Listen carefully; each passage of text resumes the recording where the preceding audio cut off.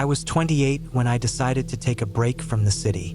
It had been a rough year, filled with long hours at the office, endless deadlines, and the kind of stress that seemed to sink into your bones and stay there. I needed to get away, to find somewhere quiet where I could think, or maybe not think at all, and just exist without the constant pressure of city life. After some searching online, I found a small cabin listed on a rental site. It was tucked deep in the forests of northern Vermont, about 20 miles from the nearest town. The photos made it look perfect. A wooden structure surrounded by tall pines, a small creek nearby, and a deck that looked out over a clearing. The owner assured me it was secluded, peaceful, and safe. I booked it for a week, telling myself it was just what I needed. I drove the 6 hours from Boston, taking back roads most of the way. The sun was dipping low by the time I arrived, casting long shadows across the road. As I turned onto the dirt path that led to the cabin, the forest seemed to close in on both sides, dense and silent except for the occasional rustle of leaves. When I finally saw the cabin, I felt a small thrill of relief. It was exactly like the pictures. Weathered but sturdy, with a chimney that promised warmth and a porch that looked like it had been built by someone who cared about comfort. I parked my car in the small clearing, stepped out, and took a deep breath. The air smelled clean, a mix of pine and damp earth. I opened the cabin door and immediately noticed how quiet it was inside. There were the usual signs of habitation: a small kitchen, a living room with a couch and a fireplace, and a single bedroom at the back. Everything was neat and functional. I set down my bag and walked around, checking the windows and doors. Everything seemed fine. The first night, I lit the fireplace and made a simple dinner of pasta and canned sauce. Outside, the forest was completely dark, and the sounds were alive in a way the city never was.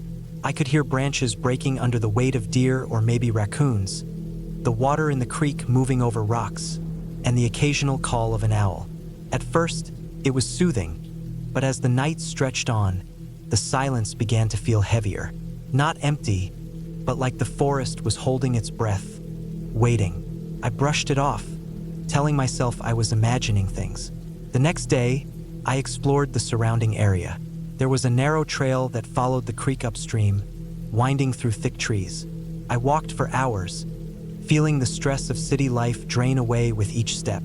When I returned, I noticed that the cabin felt smaller than before, almost closed in. The air inside was still and heavy, and the shadows in the corners of the rooms seemed darker than they should be. I told myself it was just the angle of the light, that I was tired. By the third night, I was already feeling the isolation. I had brought a few books and my laptop, but the connection was spotty at best. The fireplace was comforting, but I kept checking the locks on the doors and the windows, even though there was no reason to be worried.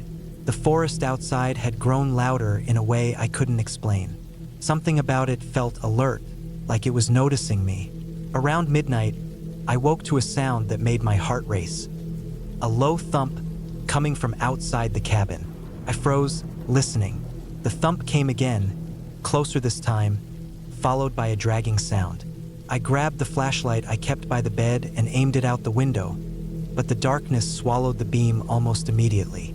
My mind raced. Could it be a bear? But bears usually leave tracks, and I hadn't seen any. I tried to calm myself, reasoning that it was probably a fallen branch or a rock hitting the cabin somehow. Still, I stayed awake the rest of the night, listening to the sounds, my mind conjuring shapes and movements in the shadows. The next morning, I found marks in the dirt near the back of the cabin. At first, I thought they were animal tracks, but the spacing and depth were strange. They weren't like deer or raccoon prints. They were larger, and there seemed to be a dragging pattern. My stomach churned. I told myself it didn't mean anything, that maybe it was just the forest shifting or some weird erosion. But I couldn't shake the feeling that someone, or something, had been near the cabin during the night. I decided to stay put during the day, keeping the doors locked and windows shut. I tried to keep busy with cleaning and organizing, even chopping some firewood. The forest seemed to watch me constantly. Every time I stepped outside, I felt eyes on me, though I never saw anyone. Shadows moved just beyond the line of sight, and strange noises came from the trees. Snapping twigs, rustling leaves, and sometimes a low, rolling thump that made me jump every time. By the 5th day, I was exhausted. I barely slept, and every small sound made me flinch. I started noticing tiny things that didn't make sense. The back door, which I had locked every night, was sometimes slightly ajar in the morning. My supplies, carefully packed, seemed to shift overnight, though I had no reason to believe anyone had been inside. I checked the windows constantly, and I even took to keeping the flashlight by my side at all times. The sense of being watched was overwhelming. On the 6th day, I decided I couldn't take it anymore. I packed some essentials and hiked down to the main road, leaving the cabin for a while. The walk through the forest was tense. Every sound made me look over my shoulder. When I reached the road, I flagged down a passing car and asked about the area. The driver was friendly but cautious. He told me that the forest was vast, and that there had been reports of people getting lost or encountering aggressive wildlife. He didn't mention anything about intruders, but I didn't care. I felt like I needed to get out of the woods entirely. That night, I returned to the cabin one last time to collect my things. The forest was dark and silent, heavier than ever. As I packed, I kept thinking about the sounds, the tracks, and the unease that had settled in my chest. I locked the doors behind me and carried my bag to the car, my senses alert to every snap of a twig or movement in the shadows. The drive back to Boston was tense. I kept glancing in the rearview mirror, half expecting to see someone following me through the trees. Once home, I slept for nearly 24 hours straight. In the days that followed, I tried to rationalize what had happened. Maybe it had been animals, maybe the isolation had made me overly sensitive to normal forest sounds. But part of me knew that the marks near the cabin and the dragging sound in the night weren't anything ordinary. I never went back to that cabin, and I never rented a place in the middle of nowhere again. Looking back, I realized the experience taught me something about fear and isolation. It wasn't ghosts or fairy tales. It was the simple reality that when you're alone in a dense forest, completely cut off, your mind starts to notice everything. Every sound, every shadow, every shift in the environment becomes amplified. And sometimes, even when nothing happens, the fear is enough to change you. Months later, I returned to the forest, but not to the cabin. I went with friends during the day on well-traveled trails. The air smelled the same, clean and earthy, but it didn't feel like it was watching me anymore. The experience at the cabin stayed with me, though, a reminder that the real danger isn't always visible. Sometimes it's just being in a place that isolates you completely, leaving your mind to fill in the blanks. Eventually, I found peace in shorter trips with proper company and safety measures. I learned to respect the forest, to appreciate its beauty and its power, and to understand that fear isn't always about a tangible threat. It's about awareness, vulnerability, and the realization that, in the wild, you're never as in control as you think. The cabin experience never left me entirely, but it became a lesson rather than a terror. I survived it, I learned from it, and I moved on stronger and more cautious than before. Even now, years later, I can close my eyes and picture that cabin, the shadows moving outside, the way the silence pressed against the walls, and the sensation of being completely alone in a place that didn't care about me. And though I don't return, I carry that memory as a guide, reminding me to be vigilant, to respect nature, and to never underestimate the quiet weight of isolation.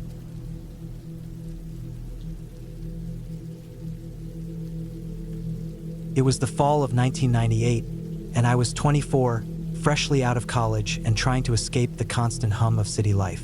The apartment I lived in downtown Chicago had always felt too small and too noisy, a place where I could never hear my own thoughts. I had saved up enough from working long shifts at a local hardware store and bartending on weekends to take a few weeks off, and I decided to rent a cabin in the northern woods of Wisconsin.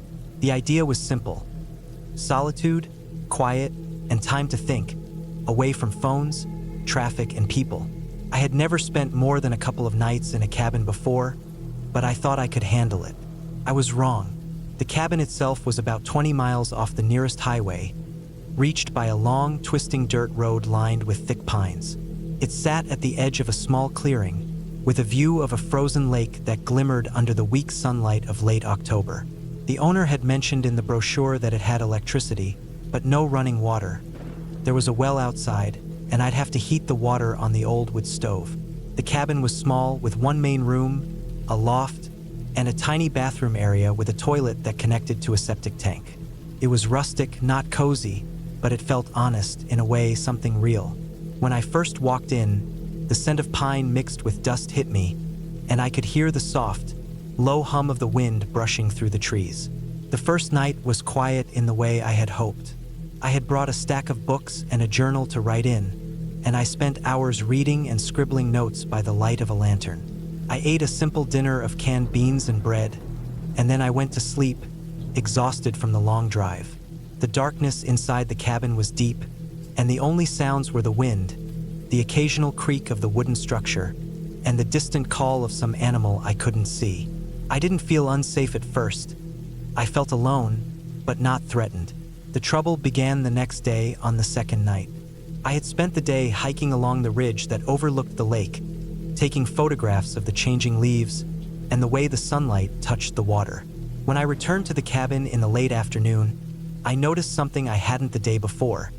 The dirt road leading to the cabin showed no tire tracks besides mine. That made sense. Few people traveled this far, but it still gave me an odd, sinking feeling in my stomach.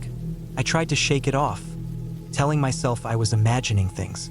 As the sun dipped behind the trees, I started a fire in the stove and prepared a simple dinner of pasta. I had planned to spend the night reading again, but a persistent sense of being watched made it difficult to focus. Every time I glanced out the small, square windows, I thought I saw shadows moving among the trees. Sometimes it was just the wind, making branches sway, but there was a pattern to it that I couldn't explain. It wasn't random. I couldn't see faces or anyone moving, but there was a subtle rhythm to it, the feeling that something or someone was moving parallel to me, always staying at the edge of vision. I tried to rationalize it. I told myself animals, probably deer or a fox. That made sense, right? The woods were full of wildlife, but the feeling stayed.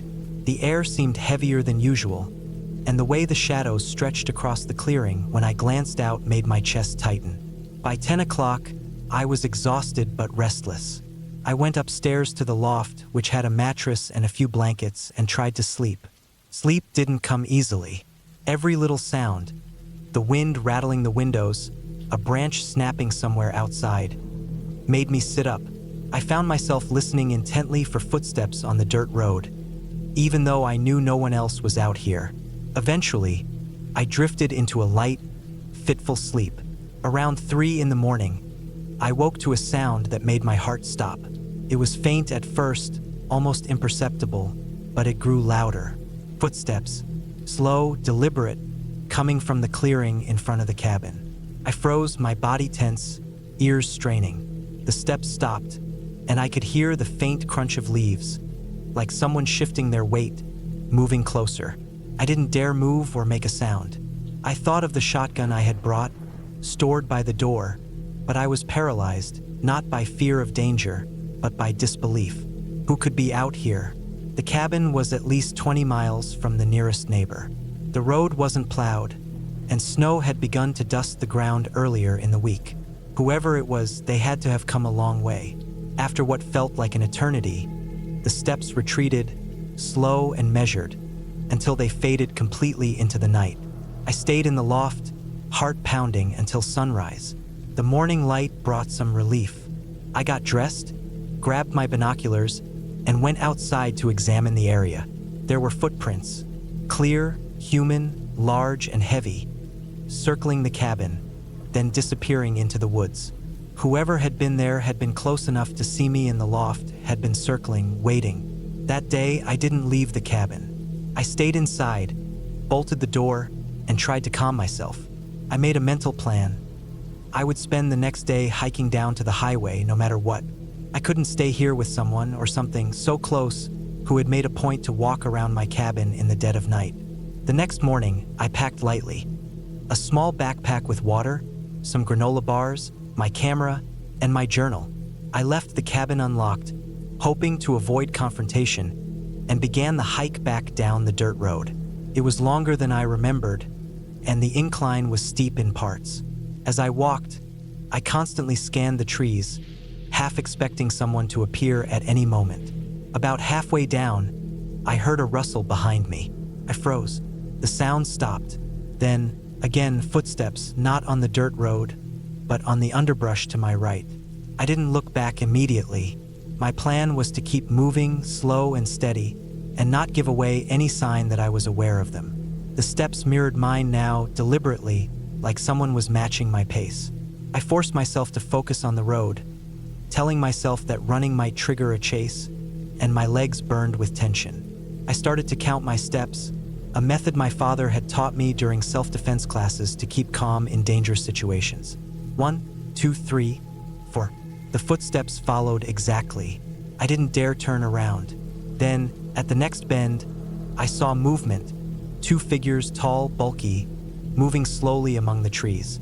They weren't wearing anything bright, just dark, blending into the shadows. They didn't call out, didn't wave, didn't signal in any way. They just walked, methodically, toward the road. Panic surged. I sprinted the rest of the way down the hill, heart hammering, lungs burning.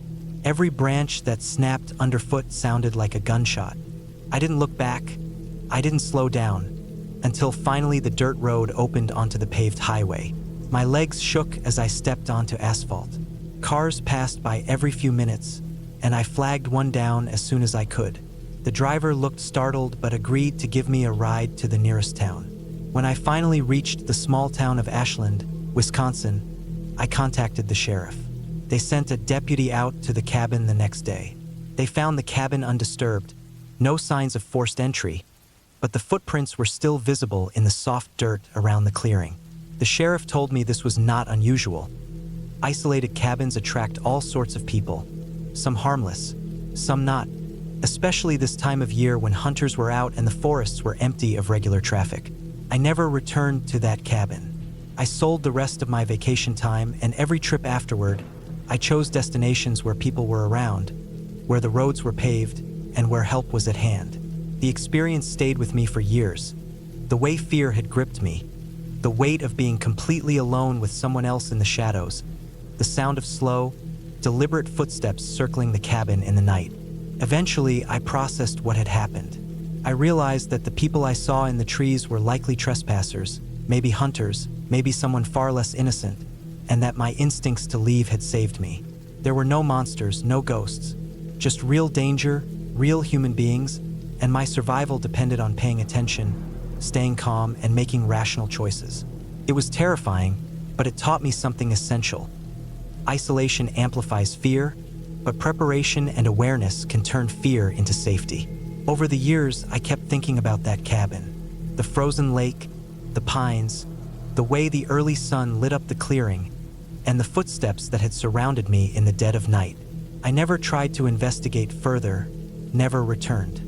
But the memory remained vivid. That sense of being watched, of someone else moving silently in the dark, never left me entirely. I learned to respect the isolation of the woods, the unpredictability of other people, and the importance of planning for safety, even when you think you're alone. When I tell the story now, I emphasize the details.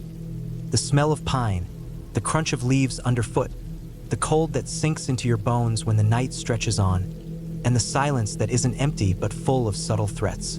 I also tell people that real danger doesn't come with a warning, and survival often comes down to small choices. When to stay, when to run, and when to trust your instincts. The cabin was a place of fear.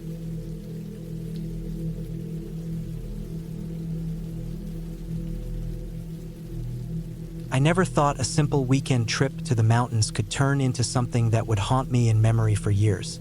It was the spring of 2010, early April, when I decided to escape the city for a couple of days. I was 29 then, exhausted from the constant grind of my office job in Denver, craving solitude and the kind of quiet only found deep in the wilderness. My plan was simple: rent a remote cabin, hike during the day, read in front of a fire at night, and forget that the world outside existed. I had done similar trips before, but this one would be different, though I didn't realize it at the time. I found the cabin online, a small, rustic structure hidden near the edge of Route National Forest in northern Colorado.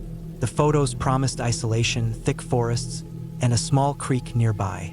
The website emphasized privacy, no cell service, and a genuine escape from technology. That's exactly what I wanted. I packed my car with essentials: a backpack with water, food, a small first aid kit, a flashlight, my hiking boots, some books, and warm clothes. I left Friday morning, taking the long scenic route through the mountains to avoid highways and traffic, eager to feel the winding roads beneath my tires and the sharp smell of pine in the air. By mid-afternoon, I reached the small dirt road that led to the cabin. The air smelled of damp earth, still heavy with traces of late snow from the past week. I parked my car in a small clearing, unloaded my bags, and stepped out. The cabin looked even smaller in person than it had online. A single-story wooden structure with dark, weathered logs, a stone chimney, and a porch that creaked when I stepped on it. I remember noticing the deep green moss growing along the roof's edge and the smell of wood smoke that lingered faintly, as if someone had been there not long ago. Inside, the cabin smelled of wood, dust, and a faint trace of mildew. There was no electricity, only a small wood stove in the corner and a stack of firewood by the wall. A metal lantern sat on a table, and the windows were single panes, letting in the dim afternoon light.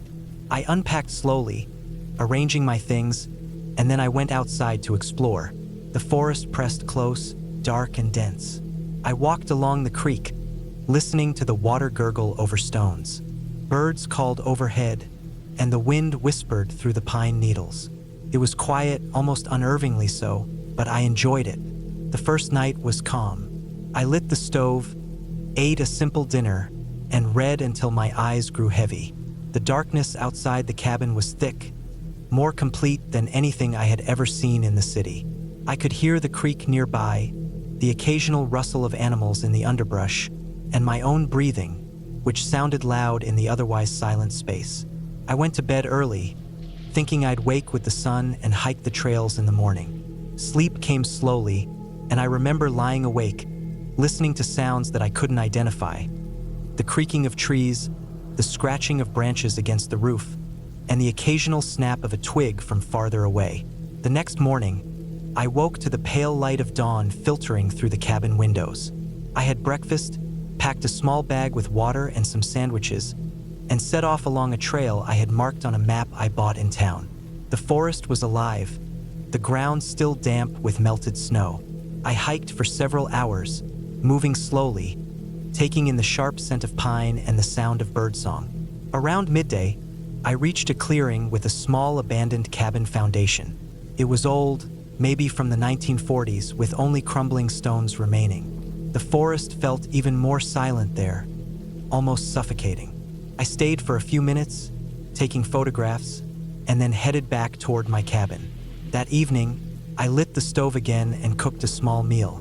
The creek outside the cabin murmured softly, and for a moment, I felt completely at peace. It was the second night that everything began to feel off. The air had a damp, heavy weight, and the wind had picked up, rattling the cabin walls. Around midnight, I woke to a faint scratching noise, almost like fingernails dragging across wood. At first, I thought it was the wind, but then I realized the sound had a rhythm, deliberate and uneven. I sat up, listening. The sound came from the porch, then from the side of the cabin. I grabbed my flashlight and stepped toward the door, my heart thudding in my chest. Outside, the forest was dark, the trees swaying in the wind, but I didn't see anything. The scratching stopped as suddenly as it had started. My pulse began to slow, and I told myself it was probably a raccoon or some other small animal. I went back to bed, but sleep did not come easily. The following day, I tried to shake off the fear. I spent the day hiking further into the forest, carrying a small pocket knife in my jacket. I found a stream, a tiny waterfall hidden among rocks, and I spent hours just watching the water spill over the stones. When I returned to the cabin in the late afternoon, I noticed something strange. The firewood I had stacked neatly the day before was scattered across the porch, some pieces broken. My stomach tightened. I checked the cabin carefully. Nothing inside was disturbed, but the broken wood on the porch made me uneasy. I cleaned it up, stacked the wood again, and told myself I was letting my imagination run wild. That night, the wind was stronger. Around 2 a.m., I woke again to noises. This time, footsteps. Slow, deliberate, coming from outside the cabin. I lay still, trying to convince myself it was an animal, but the steps were too heavy, too measured. I grabbed the flashlight and opened the door quickly. The beam cut through the darkness, but there was nothing visible beyond the edge of the porch. The forest stood silent, oppressive, and the wind carried strange, hollow sounds through the trees. I tried to stay calm, telling myself I would leave in the morning if it happened again. I double-checked that all doors and windows were locked and pushed a chair against the main door for added security. Sleep came only fitfully, every creak of the cabin sending jolts through my chest. The third day, I woke early and decided to hike even further to clear my mind. I wanted to see something beyond the immediate forest, to remind myself I wasn't trapped. I packed my bag with water, sandwiches, a compass, and my flashlight. I followed a narrow trail that led uphill, the air growing thinner and colder. The forest opened briefly into a ridge with a panoramic view of snow-capped mountains. I stopped to rest, breathing heavily, feeling a mix of awe and unease. From that height, I could see the cabin tucked far below, almost swallowed by the dense forest. I stayed there for nearly an hour photographing the landscape, then began the descent. By mid-afternoon, I noticed signs I hadn't seen before. Footprints in the mud, too large to be my own, leading toward the cabin. I froze, staring at the ground. The footprints looked human but unsteady, as if someone had been stumbling. I checked the compass and made sure I was heading in the right direction. My pace quickened, my stomach twisting into knots. When I finally reached the cabin, I noticed something immediately. The main door was slightly ajar. My heart slammed against my ribs. I hadn't left it unlocked, and I was certain of that. I approached cautiously, trying to make as little noise as possible. Inside, nothing seemed disturbed at first glance. My belongings were untouched, the stove cold, the lantern on the table. But then I noticed the faint marks on the floor, muddy footprints leading toward the back of the cabin. Someone had been here. Panic gripped me. I considered leaving immediately, but I was deep in the forest, on foot, and it would take hours to reach the nearest road. I decided to arm myself, grabbing the small hatchet I kept for splitting kindling. The night that followed was the longest of my life. Every shadow seemed alive, every creak amplified in the darkness. I kept the cabin locked from the inside, moving only to check windows and doors, listening for any hint of movement outside. The wind howled through the trees, carrying branches that scraped against the walls. At one point, I saw a figure moving just beyond the edge of the porch, tall, hunched, but indistinct in the dark. I froze, holding my breath, waiting. It did not move again, and eventually I convinced myself I must have imagined it. Still, I stayed awake the rest of the night, clutching the hatchet. The next morning, I made a decision. I packed my things in a hurry, not bothering to organize, and prepared to leave. I wanted to be as far from that cabin as possible. As I loaded my car, I noticed more signs of intrusion. Small items of firewood arranged in strange patterns near the creek. Small holes dug in the soft earth that weren't there before. I didn't understand why someone had been there, whether they had been observing me for days or if it was random trespassing. I did not stop to question it. I left immediately, driving down the dirt road, the mountains fading behind me. Took hours before I felt safe again. I stopped at a small-town diner for lunch, finally able to eat without my stomach twisting.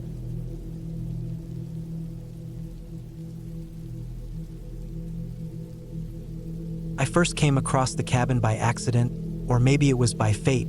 I still can't tell. It was the fall of 1998, a little after dawn, and I had decided to take a break from the city for a few days. I was 27, exhausted from endless hours of work in a small graphic design firm in Chicago, and desperate for quiet. I had rented a beat-up old Subaru that morning and driven northwest, far enough to leave the interstate behind and enter winding roads flanked by dense trees. The kind of trees that create walls of green so thick that sunlight only barely slips through, and when it does, it falls in scattered, uneven patches across the asphalt. I had been following a map I bought at a gas station, but I wasn't expecting to find much. I wanted solitude, not scenery, and I got more than I bargained for. After several hours of driving down uneven gravel paths, I found a small clearing. There was the cabin, old, wooden, and stubbornly upright despite years of exposure to the elements. It had a metal roof that had rusted in long, thin streaks, and the wood itself was faded to a dull, almost silver gray. The door sagged slightly on its hinges, and the windows were dusty but intact. I parked the Subaru on a patch of bare earth near the edge of the forest, stepping carefully to avoid roots that jutted up like arthritic fingers. I remember the smell immediately: damp leaves, moss, and something else faintly metallic, like old blood or iron. I shook my head, thinking it was probably the smell of the soil or the water from the nearby creek, and tried to focus on unpacking my bag. The inside of the cabin was colder than I expected. It smelled faintly of mildew and old wood, the kind of smell that makes you instinctively pull your jacket tighter around your shoulders. There was a main room, roughly 20 by 15 feet, with a small wood stove in one corner. I found some split logs in a pile next to it, stacked neatly but covered in dust, and a bucket of kindling on the floor. The cabin had basic furniture: a battered table with 2 chairs, a narrow wooden bench along the wall, and a single bed pushed into another corner. The mattress was thin, with a torn blanket folded at the foot. I noted all of this with a mix of relief and apprehension. It was livable, barely, and I liked that. I didn't want comfort. I wanted isolation, and the cabin promised it. I spent the first day cleaning. I swept the floor with an old broom I found in a corner, opened the windows to let the cold morning air sweep through, and inspected the stove to make sure it worked. The creek nearby gurgled and hissed over rocks, and occasionally a bird or squirrel would make a sound in the distance. Otherwise, it was quiet, an absolute, suffocating quiet. When night came, I lit the stove and made a simple meal of canned beans heated in a small pot. I ate slowly, letting the silence fill the room. I told myself this is what I wanted. I told myself I was brave, capable, ready for solitude. But as I lay in the bed that first night, I realized the forest outside wasn't just quiet. It was alive in ways I couldn't see. There were sounds I couldn't identify: branches snapping just beyond the clearing, the scraping of what I hoped was only an animal. I stared at the ceiling for hours, my ears straining. My imagination began to make things out of shadows, a trick of the flickering stove light. I drifted to sleep eventually, though it was shallow, and I woke more than once to the sound of heavy breathing that wasn't my own, only to find the cabin empty. The next morning, I woke early, determined to keep myself busy. I wandered into the surrounding woods to get water from the creek and gather some firewood. The forest was dense and uneven, the kind of place where you need to pay constant attention to each step. Roots and rocks jutted out at odd angles, and fallen branches littered the ground. The creek curved unpredictably, and the water was cold and clear. I filled my bottle and drank deeply, then set about collecting wood for the stove. As I moved further from the cabin, I began to notice small things that unsettled me. Footprints in the mud, too large to be mine, and not like any animal I had seen. Branches bent as if something had brushed through them recently. But I told myself I was imagining it, that it was the wind or small animals. That afternoon, as I returned to the cabin, I noticed something else. The door was slightly ajar, though I was certain I had closed it. I froze in place, listening, trying to convince myself it was the wind, but the forest was still. I approached cautiously, the old wooden boards creaking under my weight, and pushed the door fully open. Inside, nothing had been moved. The firewood I had stacked remained in neat piles. The table and chairs were exactly as I had left them. I felt relief, but my chest still thumped in a way I didn't like. I told myself I needed to stay alert, that I would get used to this. But that night, the sounds returned. Not just noises from the forest, but tapping, slow and deliberate, against the window.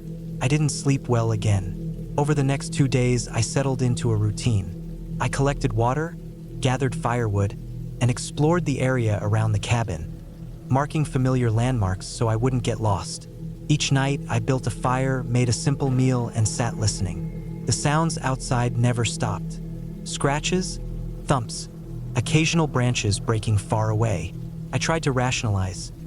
Deer, raccoons, wind, falling branches. But rationalization didn't stop the pit in my stomach from growing. On the third night, I noticed something else.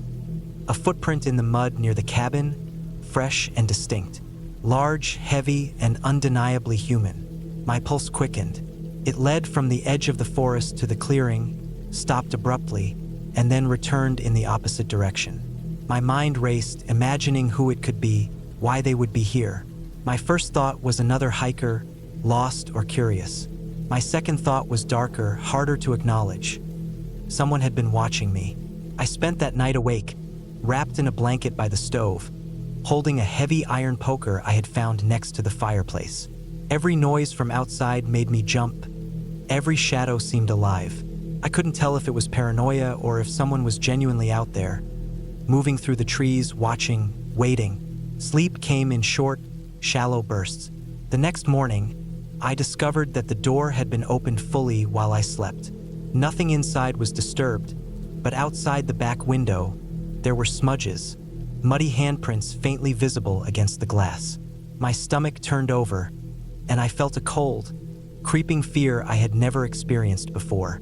I realized I was not just alone in the forest. I was being observed. I packed my bag slowly, carefully, trying to make sure I didn't leave anything that could be a lure or a trap. I planned my escape, though the nearest road was several miles away, down treacherous trails I barely remembered from my hike earlier. I left the cabin at first light, walking fast but quietly. My eyes darted constantly into the forest. Footsteps in the dirt confirmed my worst suspicions. Someone had been following me, staying hidden, keeping pace without ever showing themselves. I didn't dare look back. I moved downhill, clinging to the terrain, following what I thought was the most direct path to a main road. Hours passed. My legs grew sore. My lungs burned. I stumbled onto a dirt road in the late afternoon, exhausted, dehydrated, and terrified. I ran as fast as I could toward the nearest town, where I finally collapsed in front of a gas station, gasping and shaking. I explained my story to the clerk, who called the local sheriff. They took me seriously, drove me back to the area. The cabin was empty when they arrived, no signs of anyone hiding, but footprints led into the deeper forest. Search teams scoured the area for days, but no one was ever found. I never went back. I never returned to that forest. It took months to feel normal again, and even now, more than 20 years later, I avoid forests like the plague. I can't hear a branch snap in the wind without my heart racing. But that experience taught me something I never wanted to forget. Isolation in the wrong place is dangerous. The cabin was real, the forest was real, and the person or people who had been following me were real too. I survived by paying attention, by moving carefully, by refusing to panic. The ending, for me, was not heroic or dramatic. It was practical. I escaped, I alerted authorities, and I avoided that area permanently. That cabin and that forest are a permanent scar on my memory. A warning that sometimes the most frightening things are not supernatural. They are human, patient, and silent.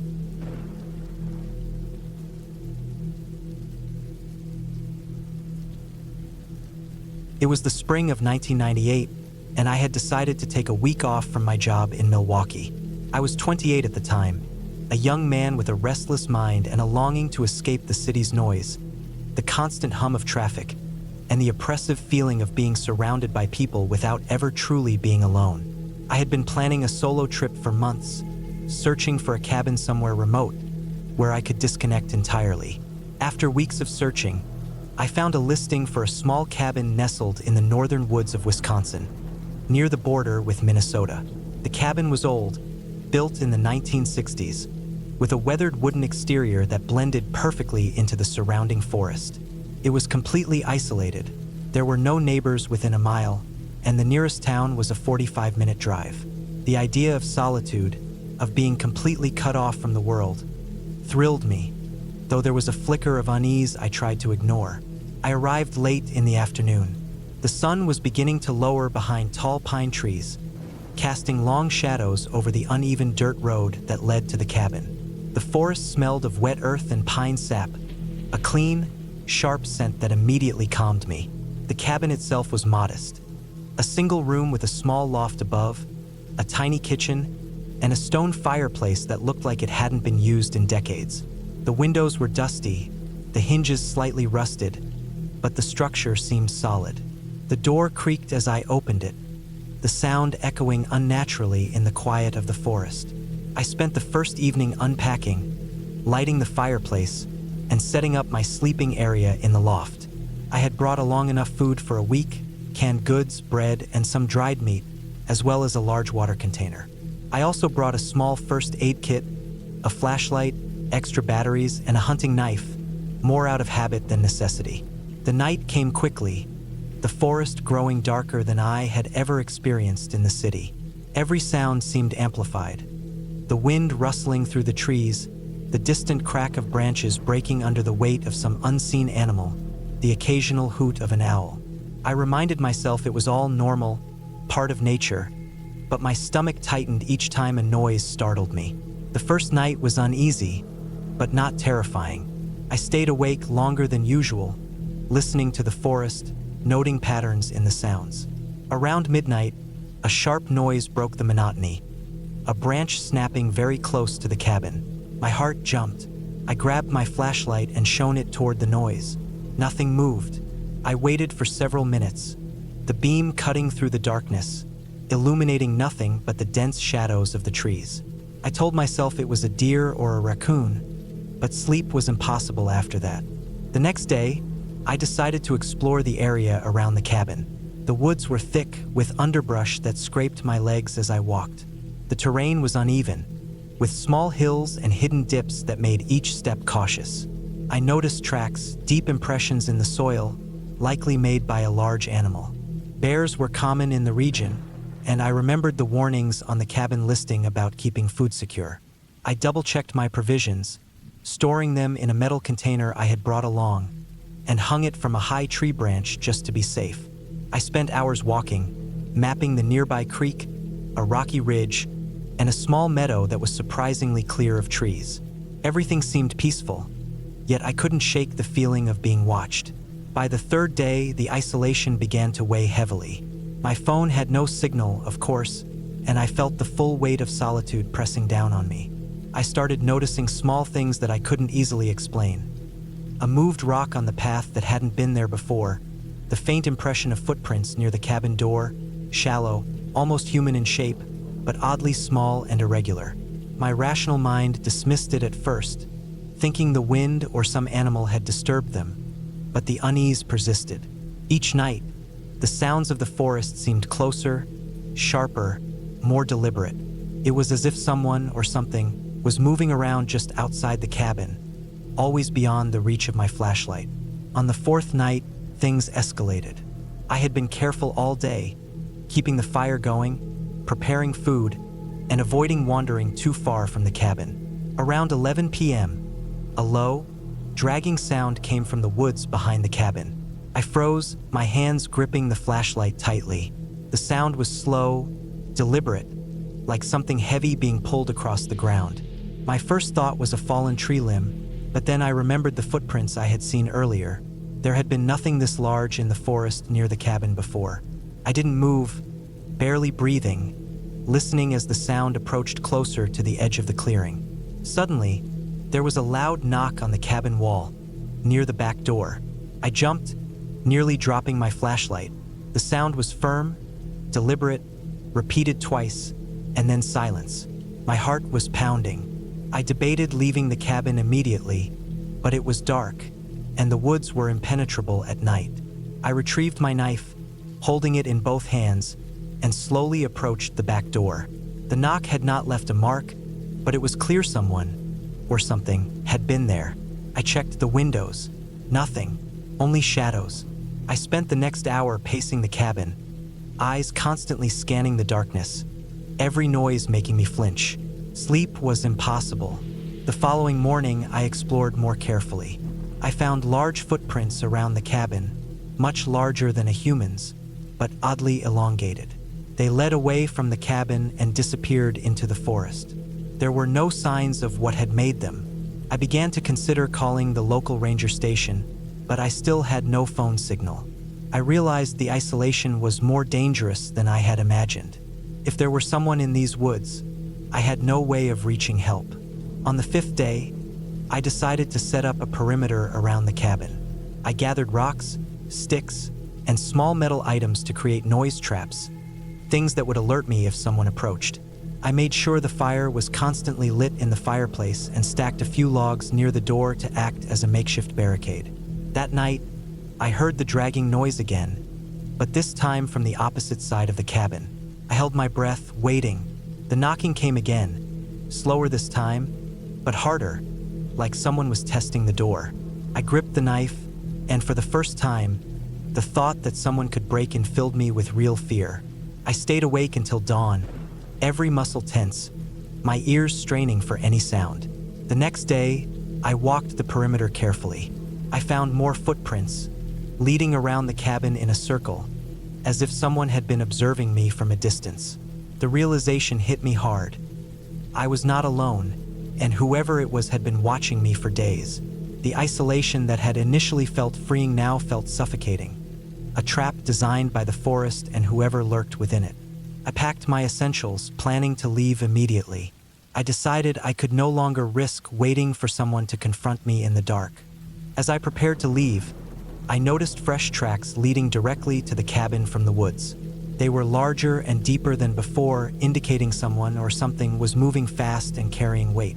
My hands shook as I slung my pack over my shoulder. I double-checked the perimeter. There was a rhythm to the sounds outside, something deliberate and unnerving. It was impossible to tell if it was human or animal, but the size and dragging noise suggested human. I realized I had underestimated the danger of this remote location. I left the cabin cautiously, moving toward my car parked down the dirt road. Every step felt like a test. The forest was alive with sound, branches snapping, leaves rustling, but I kept my eyes on the path. Halfway to the car, I saw a shadow move between two trees, far enough that it couldn't identify me, but close enough to make my heart skip a beat. I didn't stop. I ran the last stretch to the car, fumbling with the keys. Once inside, I locked the doors and started the engine. The forest seemed to exhale behind me, and the sound of movement faded as I drove away. By the time I reached the nearest town, daylight was breaking. I pulled over to a gas station and called the local sheriff, explaining what had happened. They noted my report, though they seemed skeptical. There had been no similar reports of intruders in the area. I gave them the location of the cabin, and they promised to check it out. I returned to Milwaukee the same day, shaken but relieved. Weeks later, I received a call from the sheriff's office. They had investigated the cabin and the surrounding woods. The tracks, they said, were human, not animal, and had been made by someone who had lived in the forest for an extended period. They never identified the person, and no arrests were made. The cabin remained listed online, but I never went back. The experience stayed with me. The quiet, the isolation, the feeling of being watched, but it also taught me something crucial. The wilderness, beautiful as it is, can be dangerous, and solitude, when unplanned and unprepared, can become terrifying in ways I had never imagined.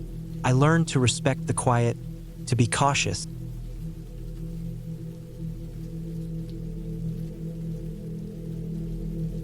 I remember the first time I drove up the winding dirt road to the cabin like it was yesterday, though it's been more than a decade now. It was the summer of 2012, and I was 27, tired of the city, tired of the endless noise, the lights, the people. I had saved up enough money to rent a small, remote cabin in northern Idaho, somewhere near the Selkirk Mountains. The cabin wasn't much, just an old wooden structure sitting by a small lake, but that was exactly what I wanted.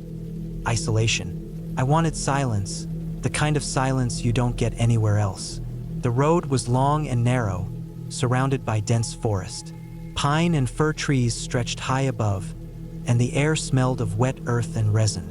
I had never been this far into the backcountry before, and as I drove, I felt a mix of excitement and unease.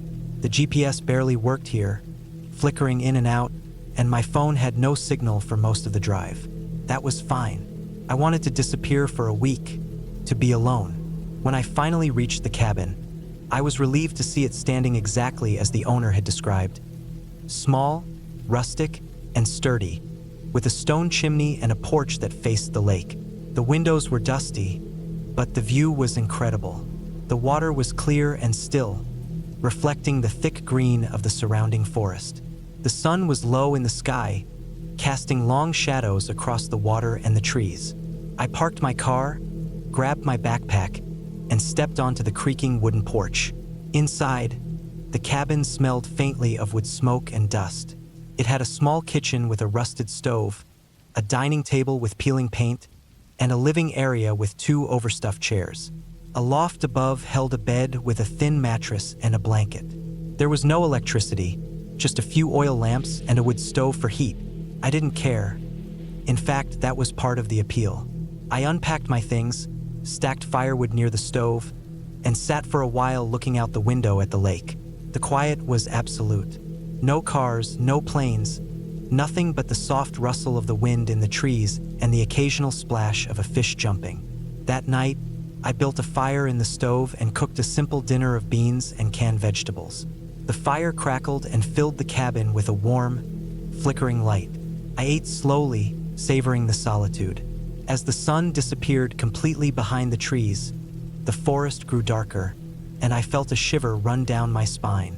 I told myself it was just the cold settling in, or maybe the unfamiliarity of being so far from anyone. But deep down, I felt the first inkling of the unease that would follow me for the next few days. I went to bed early, wrapped in my sleeping bag, listening to the wind whispering through the trees outside. I was asleep before midnight, but I woke suddenly in the middle of the night to a strange sound. At first, I couldn't place it. A low, scraping noise coming from outside, almost like someone dragging something across the ground. My heart started pounding. I froze, listening. The sound came again, slow and deliberate. It was close, too close to be a deer or some small animal. I didn't move, didn't breathe. I thought maybe I imagined it, but then I heard it again. A distinct scraping, followed by a soft thud. I stayed still until the sound stopped. When morning came, I went outside to inspect, my stomach tight.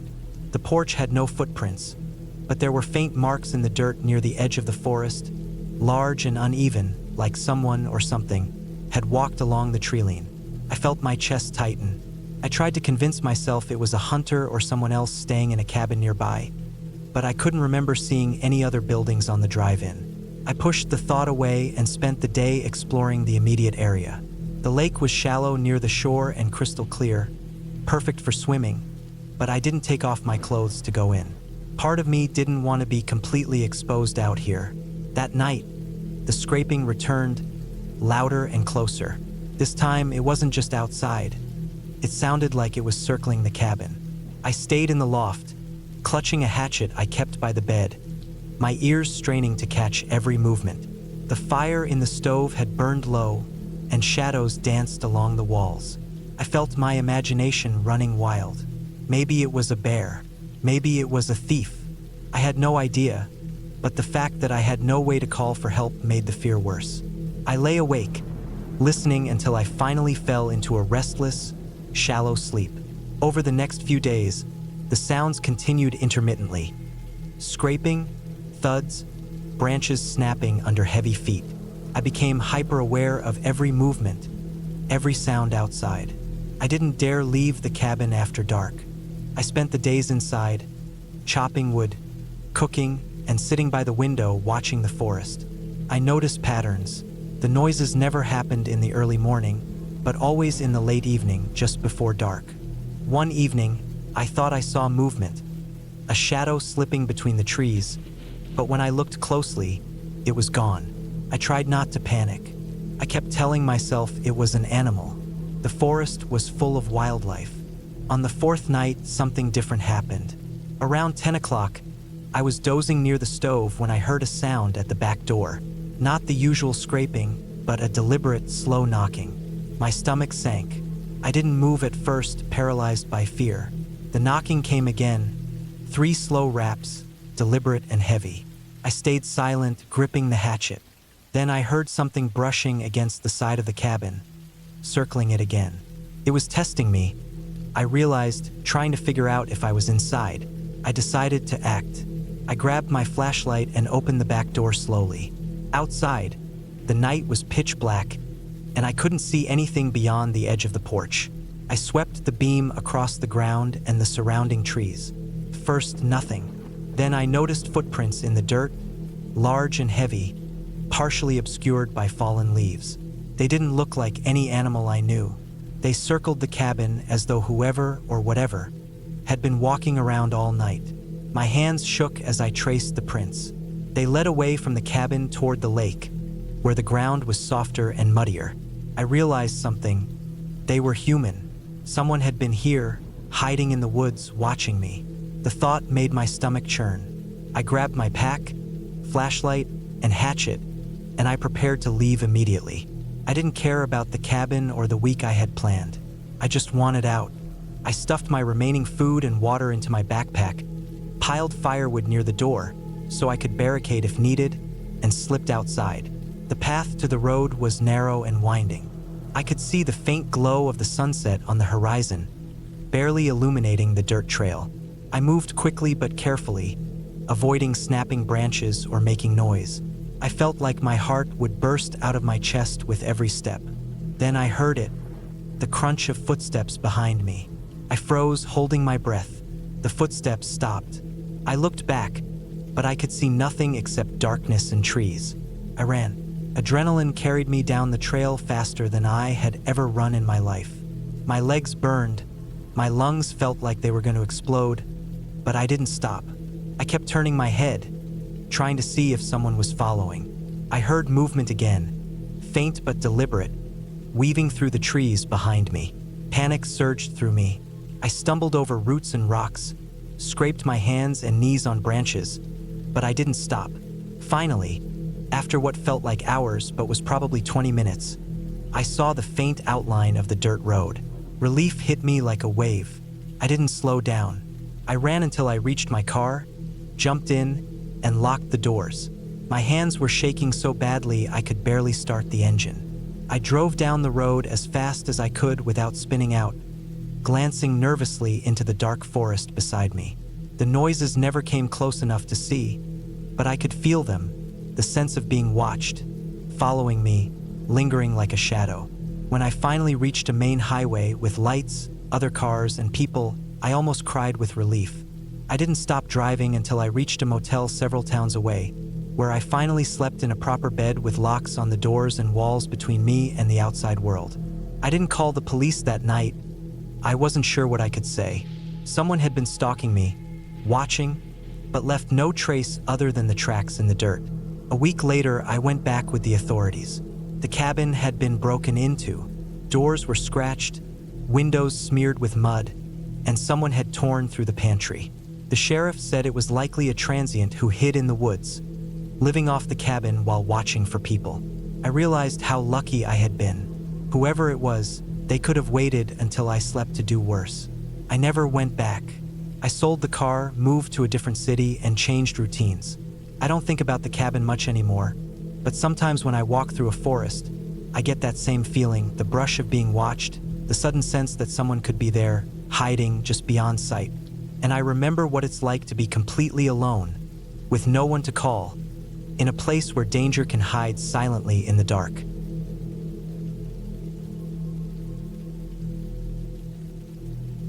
It was the summer of 2012, and I had just turned 28. I needed to escape the city for a while. My job at a small accounting firm in Minneapolis had been eating away at me for years, and the thought of quiet, untouched wilderness sounded like a kind of therapy. I rented a small cabin in northern Minnesota, a few hours' drive past Brainerd, close to the edges of the Chippewa National Forest. The cabin was isolated, intentionally so. The advertisement promised nothing but the basics: a wood-burning stove, running water from a well, a small dock on the lake behind it. No electricity except a single generator, no Wi-Fi, no cell service. Exactly what I needed, or so I thought. I arrived late in the evening. The gravel road leading to the cabin twisted and turned through dense forest, each bend taking me deeper into silence. I noticed that the air smelled different here, clean and moist, with the faint hint of pine needles and decaying leaves. The sky was a deep indigo, barely lit by a half moon, and the lake reflected the faint light like a sheet of black glass. Parking in front of the cabin, I took a deep breath and stepped out, hearing only the crunch of gravel under my boots. The cabin itself was modest. Wooden siding, a small porch, and windows that reflected the trees behind me. I opened the door and stepped inside, the smell of aged wood and a faint mustiness greeting me. Dust particles hung in the air, floating in the weak beam of my flashlight. I spent the first hour unpacking, getting everything in place, arranging the few supplies I'd brought, and setting up the small wood-burning stove. It was quiet, almost unnaturally so. The only sounds were the occasional rustle of the wind through the trees, the distant croak of frogs near the lake, and the soft, uneven lapping of water against the shore. At first, I loved it. It was exactly what I had hoped for. Peace, isolation, and the kind of silence that made every little sound feel alive. By my second night, the silence began to feel heavier. I kept telling myself it was normal, just the forest, the lack of human presence, but a subtle unease was creeping in. I had a habit of leaving the cabin windows open for fresh air, and the smell of the lake, damp and earthy, filled the room. That night, around 2 in the morning, I woke to a sound that froze my blood. It was soft at first, a scraping, almost like nails across wood, coming from outside. My first instinct was to ignore it, thinking perhaps a branch had fallen or a raccoon was exploring the porch. But the sound persisted. It was deliberate, slow, methodical, and it made the hairs on my arms stand up. I stayed frozen for a long moment, listening. Then came another noise, faint footsteps, crunching softly on the gravel outside. I had no weapon, just a flashlight that barely lit the room. My heart was hammering. I debated leaving the cabin entirely, but the forest outside was thick, black, and uninviting, and I knew I wouldn't get far. I grabbed a small hatchet I had brought for chopping wood, holding it with shaking hands, and crept to the window. Through the dim moonlight, I could just make out a figure standing near the edge of the porch. My first thought was that it was a neighbor or someone hiking by, but there was no trail nearby, no road that could have led anyone here this late. The figure stood completely still, as if watching the cabin. My stomach dropped. I turned off the light inside, crouched behind the door, and waited. The figure moved after what felt like hours, but in reality was probably only a few minutes. They didn't walk away, but instead circled slowly around the cabin, staying mostly in the shadows. I could barely see their outline, but their presence was undeniable. I couldn't call anyone. My phone had no signal, and I had left the generator off so no lights would give me cover. My mind raced. Should I confront them? Should I hide? What if they broke in? My breathing was shallow, and my hands trembled. I stayed like that for an hour, hearing the sound of someone pacing outside, feeling utterly helpless. Morning came finally, gray and overcast. I cautiously opened the door. There was no one there, no footprints, no signs that anyone had been near the cabin at all, except for the disturbed leaves near the edge of the porch. It didn't make sense.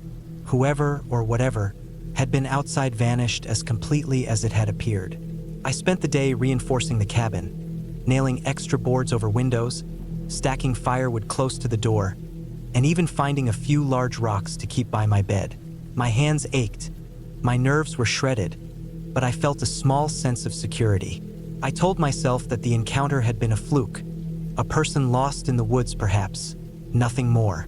The next night was worse. Around 1 in the morning, I woke again to noise. Scratching, whispering, soft, deliberate movements around the perimeter of the cabin. This time, I didn't move at all. I lay there in the dark, listening. The sound of walking on gravel, the faint crack of twigs, the occasional brush against siding. Then a low hum, barely audible, but there, a tune or something like it. It didn't make sense. I had never heard anything like it before. It wasn't a human song. Not really, just irregular notes, broken and strange. The fear hit me like a physical blow. Whoever it was, they weren't normal. By the third day, I was on edge constantly. I didn't leave the cabin for anything but essential trips to the small shed I had to use for the outhouse. Even then, I would check the trees and listen for any sign of movement. I started barricading doors with heavy furniture, shoving logs against weak points. Every sound outside made my stomach tighten. A snapping branch, the flapping of a bird, the skitter of small animals. I even began to ration my food, worried that if I had to hide for days, I would have supplies. On the fourth night, the sounds came earlier, around dusk. I had been keeping watch from the small window, scanning the treeline with a flashlight. That night, I saw something that made me realize I was no longer dealing with a lost hiker or a casual trespasser. There were footprints, large and wide, encircling the cabin, leading away into the forest in every direction. They weren't human, too large, too deep, spaced too far apart. My mind raced, trying to rationalize it. A bear? A deer? Something else entirely? The scratching and scraping grew louder, closer, accompanied by heavy breathing that made the walls of the cabin seem as if they were alive. I realized I had no way out. If whatever it was tried to break in, I would have to fight it off with a hatchet and my bare hands. I spent the entire night awake, sitting in the corner with the hatchet across my lap, listening to the forest around me. At first light, I crept to the porch, half expecting to find the cabin torn apart. The porch was untouched, though the ground around it was churned up, like some large animal had been pacing for hours. The fear did not leave me, but in daylight, I could see clearly. The footprints were strange, yes, but they were animal. Bears, likely. I had been panicked, imagining the worst, interpreting every sound in the pitch black as something more sinister than it was. I spent the next 2 days cautiously preparing for a safe exit. I moved quietly, avoided attracting attention, and when night fell, I stayed in the cabin, awake, waiting. On the third day, I packed everything quickly, leaving non-essential items behind. I drove down the gravel road, careful not to startle anything, and finally reached a main road by mid-afternoon. Relief washed over me as I pulled into a small diner on the outskirts of the forest, ordering coffee and food, my hands still shaking. I never returned to that cabin, and when I told friends about the experience, they laughed it off, but I knew exactly what I had felt. Terrified, alone, and completely powerless. The woods were beautiful, but they were also dangerous, unpredictable, and utterly indifferent. That experience changed me. I realized that solitude in nature is a fragile thing. Beauty and danger exist side by side, and isolation magnifies everything. I eventually moved to a smaller cabin closer to town, with neighbors nearby and cell signal. I never forgot the nights of scraping sounds, the shadows circling, the overwhelming fear. It became a lesson in respect. Respect for the wilderness, for the unpredictability of animals, for my own limitations. Looking back now, years later, I understand that it wasn't monsters, ghosts, or folklore that I faced in that cabin. It was raw, real fear, fear of being alone, helpless, and at the mercy of forces I could not control. I survived, but I carry that memory with me, a reminder that even in a world we think we can manage, nature has the final say.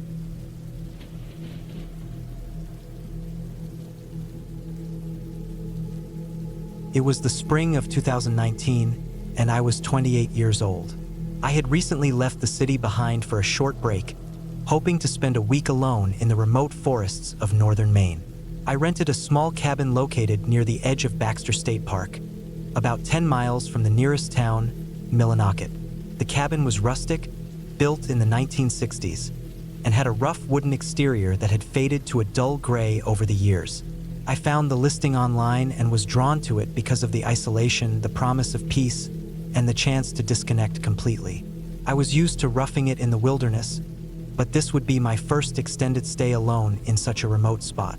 The drive from Millinocket to the cabin took longer than I expected. The map had shown a straightforward route, but the last few miles were a winding dirt road full of potholes and rocks.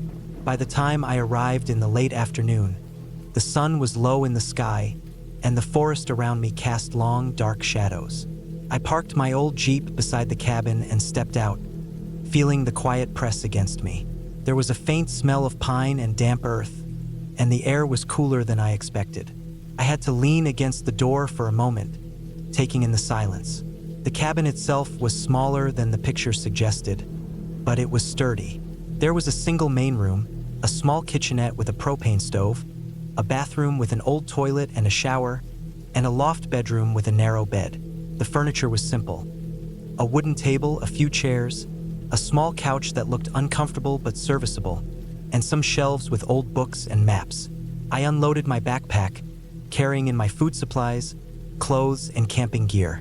The first night, I simply made a small fire in the stone fireplace, heated some canned soup, and sat in the dim light watching the shadows of the trees move outside the window. The wind had started to pick up, rattling the cabin walls and making the branches scrape against the roof. I felt a strange mix of excitement and unease, but I told myself it was just the isolation. The second day, I decided to explore the nearby area.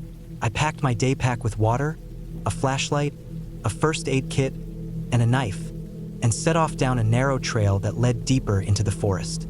The ground was muddy from the recent rain, and every step made a squelching sound. Birds were out, and I could hear their calls bouncing between the trees, but otherwise, there was no sign of humans. After about 2 hours of walking, I came across an old, abandoned hunting cabin, barely standing, with its roof sagging and moss growing thick over its shingles. The door hung on a single hinge, creaking as I pushed it.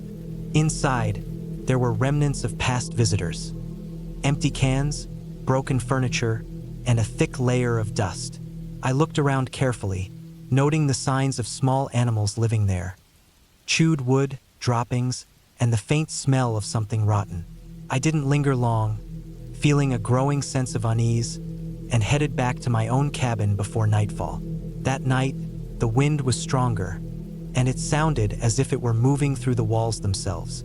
I lit the fireplace again, making sure the logs were secure, and ate a simple dinner. Then I sat in the quiet, reading an old guidebook on Maine's forests and wildlife. Around midnight, I heard something unusual, a sharp, repeated cracking noise coming from the woods behind the cabin. At first, I assumed it was a tree branch falling, but the noise repeated in short bursts, almost rhythmic. I grabbed my flashlight and peered out the window. The darkness pressed against the glass, and I could just make out shapes moving between the trees, fast and low to the ground. My stomach tightened. It wasn't deer, those moved more slowly. I told myself it was probably raccoons or some other nocturnal animal, but the thought didn't calm me. Eventually, I convinced myself to go back to bed, telling myself I would investigate in the morning with the daylight. Morning brought no clarity. The forest was quiet, eerily so.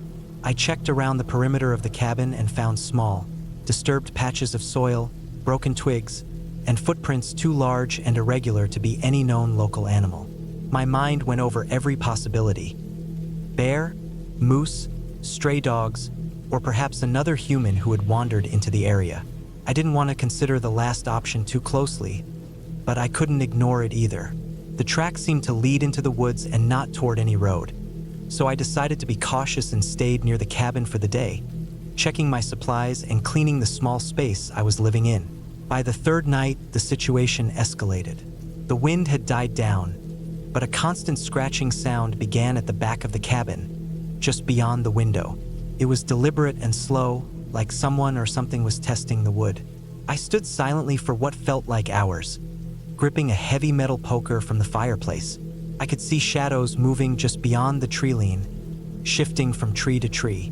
My mind was racing. I checked every lock and bolt, making sure the doors were secured. I even stacked some chairs against the back door. Sleep was impossible. I sat awake until dawn, listening as the noises subsided with the first light. During the day, I considered calling for help, but my phone had no signal. The cabin had been advertised as secluded and peaceful, and the online reviews didn't mention this kind of problem. I made a plan to leave if the situation worsened, but I also didn't want to abandon my trip without understanding what was happening. That afternoon, I took a walk to check the perimeter again. I found more signs. Footprints leading to the back of the cabin, fresh scratch marks on the wooden siding, and small piles of debris that looked deliberately placed, almost like markers. My heart pounded as I realized I wasn't alone, and whatever was out there wasn't afraid of me. I spent the next 2 days preparing.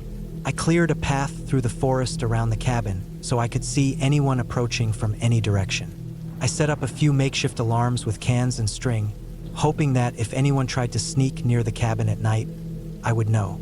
I also made a basic weapon from a long, heavy branch, sharpening one end with my knife. The nights remained restless. I could hear footsteps circling, sometimes in front, sometimes behind, sometimes far off, but always returning. I would wake up to see prints in the mud that hadn't been there the evening before. Every time, my adrenaline surged, and I spent hours scanning the dark forest from the cabin windows. On the 6th night, I realized I had no choice. I had to act rather than wait. I planned to leave at first light, packing quietly and moving my Jeep out onto the road before dawn. The night passed in agonizing anticipation, with the sounds of movement never ceasing. I barely slept, trying to focus on the mental checklist of supplies, route, and safety measures. When the first gray light of morning touched the sky, I moved quickly. I grabbed my backpack, loaded the Jeep, and checked every lock on the cabin one last time before I left. The forest seemed to hold its breath as I drove down the dirt road, glancing nervously at the edges where the trees met the road. By mid-morning, I reached Millinocket. The relief was overwhelming. I reported the incident to the local authorities, describing the strange sounds, the footprints, and the sense of being watched. They took the report seriously and mentioned that in that area, there were known cases of people living in the woods illegally, sometimes observing or even harassing hikers and cabin renters. It wasn't ghosts or animals. It was humans, and that explained everything. The scratching, the prints, the deliberate disturbances. I learned later that a small group of squatters had been living deep in that part of the forest for years, avoiding detection, and sometimes targeting cabins like the one I stayed in. In the following weeks, I processed everything that happened. The fear was real, the isolation made it worse, and the realization that humans could be just as frightening as wild animals stuck with me.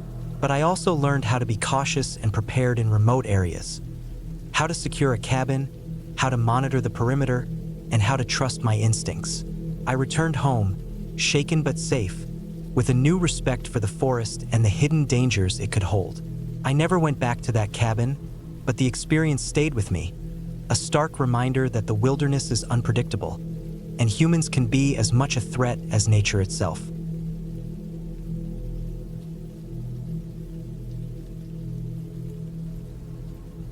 It was the summer of 1998 when I decided to spend a week alone at a cabin in the northern Montana wilderness. I had been working at a small construction company in Billings for a couple of years, and I was 24 at the time. I had grown tired of city life, the constant hum of traffic, the chatter in the streets, the never-ending list of obligations.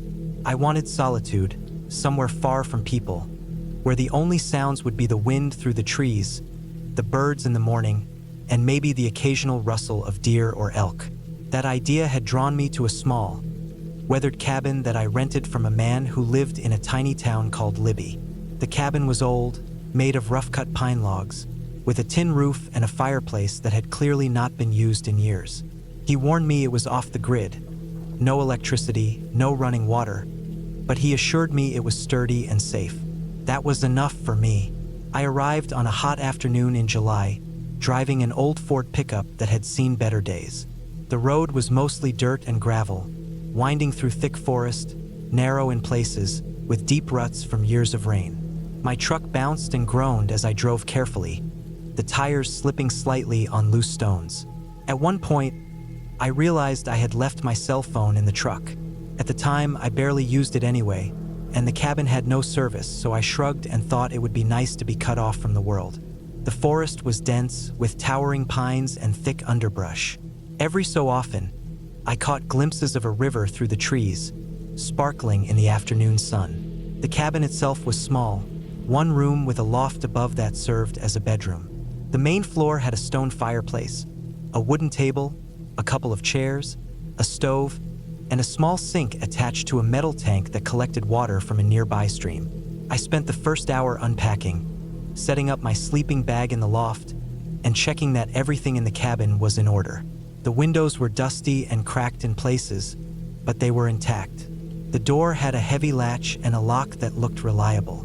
I felt a small thrill of satisfaction. This was exactly the kind of solitude I had been craving. That evening, I built a fire in the fireplace. The smell of burning pine filled the room, and the light flickered across the walls, throwing long shadows. I made a simple dinner of canned beans and bread, and then I sat near the fire, staring into the flames. The forest outside was silent. I could hear nothing but the occasional call of a crow or the distant rush of water from the river.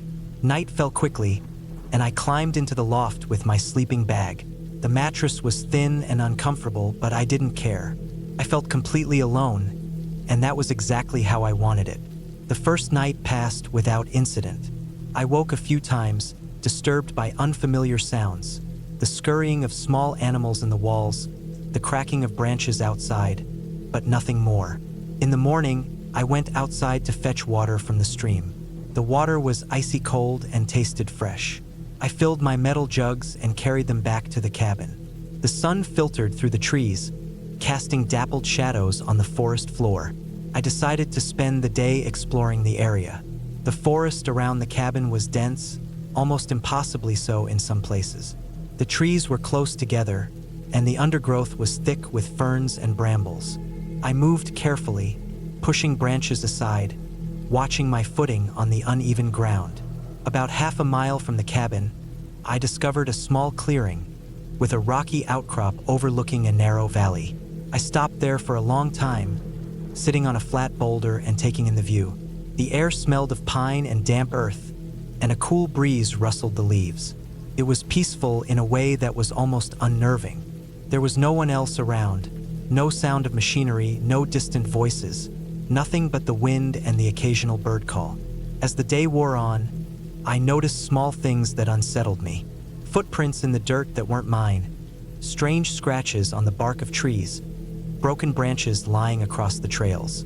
I told myself it was just wildlife, maybe deer or a bear. I had been hiking in bear country before, and I knew how easy it was to imagine things when alone. Still, there was a small knot of unease in my stomach that I couldn't shake. I returned to the cabin as the sun began to lower in the sky, and I set about making dinner again. That night, the sounds outside seemed louder. I could hear the rustling of leaves and twigs, closer now, as if something were moving among the trees.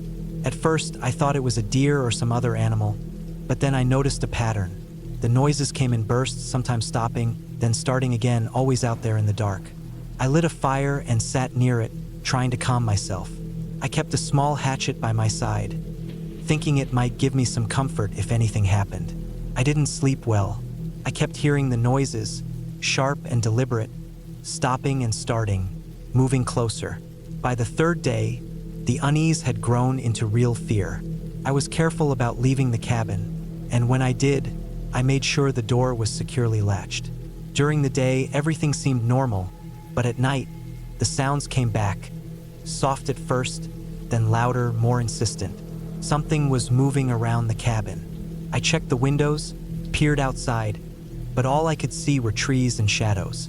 I thought about leaving, but the nearest town was 20 miles away, and my truck was parked at the start of a long, rough road. It wasn't an easy journey. On the fourth night, the noises were unmistakable. I was in the loft, trying to read by the dim light of a lantern, when I heard a sharp, scraping sound at the cabin door. I froze, heart racing. It stopped, and then there was a low, almost imperceptible thump, as if someone or something was testing the door. I grabbed my hatchet and crept down the ladder, moving as quietly as I could. The fire had almost burned down to embers, casting a weak light across the room. The door was still latched, but I could see the wood around the latch had been scratched, clawed at. My stomach dropped. I spent the next hour barricading the door with a chair, a heavy table, anything I could move. I I realized then that this wasn't wildlife. No animal could have moved things to block the door slightly or test the latch like that. Someone or something was watching me. I spent the rest of the night sitting against the door, hatchet in hand, listening to every sound, too afraid to sleep. The next day, I forced myself to go outside to check the perimeter. The morning light made the forest seem less threatening, but the signs were all there. Footprints, broken branches, areas where the underbrush had clearly been pushed aside deliberately. I noticed strange marks near the edge of the clearing.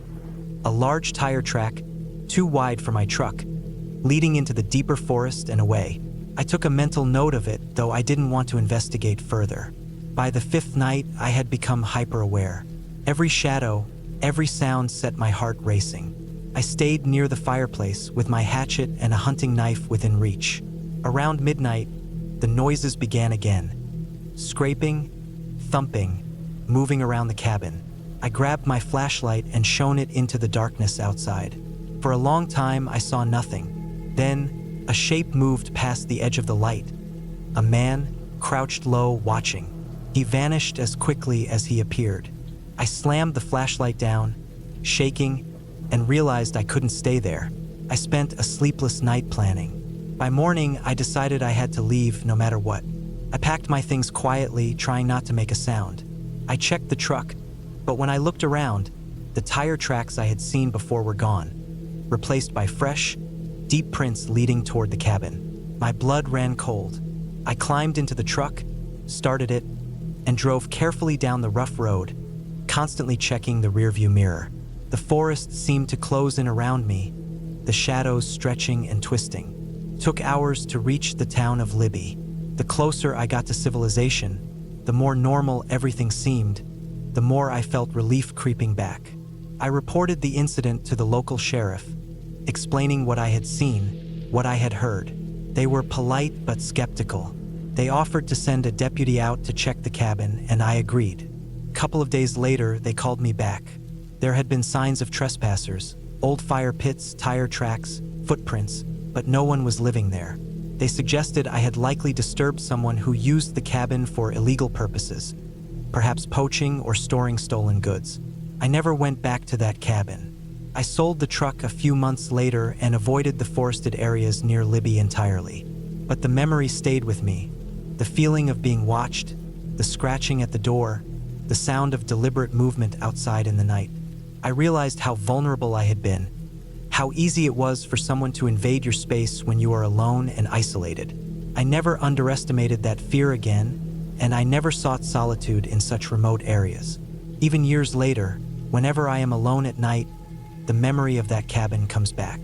The sounds, the shadows, the way the forest felt alive with someone else's presence.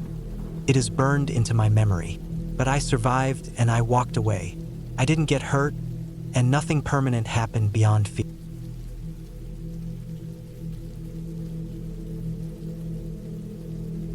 I had always thought that spending a week alone in the wilderness would be peaceful. In 2009, I was 28, and I had convinced myself that a cabin in the dense forests of northern Vermont would be the perfect escape from everything. The city, my job, the endless obligations. I had found a small, rustic cabin online, advertised as remote, secluded, and completely private, which sounded perfect at the time. It was near a narrow river that twisted through the forest, and the description promised quiet, clean air, and miles of untouched trails. I told myself it would be a week of rest, reflection, and freedom. Looking back, I realized I was naive. I arrived in the late afternoon on a crisp October day. The sky was overcast, and the air carried the earthy scent of decaying leaves. My car struggled along the last few miles of unpaved road, bouncing over potholes and loose gravel, and I kept an eye out for moose, which the rental website warned could appear suddenly along the narrow paths. When I finally reached the cabin, the first thing I noticed was how small it was. No more than 2 rooms, built entirely from dark pine logs. There was a tiny porch, a single swinging door, and a rusty lantern mounted by the entrance. The forest seemed to close in tightly around it, the trees standing shoulder to shoulder, their bare branches clawing at the gray sky. The first night was quiet, almost unnervingly so. No sounds of nearby cars, no distant voices, just the occasional rustle of leaves in the wind. I unpacked my things slowly, savoring the solitude. The cabin was primitive. A single bed, a wood stove, a small kitchen with a basic countertop, a sink that worked only when I filled it manually with water from the nearby well, and a tiny bathroom that smelled faintly of mildew. I had brought enough food for a week, mostly canned goods, dry pasta, and snacks. I was determined to make this a digital-free week, so my phone stayed off the moment I stepped inside. The first couple of days passed without incident. I chopped wood for the stove, explored the narrow trails, and watched the river flow past in a dark, unbroken ribbon. I felt a strange sense of freedom, the kind that comes from knowing no one can find you. The forest seemed alive but harmless, a quiet observer of my presence. I would walk for hours, always mindful of the wildlife warnings, and I kept a small knife and my backpack with emergency supplies with me at all times. By the third day, I had settled into a routine. Morning walks, cooking over the stove, reading by the window, and listening to the forest at night. It was the fourth night when the first thing that made my heart race happened. I had been lying on the bed, staring at the ceiling, when I heard a sound outside, a soft, deliberate crunch of footsteps on the gravel. I froze. The cabin was on a narrow dirt road, miles from the nearest neighbor, and I had seen no vehicles since I arrived. I tried to convince myself it was an animal, maybe a deer or a raccoon, but the sound was deliberate, slow, like someone pacing. My stomach tightened. I quietly picked up the flashlight by the bedside table and crept to the window. Outside, the dim light revealed nothing at first, just the shadows of the trees. Then I saw it, a faint movement just beyond the edge of the porch.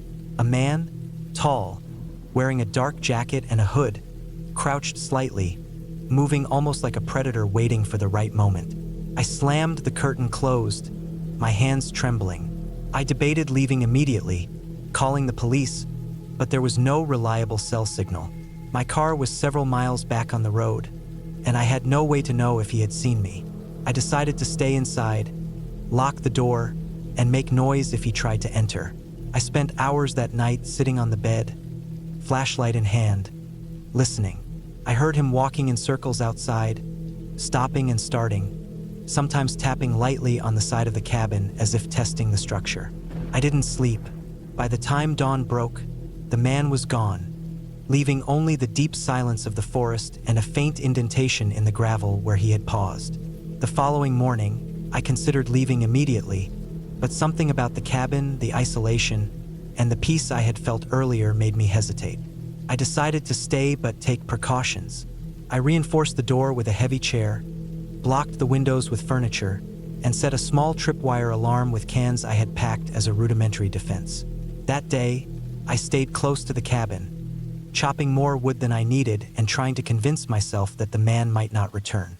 By the fifth day, my nerves were fraying. I kept hearing noises outside, faint footsteps, snapping twigs, the low rustle of movement through the underbrush.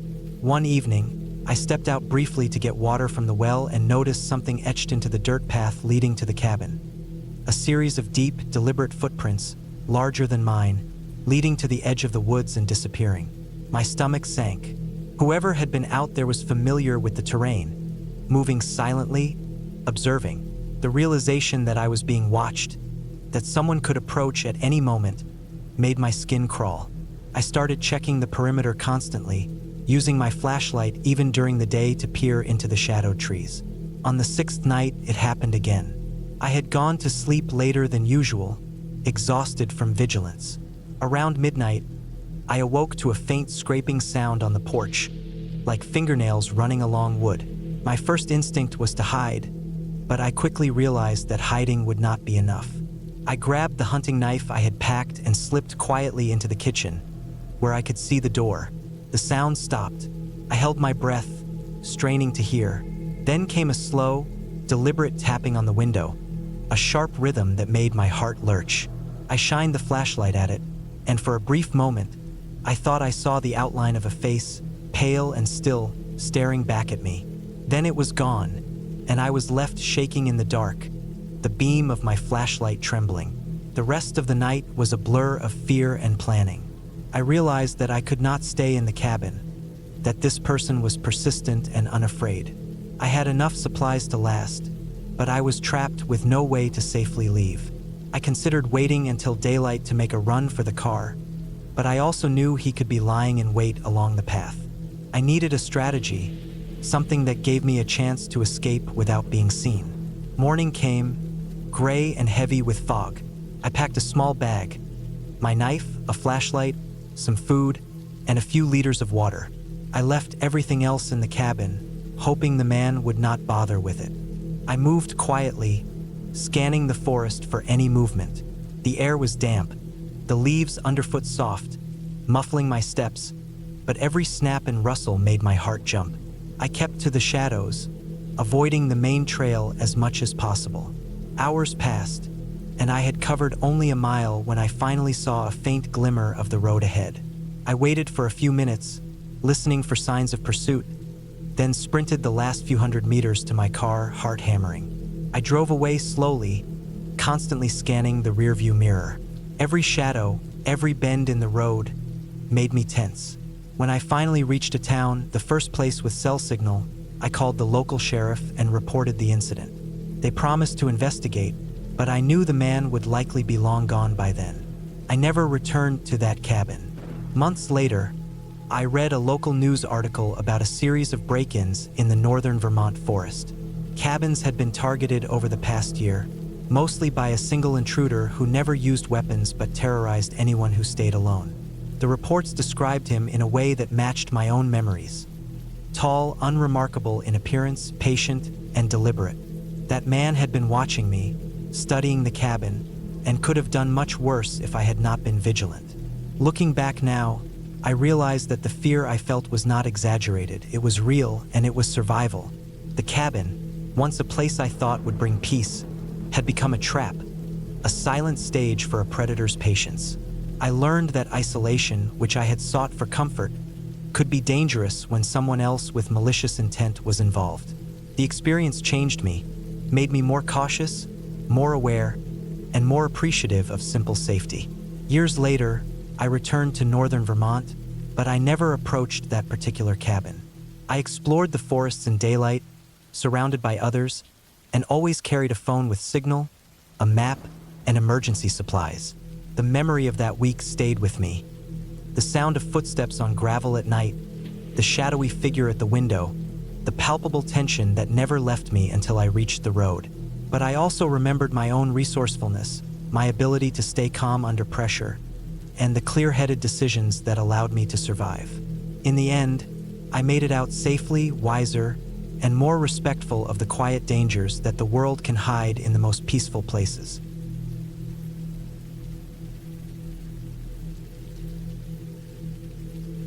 It was the summer of 2009, a time when I was 24 and had taken a break from the city after a long stretch at a corporate office that had begun to feel suffocating. I had always loved the idea of solitude, the kind where you could hear yourself think without the constant noise of traffic or the chatter of people in cafes. I found a small, wooden cabin for rent deep in the mountains of northern Maine, miles from any town or gas station, reachable only by a rough dirt road that seemed to appear and disappear with every bend in the forest. It was a small structure, maybe 8 by 12 meters, built decades earlier by a man who had moved to the woods for reasons no one seemed to know. The cabin had a pitched roof with shingles that had aged to a dull gray and a single window facing the small clearing in which it sat. It was surrounded by tall pine and birch trees, their trunks twisted and gnarled, the branches forming a kind of natural barrier against the outside world. I arrived in the late afternoon after a 6-hour drive from Portland, the last 2 of which had been over a rutted, uneven dirt track that seemed to go on forever, lined by dense forest on either side. My car was covered in dust by the time I pulled into the clearing, and I could feel the tension in my shoulders begin to ease just from the isolation. The cabin, though small and simple, had a rustic charm I hadn't expected. It had a single room with a wood-burning stove in the corner, a small kitchenette with a rusted sink, a couple of shelves, and a foldable wooden table with 2 chairs. A bed sat against the far wall, its mattress thin but surprisingly firm. The window looked out over the clearing, and beyond it, the forest seemed endless. I spent the first evening unpacking slowly, methodically. I set my bag on the bed, took off my boots, and started to unpack the small amount of food I had brought. A few cans of beans, pasta, dried fruits, and a jar of peanut butter.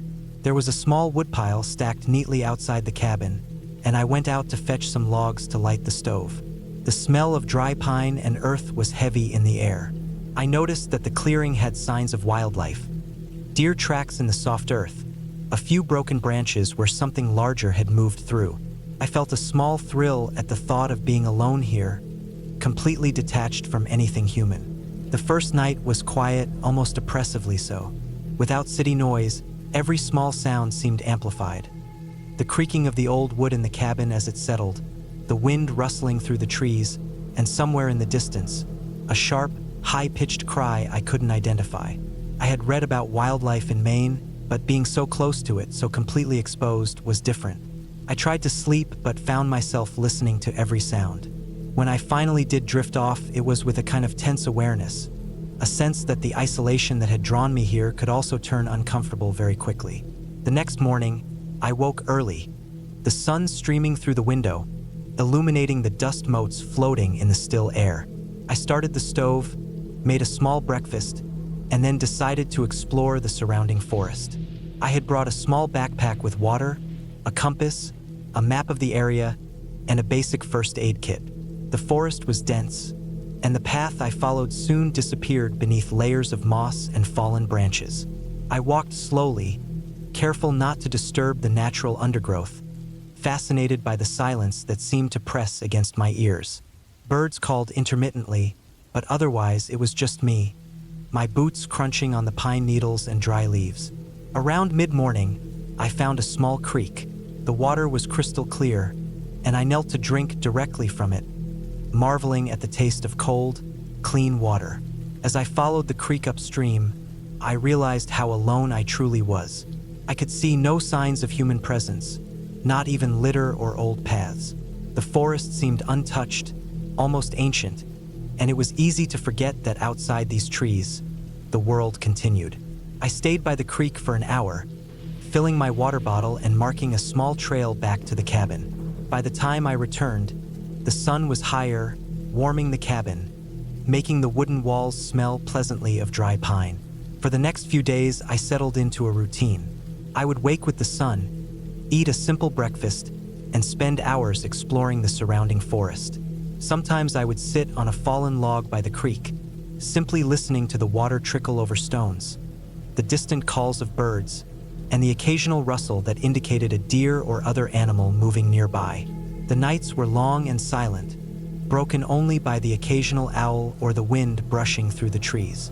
I read books I had brought, wrote in a small journal, and spent time simply observing the way light shifted across the forest floor.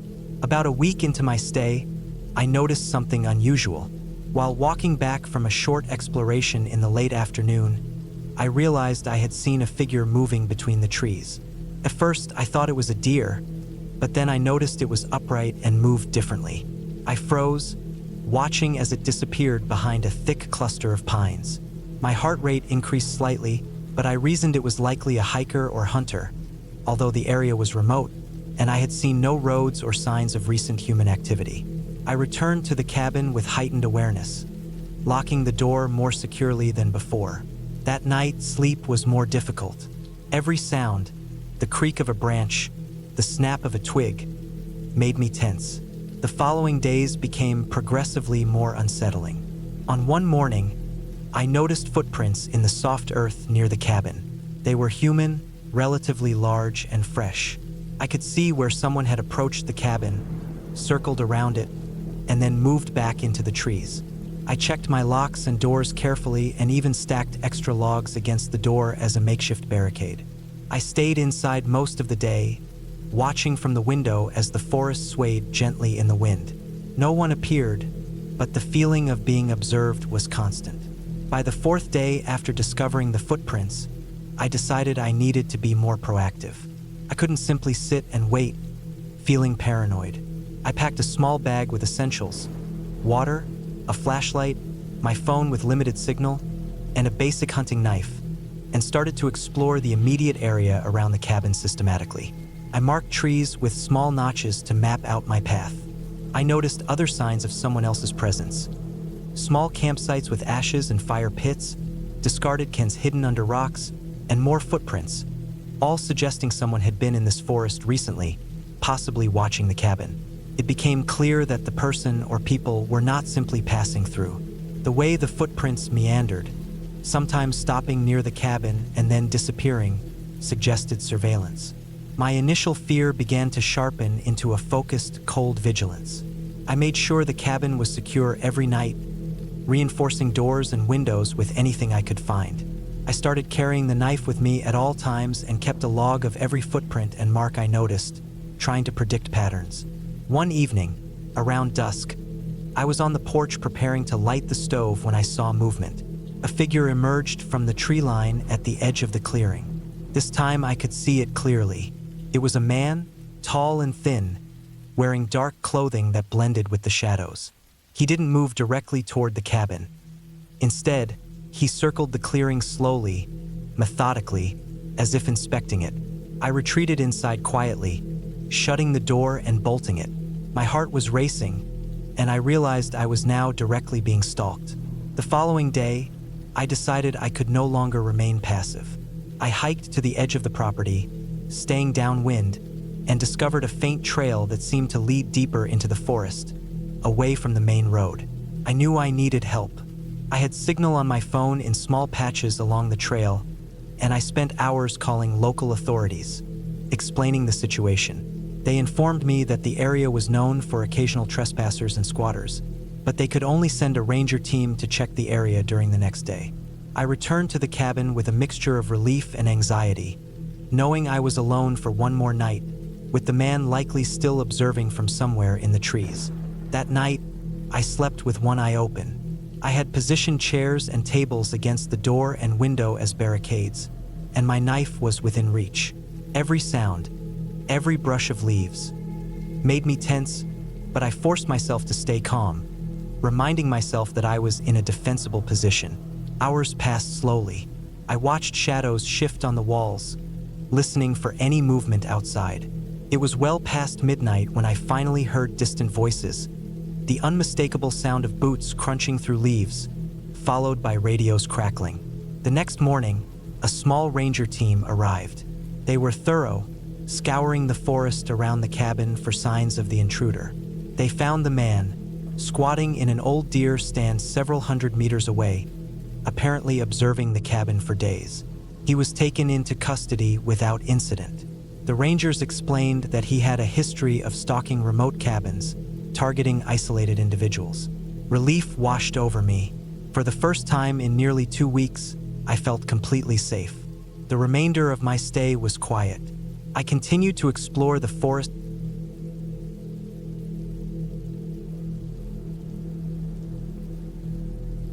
It was the summer of 2008, and I was 22, fresh out of college with too much free time and not enough money. I had spent most of my life in the city, trapped between the constant hum of traffic, the glare of streetlights, and the never-ending noise of people talking, laughing, or shouting on cell phones. The city had a pulse I couldn't shake, a rhythm that ran through my veins and never let me rest. So when I found a small listing online for a cabin in northern Maine, somewhere near a place called Penobscot Lake, I jumped at the chance. The cabin was rustic, a little overgrown in photos, but it promised something I had never experienced. Silence. Real silence. No cars, no planes, no neighbors for miles. Just me, the trees, and the lake. The drive itself was long, almost 6 hours from Portland, and by the time I reached the turnoff for the dirt road leading to the cabin, the sun was a low, bruised orange on the horizon. I remember the road being narrow and unpaved, dust rising behind my small hatchback with every turn. The forest pressed in on both sides, dense and dark, and the only sound was the occasional snap of a branch under my tires. I passed a rusted, hand-painted sign that said, "Penobscot Lake, cabins ahead." And after a few more twists and turns, I saw it. A small, weathered log cabin at the edge of a clearing. The roof sagged slightly in the middle, and the windows were dusty, but it had a strange charm. It looked like it had been untouched for decades. I parked, stepped out, and immediately felt the air shift. It smelled of wet pine, soil, and something faintly metallic, like old iron. The silence hit me hard. No birds, no insects, nothing. Just a low, steady wind through the trees. I unloaded my bags, dragging a duffel with clothes, a small backpack with food and supplies, and a cooler with water and some canned goods. The cabin was small, just one room with a loft above, and the furniture was minimal. A worn-out couch, a small table, a wooden chair, and a rusted iron stove. The floorboards creaked under every step. I spent the first hour exploring the cabin, opening drawers, checking cupboards, and finally looking out the windows at the lake. The water was perfectly still, reflecting the orange and purple sky. It was peaceful, almost too peaceful, like the calm before something bad. I laughed at myself for thinking that, brushing it off. I set up my sleeping bag in the loft and unpacked my small stock of food. By the time night fell, it was pitch dark outside, and the only light came from my small lantern. The first night was strange. Couldn't sleep. Every sound seemed amplified. The wind rattling the roof, the trees creaking, small animals scurrying across the floorboards. I told myself it was normal. I was in the forest. Things moved. But then I heard it. A soft thump outside the cabin, followed by a scrape. I froze, my heart hammering in my chest. The sound came again, then again, slow and deliberate. I grabbed my flashlight and opened the door. Nothing. The clearing was empty, the lake calm. I checked behind the cabin, around the sides. Still nothing. I closed the door, shaking, telling myself it was probably just a branch falling, maybe a raccoon. But deep down, I knew something wasn't right. The next day, I tried to distract myself. I spent hours chopping firewood, exploring the small trails around the lake, and swimming in the water, trying to convince myself I was fine. But the forest had a way of playing tricks on you. Shadows moved in the corner of my vision. Branches snapped when there was nothing there. I kept thinking I saw figures between the trees, always just for a second before they vanished. I chalked it up to exhaustion and paranoia. It wasn't until the third night that things escalated. I was lying in the loft, listening to the wind, when I heard it again. The thump, scrape, thump. This time it was closer. I froze, straining to listen. Then came a sound I couldn't explain. A dragging noise, like something heavy being pulled across the ground. It moved slowly around the cabin, stopping and starting. My stomach dropped. I had brought a small hunting knife, nothing more. I thought about calling the police, but there was no cell signal. I didn't even have a landline. I was completely isolated. The night stretched on and I couldn't sleep. Every sound made me jump. My imagination ran wild. I imagined a bear, a human intruder, something worse. Around 3 a.m., the dragging stopped, replaced by a silence so thick it was suffocating. I stayed awake until dawn, gripping my knife, listening to nothing at all. When the first light of morning came through the window, I felt some relief, but the tension didn't leave me. I decided to explore more of the area that day, hoping that movement and activity would calm me. I walked the perimeter of the lake, taking careful note of the forest edges. That's when I saw it. Footprints. Large, muddy, circling the cabin in irregular patterns. Human footprints. I followed them as best I could through the thick brush. They led into the forest, disappearing after about 50 feet. Panic surged through me. I returned to the cabin, barricading the door with a chair and some firewood. I knew I couldn't stay there safely. I couldn't leave either, not with the possibility someone or something was outside. The next 2 days were a nightmare. I didn't leave the cabin. I stayed on high alert, listening for any sound. The wind was relentless, the forest oppressive. At night, I kept the lantern close and the knife in my hand. I tried to ration food, knowing I might be trapped longer than expected. I slept in short bursts, never fully closing my eyes. Every creak, every rustle made my heart leap. I became hyper-aware, seeing threats everywhere, even in shadows of branches or clouds passing over the moon. On the fourth night, something finally broke through my fear. I was in the loft, dozing lightly, when I heard the unmistakable sound of someone trying the door. Not a push, not a rattle, but deliberate. Someone had a key or had learned how to unlock the old cabin latch. I froze, listening as it happened again. My first thought was to escape through the window, but the loft window was small, and the drop to the ground was about 12 feet. I didn't have a plan. I felt trapped. I spent what felt like hours listening, waiting until the sound stopped. When I finally worked up the courage to look, I saw marks on the door frame, scratches, deep and intentional. Whoever had been outside had tried to force their way in. My stomach turned. I knew then that I couldn't stay in that cabin another night. The next morning, I packed what I could carry and started walking down the dirt road. I hoped to reach the main road before the person returned. The forest was disorienting. Every turn looked the same, and the sun moved quickly behind thick clouds. I walked for what felt like hours, the weight of fear pressing on me with every step. At one point, I heard branches breaking behind me, and I broke into a run, adrenaline pushing me faster than I thought possible.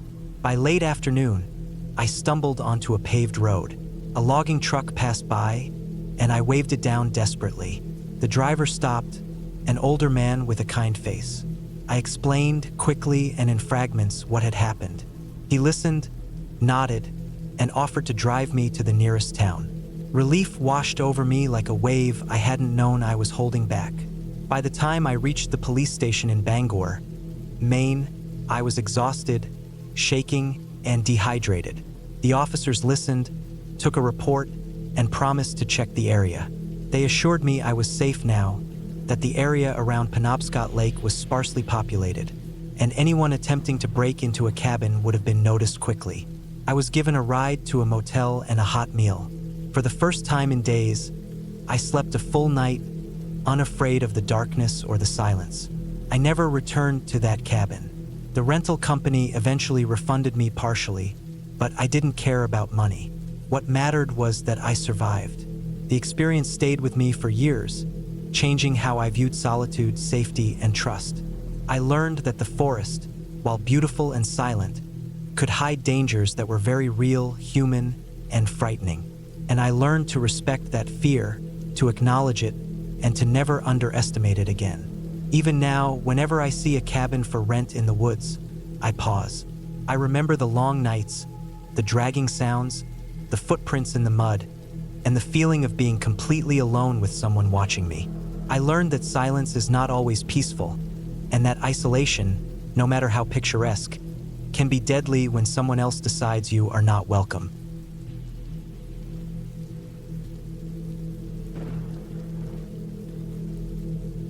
I had been looking forward to this trip for months. In the spring of 2017, I was 28 years old, working long, exhausting hours at a small tech company in Seattle. My life had become a cycle of commuting, staring at screens, and nodding politely in meetings that barely mattered. By late May, the idea of escaping the city, leaving behind the noise, the constant rush, and the cold artificial air, felt like a necessity rather than a luxury. I had found a small cabin for rent deep in the Cascade Mountains, near a town called Index. The place was tucked away off a gravel road that twisted through thick forests and along the edges of steep cliffs. The pictures online made it look cozy and isolated, with its faded wooden walls, a stone fireplace, and a small porch overlooking a narrow river below. The ad promised peace, quiet, and solitude. I craved exactly that. I drove up from Seattle one late Friday afternoon, my car loaded with camping supplies, food, and enough water to last the weekend. The drive itself was already meditative in a way. The city gradually fell away behind me, replaced by endless green pine forests and the occasional glint of the river that ran parallel to the road. The road got narrower and rougher the further I drove, until it finally became a bumpy gravel path. At some point, I realized I had not passed another car for almost an hour. The silence was thick, almost tangible. When I finally arrived at the cabin, it looked even better than the pictures. The wood was weathered and gray, but it had a sturdy charm. The windows were slightly dusty, and the front door squeaked when I pushed it open. Inside, The air smelled of old pine and something faintly metallic. It wasn't unpleasant, just unusual, and I made a mental note to air it out. The cabin had a single bedroom, a small bathroom, a living area with the fireplace, and a tiny kitchenette. There were a few shelves with dishes, pots, and pans. I set my things down, opened a window, and breathed in the air. It smelled like wet earth, rain-soaked wood, and the river below. That first evening, I unpacked my things and set up a small fire in the fireplace. I had brought a few books and my laptop, thinking I could spend the weekend writing or simply reading. The sun was dipping behind the mountains, and the golden light filtered through the tall pines, casting long shadows across the cabin floor. The quietness was intense but comforting. I sat in a chair by the fire, listening to the river rushing below and the wind rustling through the trees. It was exactly what I had been craving. That night, I slept well, the kind of deep sleep you only get when you are utterly exhausted from city life. The cabin was cold, but not uncomfortably so. Morning arrived with soft light filtering through the thin curtains. I opened the windows wider, letting the fresh mountain air fill the cabin. Birds were singing, and somewhere far off, a woodpecker was tapping against a tree. I brewed coffee on the small stove and made a simple breakfast. Everything felt perfect. I spent the next day exploring the surrounding area. There were hiking trails that led up the slopes of the mountains, some of which followed the river, while others climbed into denser forests. I took a backpack with water, some snacks, and a first aid kit. The forest was alive with birds and insects, and occasionally I saw deer darting between the trees. I stayed on marked trails, careful not to wander too far. The air was sharp and cool, and every breath felt cleansing. I returned to the cabin late in the afternoon, sunburned on my neck, tired but satisfied. That evening, I started noticing small things that unsettled me. At first, they were subtle. Footsteps outside the cabin, or so I thought, though I told myself it was probably the wind or a small animal. A rustle in the bushes near the porch. I kept telling myself I was being paranoid. I had been alone in the wilderness many times before, and I knew how easily the mind could exaggerate sounds in silence. As night fell, the sounds outside became more pronounced.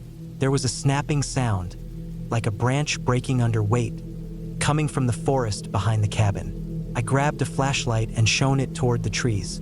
Nothing. I told myself it was a deer, a bear, maybe even a raccoon. Still, the unease settled in my chest.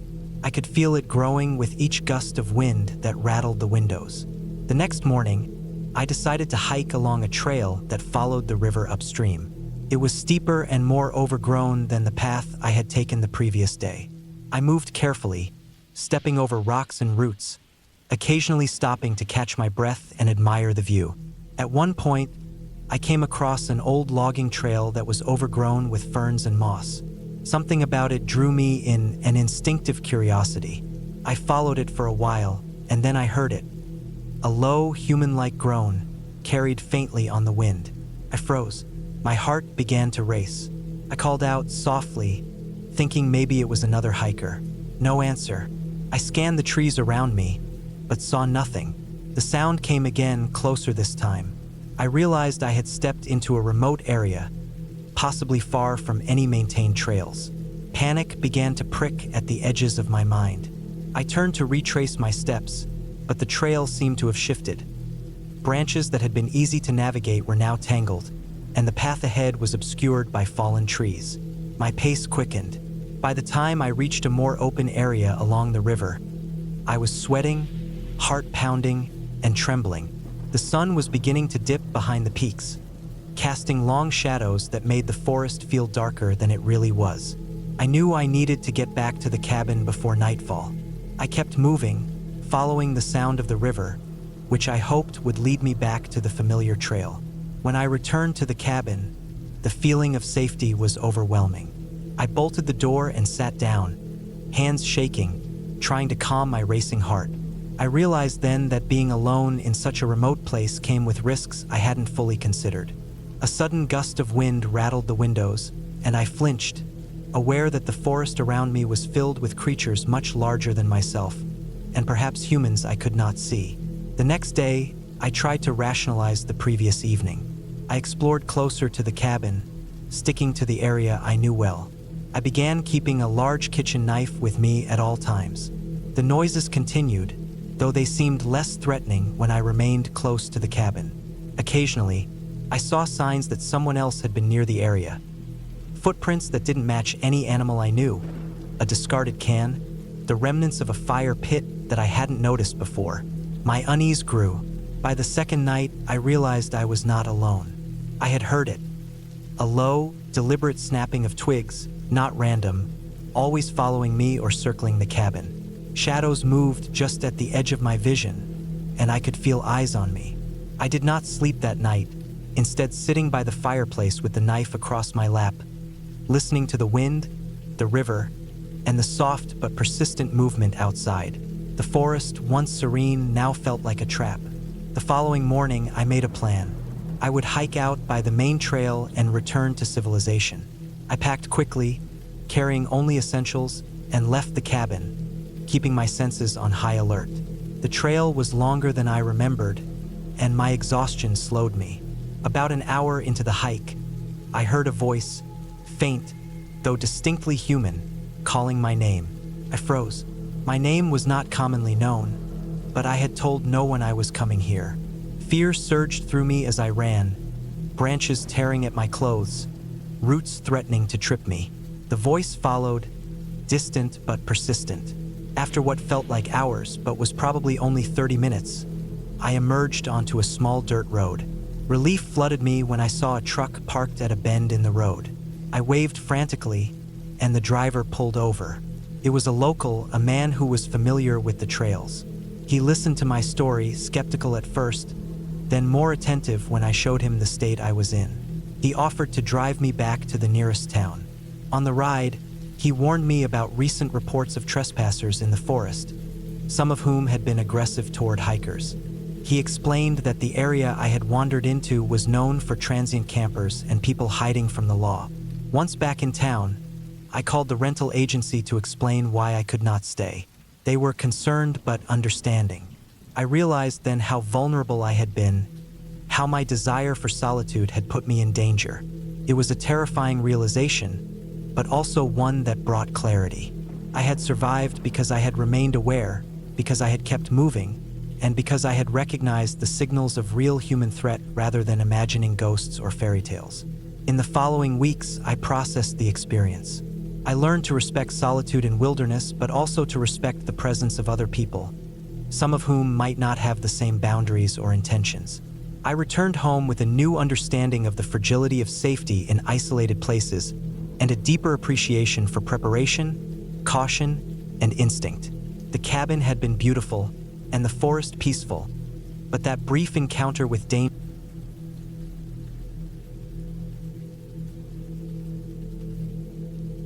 It was the summer of 2011 when I decided to take a week off from everything and go somewhere remote. I was 29 then, living in Minneapolis, and the constant city noise, the never-ending emails, the hum of fluorescent office lights. It had all become suffocating. I wanted quiet, the kind of silence that makes you aware of every sound your body makes.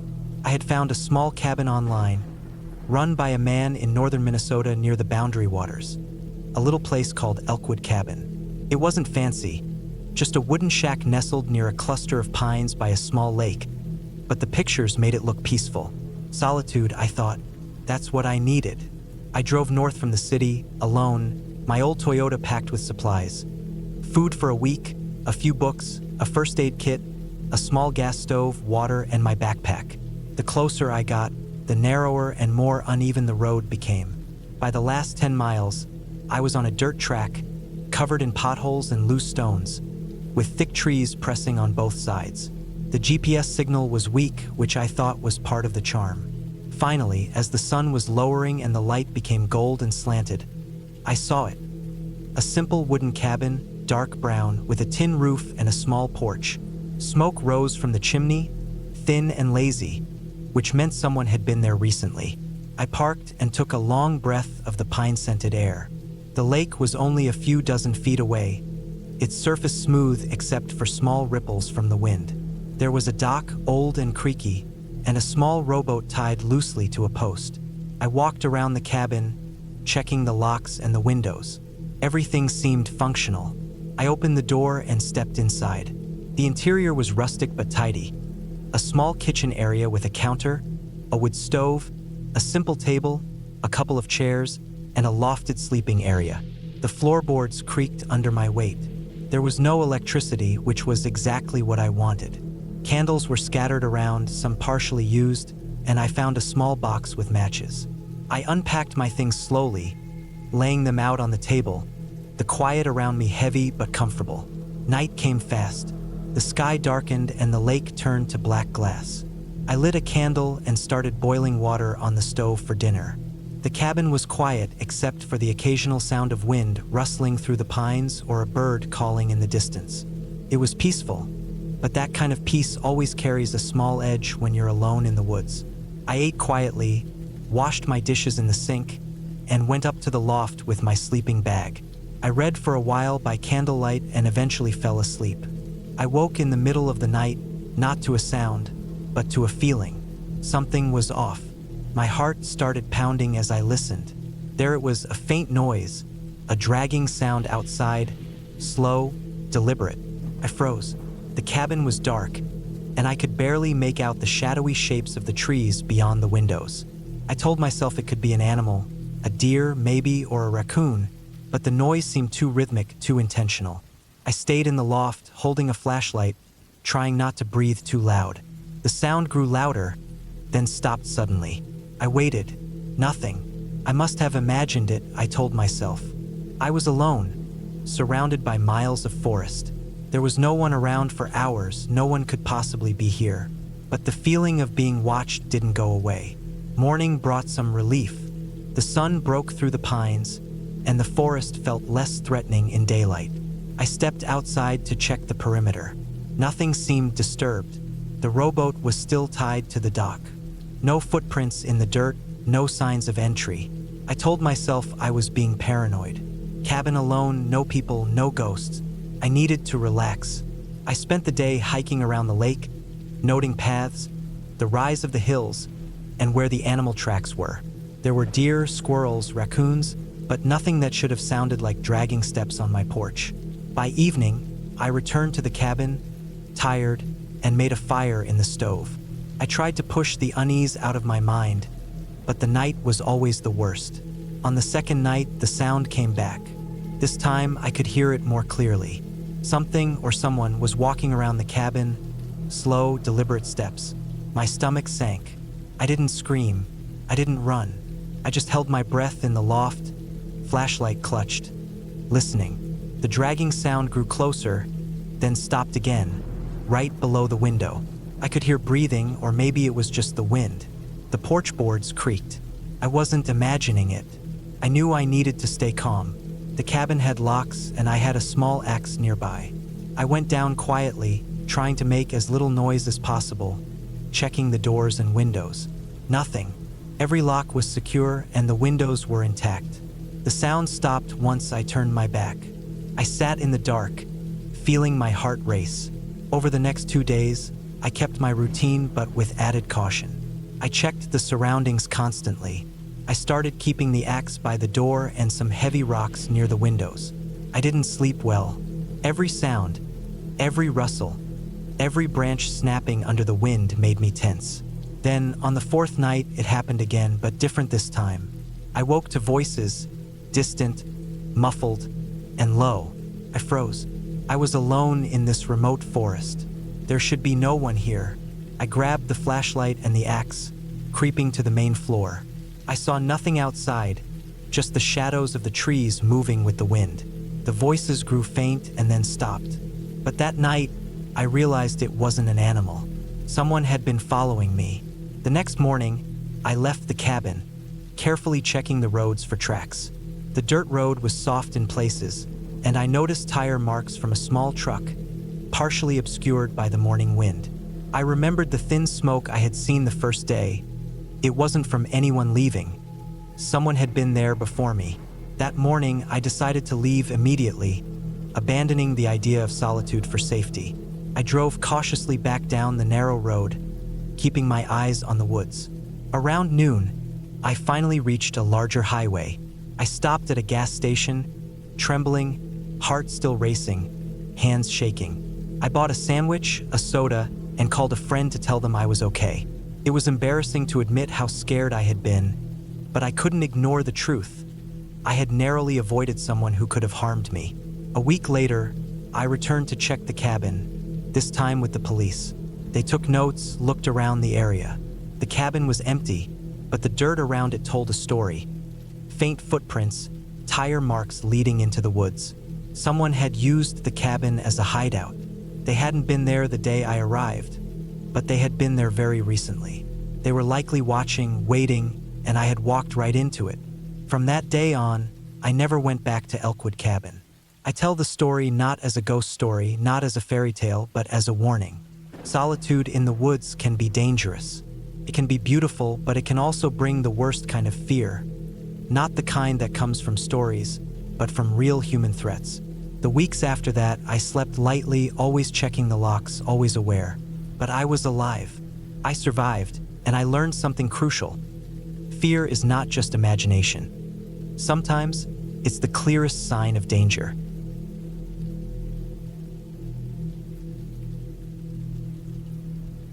I never thought I would be the kind of person to choose complete isolation in the woods, but the way my life had been spiraling, I felt drawn to it.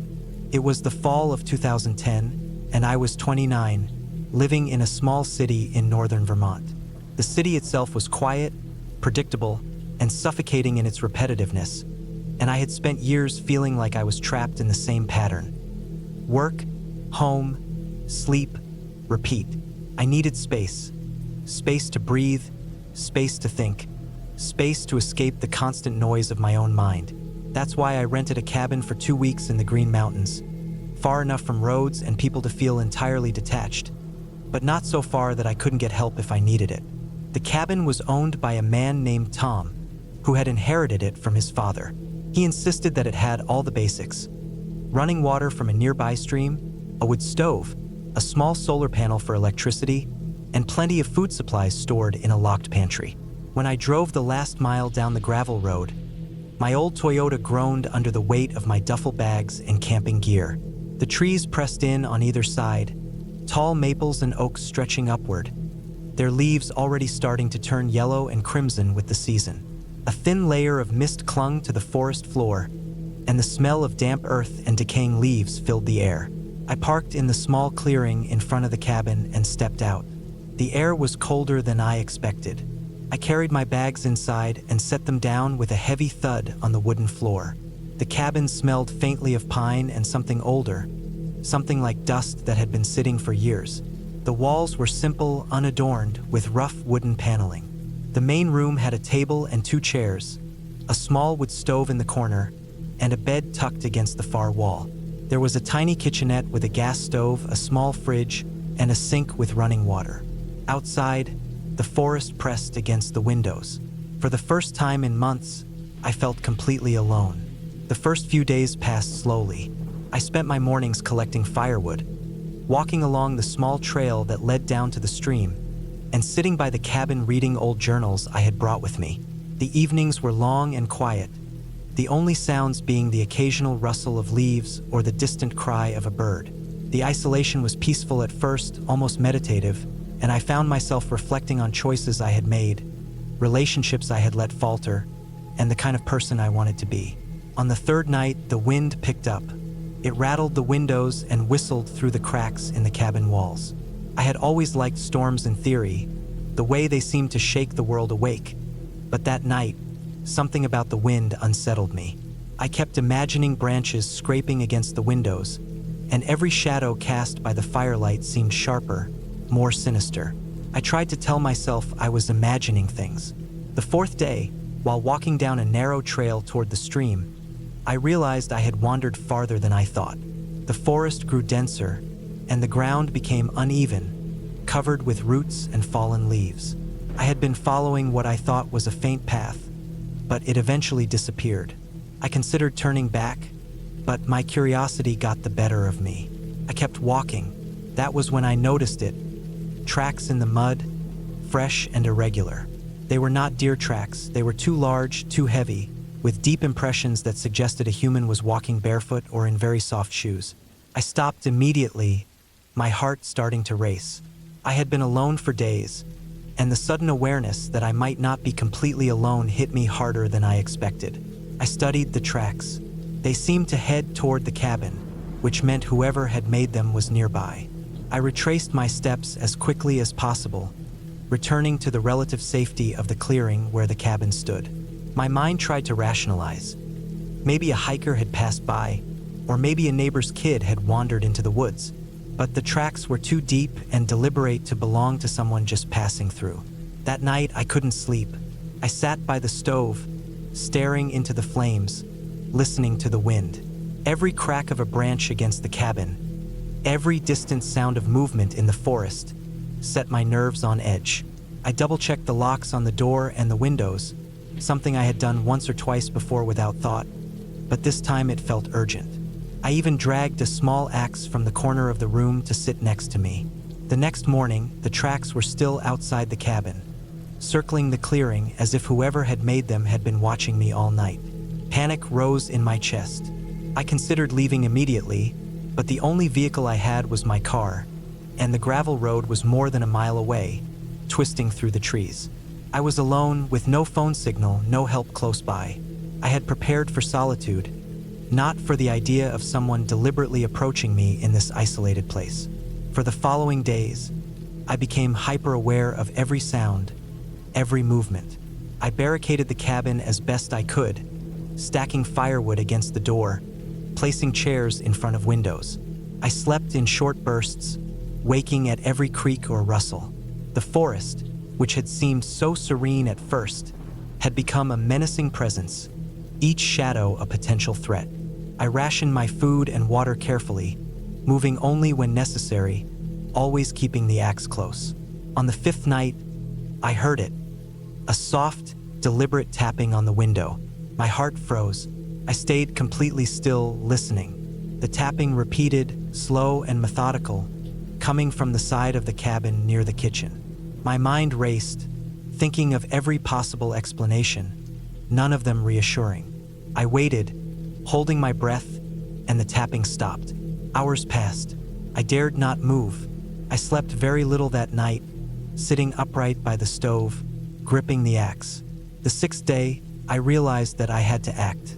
I couldn't just wait and hope. I gathered what little food I had left and filled my backpack with essentials. Water, matches, a flashlight, the axe. I waited for mid-morning, when the forest was at its brightest, and I started walking down the gravel road. I stayed low, moving quickly but carefully. The woods seemed to watch me, every sound echoing in my mind. I kept glancing over my shoulder, half expecting to see someone following. By the time I reached the end of the gravel road, I had been walking for over 2 hours. The sky had brightened further, the sun breaking through the clouds in scattered rays. I could see the main road in the distance, a ribbon of asphalt cutting through the trees. Relief surged through me. When I reached the road, I flagged down a passing car. The driver, an older man in a pickup, was startled but immediately understood when I explained that I had been staying in the woods and felt threatened. He gave me a ride to the nearest town, where I called the local authorities and reported the incident. The police came later that day to check the cabin. They found signs of someone having been there, footprints, disturbed firewood, and even a small, crudely fashioned shelter near the edge of the clearing. It seemed that someone had been watching the cabin, possibly living in the woods for days. They didn't catch anyone, but they reassured me that the area would be patrolled and that it was safest not to return alone. In the following weeks, I stayed with friends in town, still shaken but gradually regaining a sense of safety. I realized that the experience had changed me. I understood now the fragility of isolation and the importance of being prepared for real threats, not imagined ones. I learned to respect the wilderness, not just for its beauty, but for its capacity to harbor danger. Eventually, I returned to the city, to my small apartment, to my routine. But something inside me had shifted. I was more cautious, more aware, more deliberate in my actions. I carried with me the memory of those 6 days in the cabin, the oppressive quiet, the relentless wind, the tracks in the mud, and the tapping on the window. I never returned to that cabin, but I never forgot it either. It taught me the meaning of fear in its purest, most human form, the fear of being truly alone and vulnerable, and the clarity that comes from surviving it.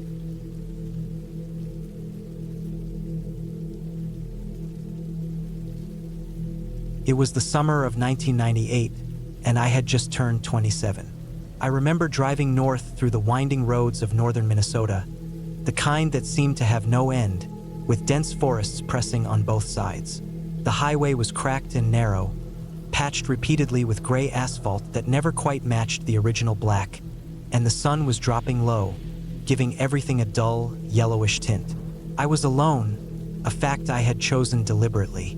After years of city life, with its endless noise, people brushing past me in a constant flow, I wanted solitude, complete isolation. I wanted a week in a cabin where I could be nothing but myself, with no obligations, no distractions, no responsibilities.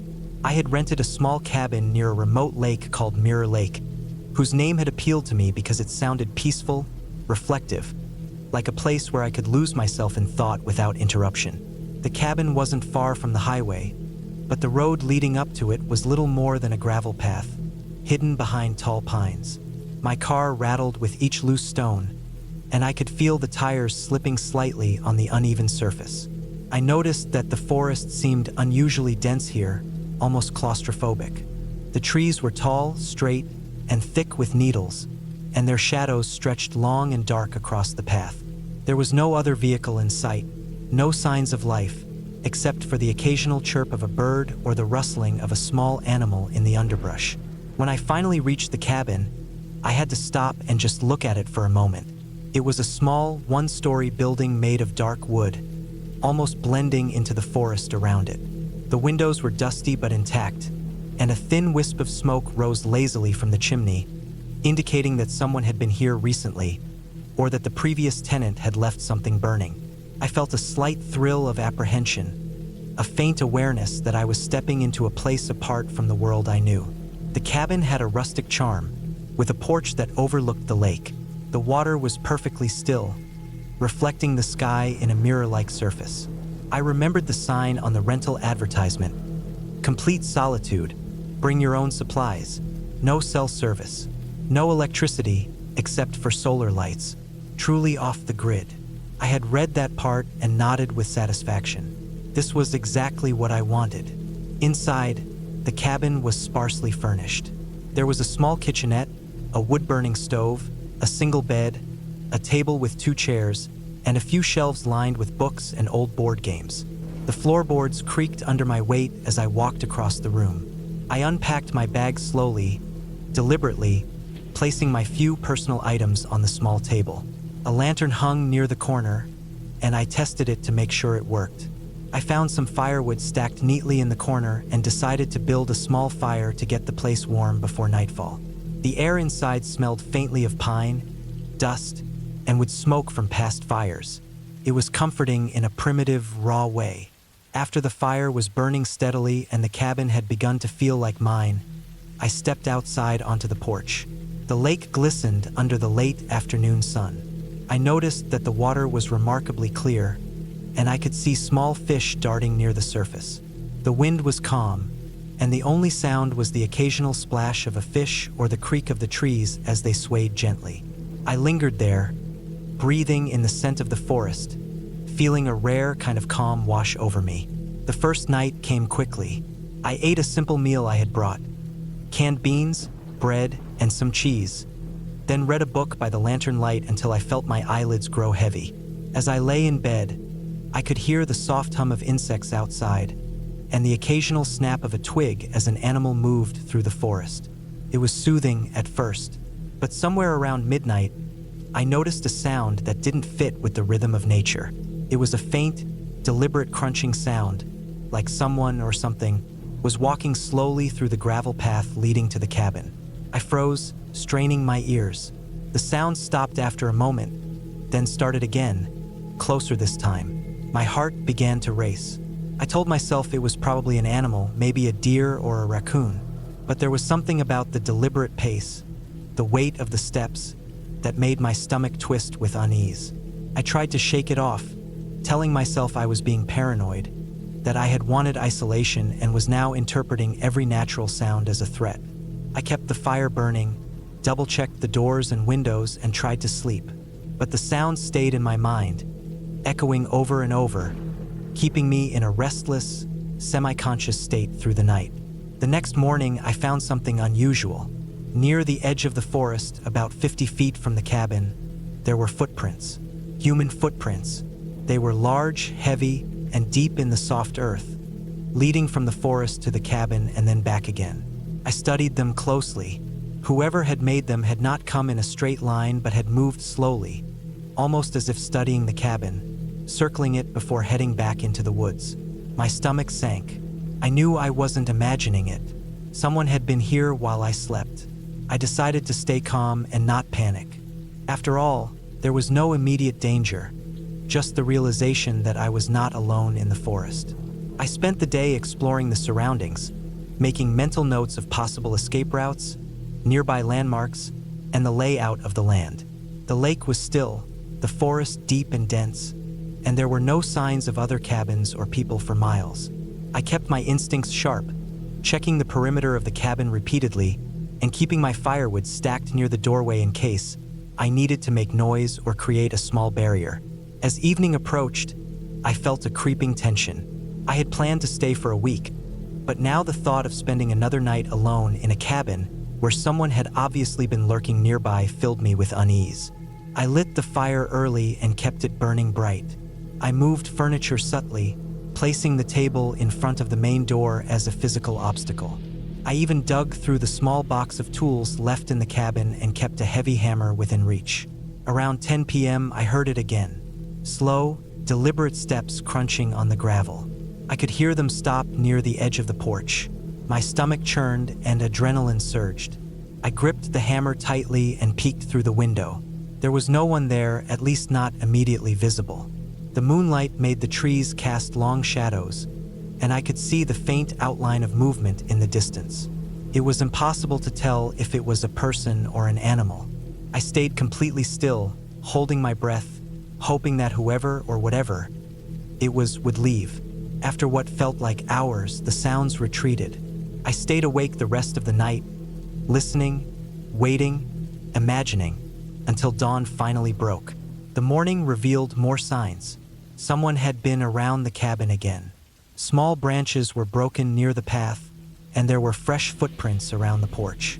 I realized that I had to make a decision. Staying another night alone was becoming increasingly dangerous. The forest, once a source of peace, now felt like a trap. I packed my essentials quickly, making sure I had enough water and some canned food in case I had to hike for a while. I kept the hammer close, and for the first time, I considered the possibility that whoever had been following me might return while I was trying to leave. I set out on foot down the gravel path, keeping to the center where the trees couldn't conceal someone approaching. Every sound made me flinch. A twig snapping, the rustle of leaves, the distant call of a bird. I didn't look back. I walked quickly but carefully, keeping my ears alert for any sign of pursuit. The sun had just risen, and the forest, bathed in morning light, seemed less menacing but still oppressive. After nearly 2 hours, I reached the highway. Relief flooded me as I saw a few cars passing by. I ran to the first one, waving my arms frantically. The driver stopped, and I explained my situation in a jumble of words, pointing back toward the forest. They offered to call the local sheriff, who arrived within 30 minutes. The sheriff accompanied me back to the cabin. The forest was quiet, almost unnaturally so. He examined the area and confirmed that someone had been there, circling the cabin, leaving footprints. There was no evidence of theft or forced entry, and the tracks led back deep into the forest, vanishing as if the person had melted into the trees. He advised me never to return to that cabin alone. I left Minnesota that day, vowing never to seek complete isolation again. The cabin had been everything I had wanted at first: peaceful, quiet, untouched by human noise. But the experience had shown me the fragility of safety, even in what seemed like a remote paradise.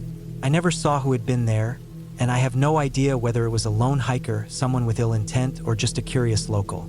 But I know now that the forest, for all its beauty, hides dangers that are easy to underestimate. Months later, I learned from a local news article that there had been several reports of break-ins and attempted stalking near Mirror Lake during the summer of 1998.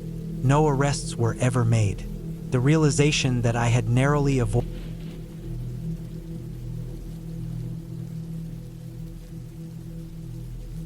It was the summer of 2012 when I decided to take a break from the chaos of city life. I had been working long hours at a small software company in Denver, Colorado, and the constant pressure of deadlines and endless meetings had left me feeling hollow. I needed somewhere quiet, far from the constant hum of traffic and the artificial glow of streetlights. A place where I could feel the wind through the trees, hear nothing but birds and rustling leaves, and be completely alone. That's when I found the cabin. The listing had been online for months, barely noticed by anyone, and it seemed perfect. It was a small wooden cabin tucked deep in the White River National Forest, nearly an hour away from the nearest town.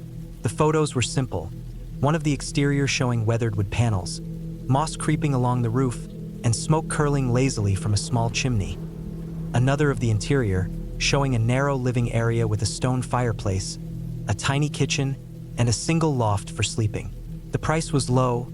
The owner said it had been abandoned for years, and no one had stayed there recently. I rented it for a week, thinking I would spend my days reading, hiking, and simply existing without anyone expecting anything from me. My car was packed with supplies, food, water, a first aid kit, flashlights, batteries, and a few camping tools. I also brought my camera, hoping to document some of the quiet beauty around the forest. The drive itself was uneventful, but as I turned off the main road onto a narrow, overgrown path, I realized just how isolated the place was. The trees grew thick, blocking most of the sunlight, and the dirt path had long stretches of mud and exposed roots. I had to drive slowly, carefully maneuvering around the deeper ruts. I passed a few signs warning about bears, and my stomach twisted with a mix of excitement and unease. When I finally saw the cabin, it looked smaller in person than in the pictures, almost swallowed by the trees around it. The wood was gray with age and the porch sagged slightly. The door was locked with a simple padlock that the owner had left the key for, and as I opened it, a smell hit me. Dust, damp wood, and something faintly sour, like mold. The air inside was still and heavy. Sunlight filtered through grimy windows, casting pale, square patterns on the floorboards. I spent the first hour just walking around the cabin, examining every corner. The kitchen had a small sink that drained slowly, an old stove with a layer of grime, and cabinets that smelled faintly of mildew. The loft above had a thin mattress covered in a dusty sheet, and the fireplace had ash from a long-forgotten fire. Everything felt fragile, like it could crumble if I touched it too hard. I unpacked my things slowly, placing food in the cabinets, setting up a small table by the window for writing, and organizing my camera gear. The quiet was remarkable. No cars, no planes, no people. Just the distant call of birds and the occasional snap of a twig from a small animal moving in the underbrush. For the first day, I felt a mix of peace and unease.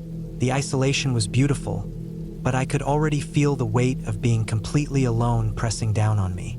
That night, I lit the fireplace to take the chill off the cabin. I had brought enough firewood to last the week, and the smell of burning pine filled the room. I made a simple dinner, and then sat by the window, watching the last light fade from the forest. Darkness came quickly in that part of the world, and by 9 p.m., it was nearly impossible to see beyond the small clearing surrounding the cabin. I went to bed early, my body exhausted from the drive and the tension of the day. The first few days passed in a rhythm that felt almost dreamlike. I would wake up early, drink coffee while watching the mist lift from the trees, and then hike along the narrow trails I found near the cabin. The forest was dense and beautiful, full of pine and fir, with moss-covered rocks and small streams cutting through the undergrowth. I spotted deer one morning, their cautious eyes watching me from the shadows, and a few times I saw foxes darting between the trees. I took photos, wrote notes about my hikes, and cooked simple meals. But the isolation began to press on me in subtle ways. Small things started to feel wrong. The wind through the trees sounded sharper at night, like scraping wood. The floorboards in the loft creaked under my weight in a way that made me jump every time. And sometimes, when I was alone in the cabin, I felt an almost tangible sense of being watched, though I knew it was impossible. No one else was supposed to be in the area. On the third night, I woke to a sound that made my blood run cold. It was faint at first, a scratching noise coming from the side of the cabin. I froze, listening. It was rhythmic, slow, deliberate, like nails scraping against wood. My first thought was that it was some animal, maybe a raccoon or a porcupine, but the sound continued, growing louder in patches, as if it were circling the cabin. I grabbed the flashlight and cautiously moved to the door, peering out into the darkness. The beam of light revealed nothing, just the black silhouettes of trees and the faint glimmer of the moon on the leaves. I told myself it was nothing, just my imagination or an animal looking for food. But sleep became nearly impossible after that. Every time I closed my eyes, I could hear the scratching, or think I could. By morning, I was tense, my muscles aching from lying awake. The next day, I decided to investigate. I spent hours walking around the perimeter of the cabin, checking for signs of animals. I found some footprints in the soft mud, but they were strange. Not deer, not raccoon, not any animal I could recognize. They were human-like, wide and flat, but they led into the trees and disappeared. My stomach churned as I followed them as far as I dared, but I never saw anyone. That evening, I double-checked the locks on the cabin doors and windows. I made sure my phone was fully charged, though service was spotty at best. I had brought a small emergency radio and a few extra batteries, just in case. I tried to calm myself by reading, by writing, by telling myself rational explanations for every noise. But as night fell, the scratching returned, louder this time, and now accompanied by occasional thumps, like something heavy moving against the walls. The fourth day was a mix of tension and careful vigilance. I didn't venture far from the cabin, only exploring small clearings nearby, always keeping an eye on the tree line. Every snap of a branch, every rustle of leaves, sent a shiver down my spine. I couldn't shake the feeling that someone, or something, was watching me, waiting for me to make a mistake. That night, the sounds escalated. Scratches, thumps, and even a low, dull banging that seemed to come from inside the cabin itself. I stayed in the loft, clutching a large kitchen knife, listening as the noises moved around the cabin. I didn't sleep at all, my heart pounding until morning. When dawn came, the noises stopped. For a brief moment, I felt relief, but it was fragile. The following day, I noticed something disturbing. A small pile of dirt had appeared outside the back window, along with a few more of those strange, flat footprints. Whoever or whatever had been outside had left signs of being very close very recently. Fear pressed in on me like a physical weight. I spent the rest of the day inside, only stepping outside when absolutely necessary. By the sixth day, I realized I couldn't stay in the cabin any longer without taking action. I needed to leave, to return to civilization, to be around other people. But the nearest town was still a long drive, and my car was parked on that narrow, overgrown path. I packed my essentials, planning to leave before nightfall, but as I started the walk to the car, I saw something that froze me in place. The car tires had been disturbed. Tracks in the mud showed that someone had been there recently, and there were scratch marks on the side of the car. Panic surged through me. I ran back to the cabin, grabbed the remaining supplies, and called 911, hoping the patchy phone service would hold. It did, barely, and I explained my situation as calmly as I could. The dispatcher assured me that a ranger would come by to check the area. I didn't wait. I barricaded myself inside, using a chair and my backpack to block the door. I stayed awake, flashlight in hand, listening. Hours passed. Eventually, I heard sirens in the distance. Relief washed over me when I saw two park rangers approaching the cabin. They checked the perimeter, noting the footprints, the disturbed dirt, and the scratch marks. They said they would patrol the area more frequently and offered to drive me out to the main road. As I left the forest behind, I felt a complex mix of exhaustion, relief, and lingering fear. The cabin had been everything I wanted, a secluded retreat, but the reality of complete isolation, combined with unknown threats, made it impossible to enjoy. Weeks later, I learned that the area had been used by a small group of people living off the grid, moving silently through the forest and occasionally entering abandoned cabins. They hadn't harmed me directly, but their presence explained the noises, the tracks, and the sense of being watched. Knowing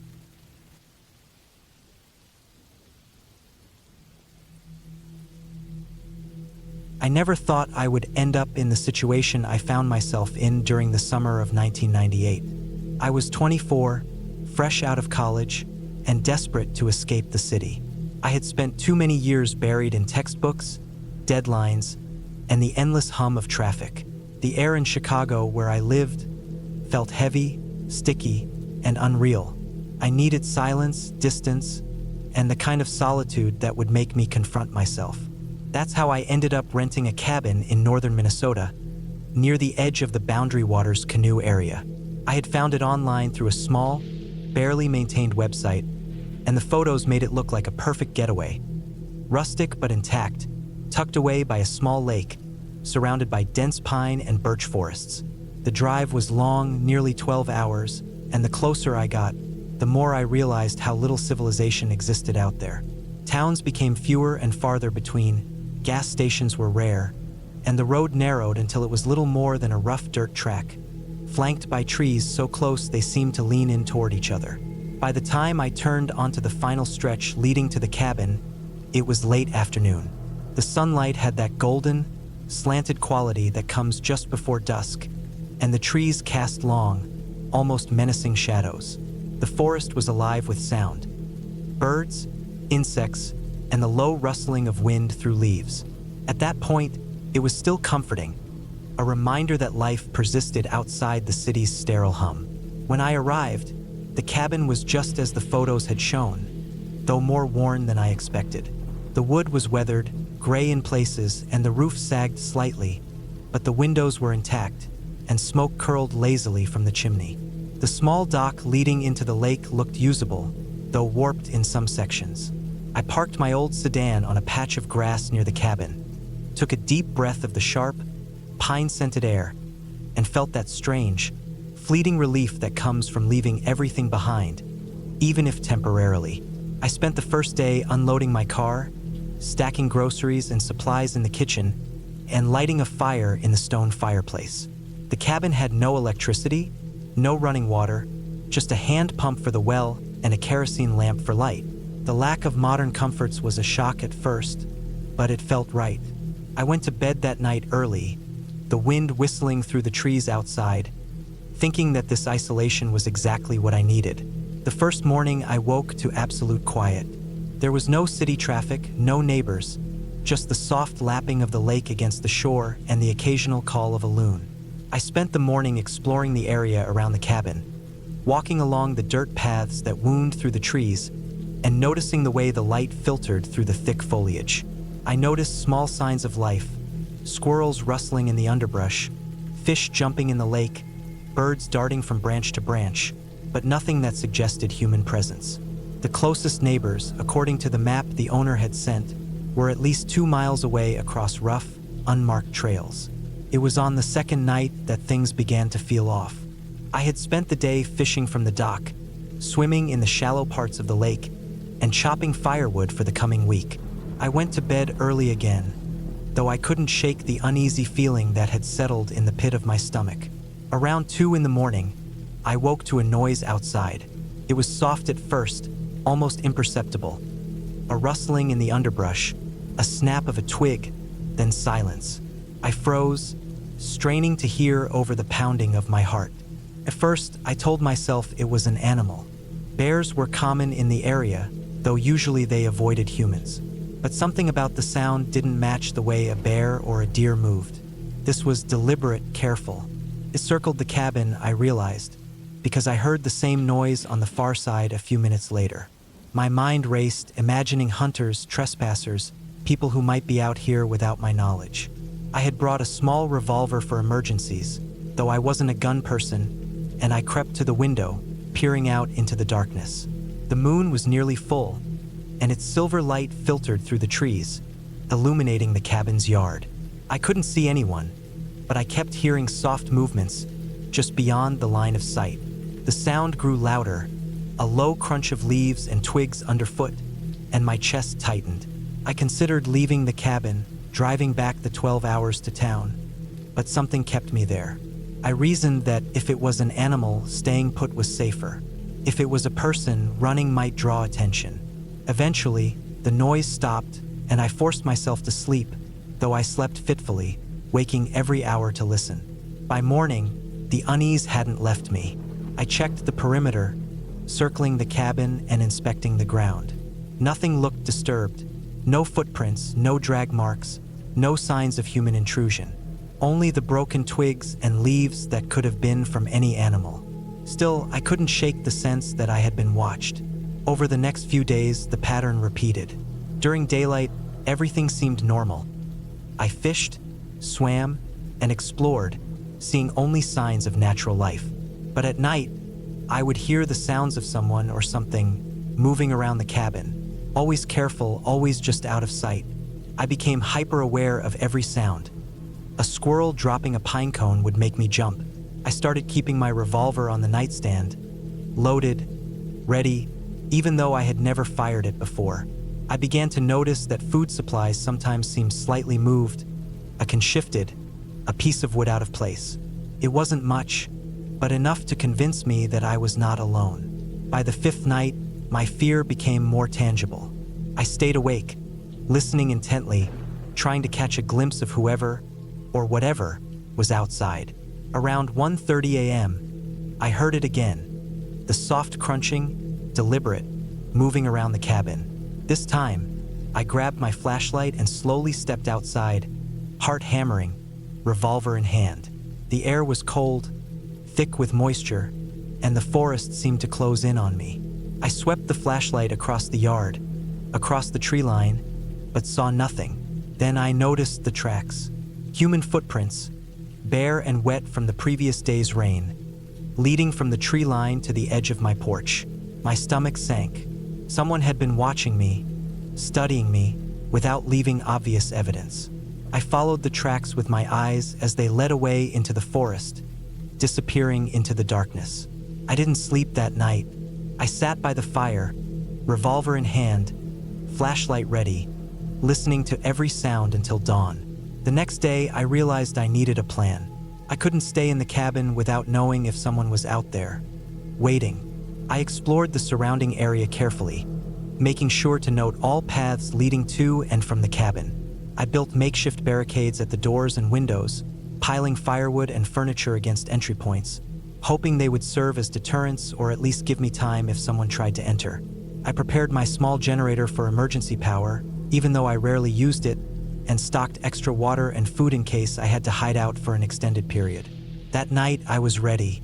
I stayed awake, crouched near the window, revolver in hand. Around midnight, I heard the sound again. This time, it was closer, unmistakably near the back of the cabin. I held my breath, heart racing, waiting. Minutes passed. Then, through the window, I saw movement. A shadow flitting across the clearing, careful, deliberate, almost methodical. I trained my flashlight on it, and the figure froze. The beam caught the glint of a knife in its hand. My throat went dry. I realized that whatever this was, it was a person. Someone had been stalking the cabin, possibly planning to wait until I was asleep. I stayed crouched, holding my revolver, listening as the figure circled the cabin. I knew that I couldn't confront them directly. I wasn't trained, and the knife gave them an advantage. My only option was to survive and wait for daylight. I stayed in that position until dawn, shivering, exhausted, terrified, hearing every footstep and rustle as if my life depended on it, which it did. By morning, the figure had gone. I inspected the area cautiously and found no footprints in the mud from overnight. No signs that anyone had entered the cabin. It was as if the person had melted into the forest. I realized then that this wasn't random. It had been planned. Whoever had done this knew the terrain, knew the isolation, and had been waiting for me to become complacent. I spent the day preparing for a safe exit. I packed as much as I could into my car, making sure nothing was left behind. I drove slowly, constantly checking the tree line, ready to abandon the car if necessary. The drive back was tense, every sound outside the car making me flinch. When I finally reached the first gas station and saw other people, I felt a wave of relief so intense I almost cried. Back in Chicago, I sold the cabin rental rights to the owner and never went back. I changed my phone number, kept my movements quiet, and never spoke publicly about what had happened.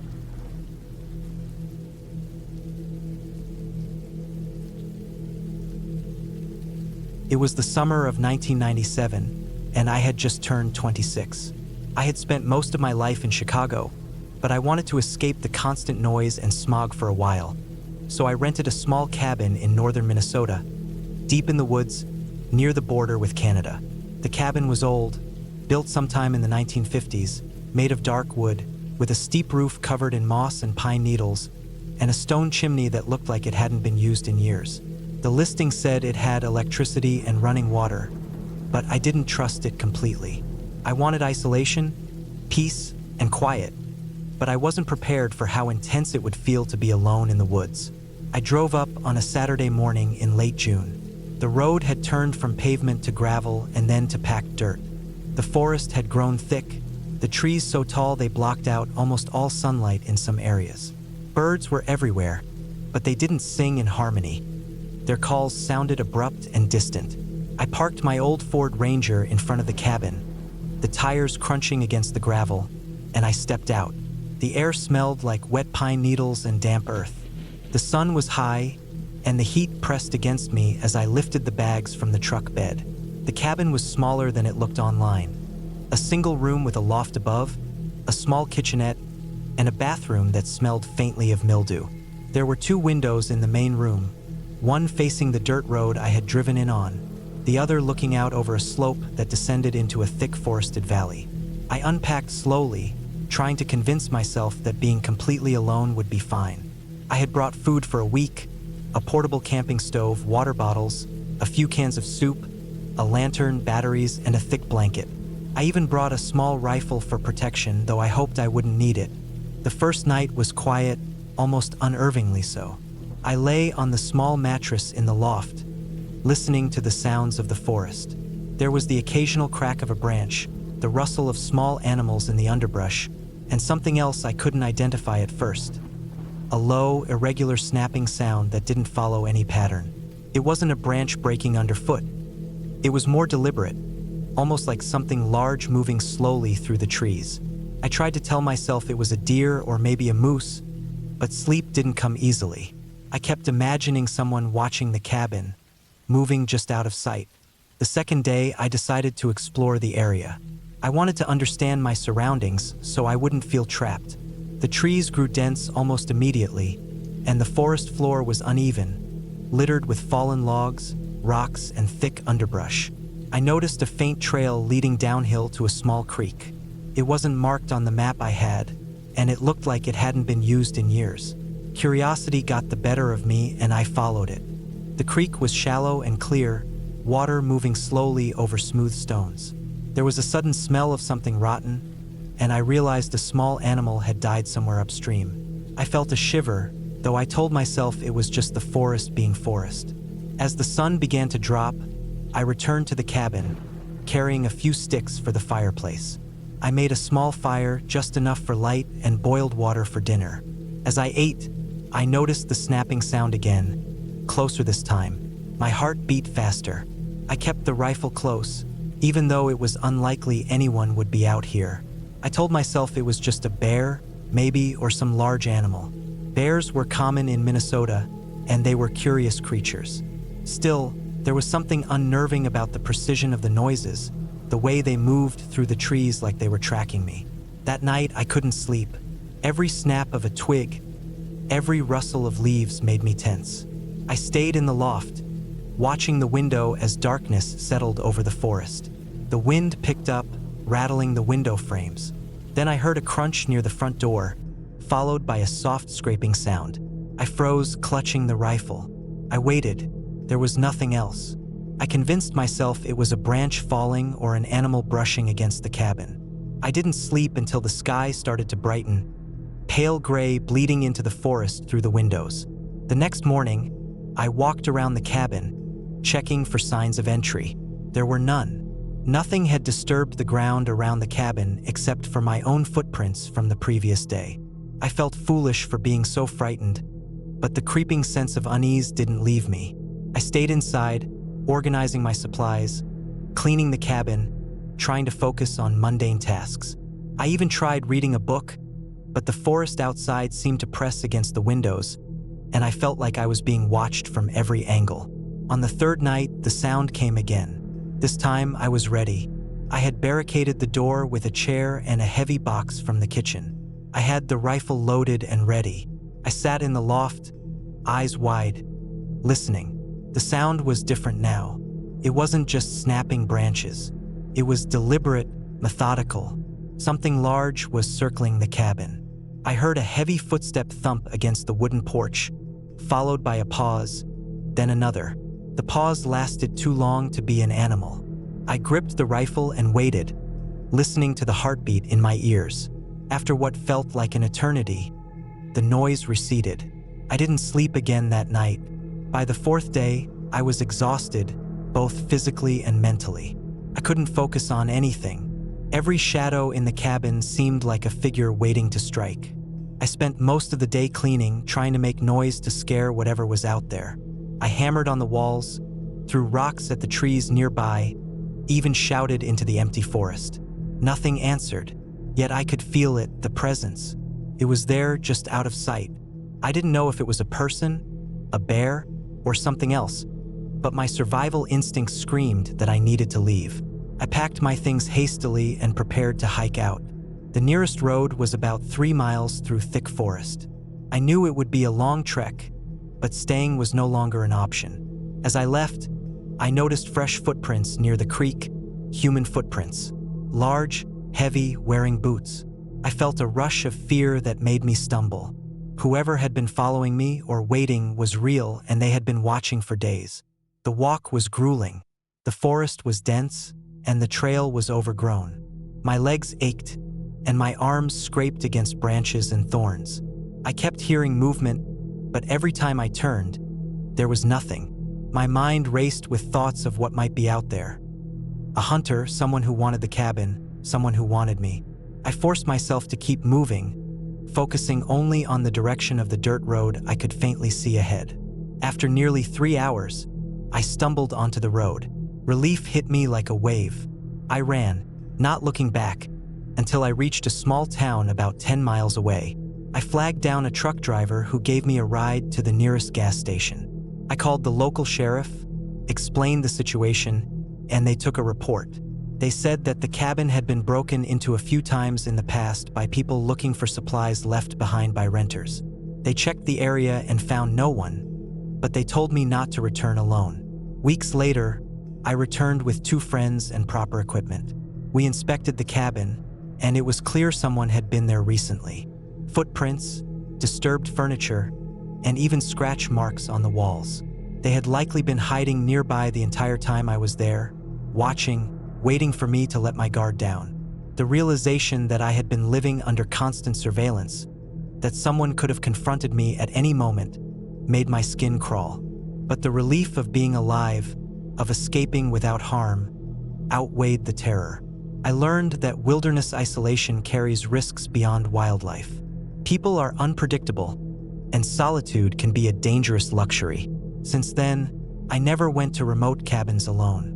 I researched the area, checked local reports, and even visited police stations to ask about past incidents. The experience left me with a lasting sense of vigilance, an awareness of my surroundings that I never had before. I still dream about that cabin, the creaking floors, the shadows outside the window, the heavy footsteps on the porch, but the nightmares are now tempered by the memory of my own resilience. I survived, I made it out, and I learned that careful planning, attention, and respect for the unknown can save a life. The cabin itself remains empty today, but I imagine it still stands, dark and quiet, waiting for the next renter who might not be as lucky as I was. And I know, without a doubt, that if I hadn't acted decisively, if I had hesitated, the story could have ended very differently.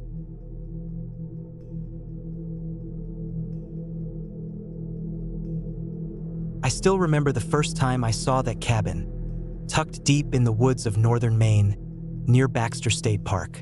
It was 2003, and I had just turned 24, restless and tired of city life in Boston. The woods called to me with a quiet promise of isolation, a chance to escape the relentless noise of people and cars and responsibilities. I had found the cabin online, a small, rustic structure someone had listed as available for rent, though it was so far off the main road that the listing almost seemed like a mistake. I didn't care. I needed solitude, and the price was right. The drive north had taken most of the day. I left Boston just as the sky was beginning to gray with the late summer clouds. Traffic was heavy for the first 100 miles, a constant stream of brake lights and honking horns. But as I moved further into New Hampshire and eventually crossed into Maine, the cars thinned out. Trees began to dominate the horizon, stretching endlessly on both sides of the road, dark green and dense. I had a map, a printed one that felt outdated even as I unfolded it, showing a thin line for a dirt road that would eventually lead to the cabin. GPS coverage was spotty out here, and I liked that. I liked the idea of being unreachable for a while. The last 20 miles were brutal. The paved road ended abruptly, giving way to gravel, then dirt, then ruts that seemed more like animal paths than anything designed for human travel. My car bounced and rattled with every inch I moved forward. At one point, I had to slow to a crawl because a particularly deep pothole looked like it could tear the oil pan right off the engine. I remember gripping the steering wheel until my knuckles whitened and feeling my teeth clench as I pressed my foot carefully on the gas pedal, navigating around rocks that seemed intentionally placed to punish anyone who dared travel this road. Finally, as the sun began to dip behind the horizon, casting the forest in a muted golden light, I spotted it, the cabin. It sat in a small clearing, surrounded by thick pine and birch trees. Its walls were wooden and dark, stained by years of weather and sun, and the roof sagged slightly in the middle. Smoke curled from the chimney, even though the listing had warned that the previous renters sometimes left the wood stove lit. It looked almost abandoned, yet it had a presence, a sort of quiet assertion that it had weathered storms, both natural and human, and would continue to do so. I parked the car on the uneven ground, kicked gravel under the tires, and stepped out. The air hit me with a coldness I hadn't expected in August, damp with the scent of wet pine and earth.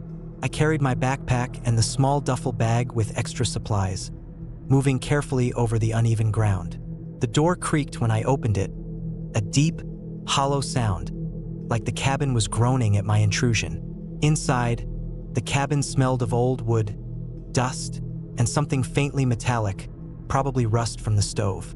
I had expected a faint mustiness, but the smell was sharper than I imagined. The cabin was small, with a single main room that served as kitchen, dining, and living space. A tiny wood stove sat against the far wall, a few stacked logs beside it. There was a narrow loft accessible by a steep ladder, and that's where I planned to sleep. Windows were covered with thin, yellowed curtains that did little to block the last rays of sunlight. I dropped my bags, set my flashlight on the counter, and looked around. It was everything I had hoped for: quiet, isolated, untouched in the way a place far from civilization can be. But there was also a sense of vulnerability I hadn't anticipated. That first night, I made a fire, using the last of the dry logs I had carried in. I cooked a simple dinner of canned beans and bread, eating slowly while listening to the wind whistle through the trees. Shadows moved strangely across the walls as the fire flickered. Occasionally, I heard the snap of twigs outside, and I reminded myself that animals roamed these woods, probably deer or raccoons, maybe something larger. I didn't want to think about larger predators, though part of me was acutely aware of the distance from any help. My cell phone had one tiny bar of signal, and that was barely enough to make emergency calls. Sleep was fitful. The cabin groaned with the wind, the floorboards shifting beneath me as I lay in the loft. Every sound outside, the rustle of leaves, the distant splash of water, a branch breaking, felt amplified, and I found myself sitting up repeatedly, straining my ears. By the third night, I had gotten a bit used to it, though the feeling of being watched never left. It wasn't until the fourth night that things began to feel truly wrong. I had been exploring a narrow path behind the cabin during the day, the kind of path that disappears into thick undergrowth after a few hundred yards. I wanted to see if there was a stream nearby for water, though I had plenty stored. The forest was dense, and the sun was already beginning to lower when I realized I had gone farther than I intended. I retraced my steps and returned just as the sky was darkening, but I felt a little off, as though someone had brushed past me in the shadows of the trees. I chalked it up to nerves and the isolation, but the feeling lingered. That evening, I was chopping wood for the stove when I noticed footprints in the soft earth around the cabin. They were large, irregular, and unmistakably human. They hadn't been there when I arrived, and they didn't lead anywhere obvious, simply circling the clearing before fading into the woods. My stomach sank. I reminded myself that the cabin wasn't entirely remote. Hikers sometimes wandered off the trails. Hunters occasionally patrolled this far north. But still, the footprints were fresh, and they hadn't been cautious. Whoever had made them hadn't cared about being seen. I tried to ignore it at first. I stayed inside, locked the door, and kept the fire going longer than usual. I double-checked the windows and the little padlock on the door. The wind outside picked up, rattling the trees and making the cabin creak as if it were alive. Around midnight, I heard something else. The faintest scrape, like shoes against wood, outside the cabin. My heart began to race. I pressed myself against the far wall, listening. The noise stopped, then came again, closer this time. I couldn't see through the darkened windows, and I didn't want to. My flashlight was on the counter, easily reachable, but I didn't want to reveal myself if someone was out there. I spent the rest of the night sitting near the ladder to the loft, clutching a small hatchet I had brought for emergencies, every muscle tense. The first light, I peered outside. Nothing. The footprints were gone, though the ground was soft with dew. I rationalized it. Maybe the wind had scattered evidence, maybe I had imagined the scraping. I told myself that, though the unease had settled like a weight in my chest. The following days were tense. I moved more quietly, kept the fire burning at all hours, and avoided the path behind the cabin. I noticed small things. The gate of the nearby woods sometimes left slightly open, though there was no hinge or latch to move it. A branch lying against the wall when I had left it upright. It was subtle, almost imperceptible, but my mind didn't let it go. Every noise outside the cabin became suspicious. Every shadow seemed deliberate. Then it happened. I had gone to the small lake about a mile down the dirt path to refill my water containers. I had gone early in the morning, hoping to avoid anyone else, and the forest was quiet. I filled my jugs, dropped one to check the bottom of the lake for fish or frogs, and when I turned back toward the cabin, I froze. There were footprints on the path behind me, not mine, not animal prints. They were large, the same type I had seen circling the cabin, and they had clearly been following me. I didn't run at first. I watched, heart hammering, as they stopped at the edge of the tree line, then continued, moving slowly toward the cabin. I didn't wait. I sprinted back, jugs sloshing, heart in my throat. When I reached the cabin, I barricaded the door with furniture, piling chairs and the table against it. I peered through the curtains. Shadows moved through the trees, lingering at the edge of the clearing, but no one came closer. I stayed like that for hours, crouched behind the counter, listening, waiting. Eventually, the movement stopped, though the unease lingered. Over the next day, I began planning my exit. I knew I couldn't stay in that cabin. Whoever had been circling it might not be gone, and I didn't want to take the chance. I spent the day packing, stacking my supplies in the car, and ensuring I could leave quickly. I didn't sleep much that night.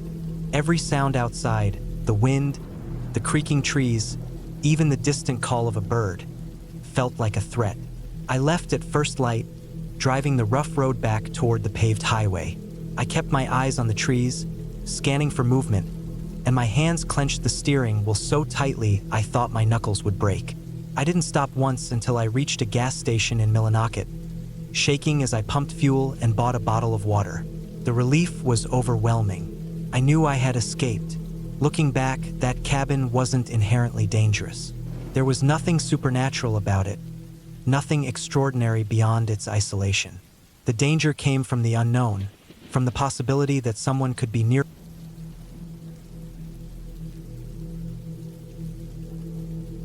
I had always liked the quiet. Cities were loud, and I found comfort in being away from them. The constant hum of traffic, the flashes of neon lights, the chatter of strangers. All of it had begun to feel suffocating after a few years of working long hours in an office that never really appreciated me. I decided that a solo retreat in the mountains would be a perfect escape. Somewhere remote, somewhere that required effort to reach, somewhere that would allow me to be completely alone. I found a listing for a small cabin on the edge of a forest in northern Vermont, tucked away near a lake, far from any town. The cabin was old, but it had a wood stove, a small kitchen, a loft for sleeping, and a porch that faced the lake. The photographs made it look inviting, almost idyllic. I arrived in early October. The leaves had already begun their fiery transition, covering the ground in a thick layer of reds, oranges, and yellows. The air was crisp, sharp enough to make me breathe carefully, like inhaling cold fire. The drive up the winding roads was long, over pothole-ridden asphalt and through stretches of forest that seemed to have no end. My car rattled over roots that had cracked the shoulder of the road, and I realized quickly that my cell phone signal was patchy at best. By the time I pulled into the small clearing where the cabin sat, I felt a deep, almost unnatural relief. No cars, no houses, just the low hum of the wind through the trees and the distant lapping of water against the lake. The cabin was exactly as advertised. The wood was aged but solid, with a slight musty smell that spoke of long winters and closed windows. I unloaded my gear, sleeping bag, extra blankets, firewood I had brought, a small pack of groceries, and stepped inside. The floorboards creaked under my weight, the walls seemed thin, but the place was sturdy. I went straight to the wood stove and started a fire.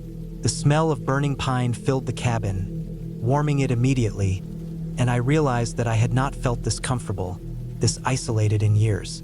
The quiet was overwhelming in a good way. I unpacked slowly, placing my things in corners, stacking canned goods in the small pantry, arranging the few books I had brought on the tiny shelf above the stove. The first night, I slept fitfully, waking several times to the sounds of the forest. There was nothing unusual, just wind brushing against the trees, branches knocking against the cabin, an occasional bird calling somewhere far off, but my brain, unused to silence, kept snapping awake at each tiny noise. By morning, I felt restless and alive in a way I hadn't in years. I made coffee on the small stove, ate a simple breakfast, and decided to explore the area. The cabin sat at the edge of a small clearing, which sloped down toward the lake. The forest started immediately beyond the clearing, dense with oaks, maples, and pines.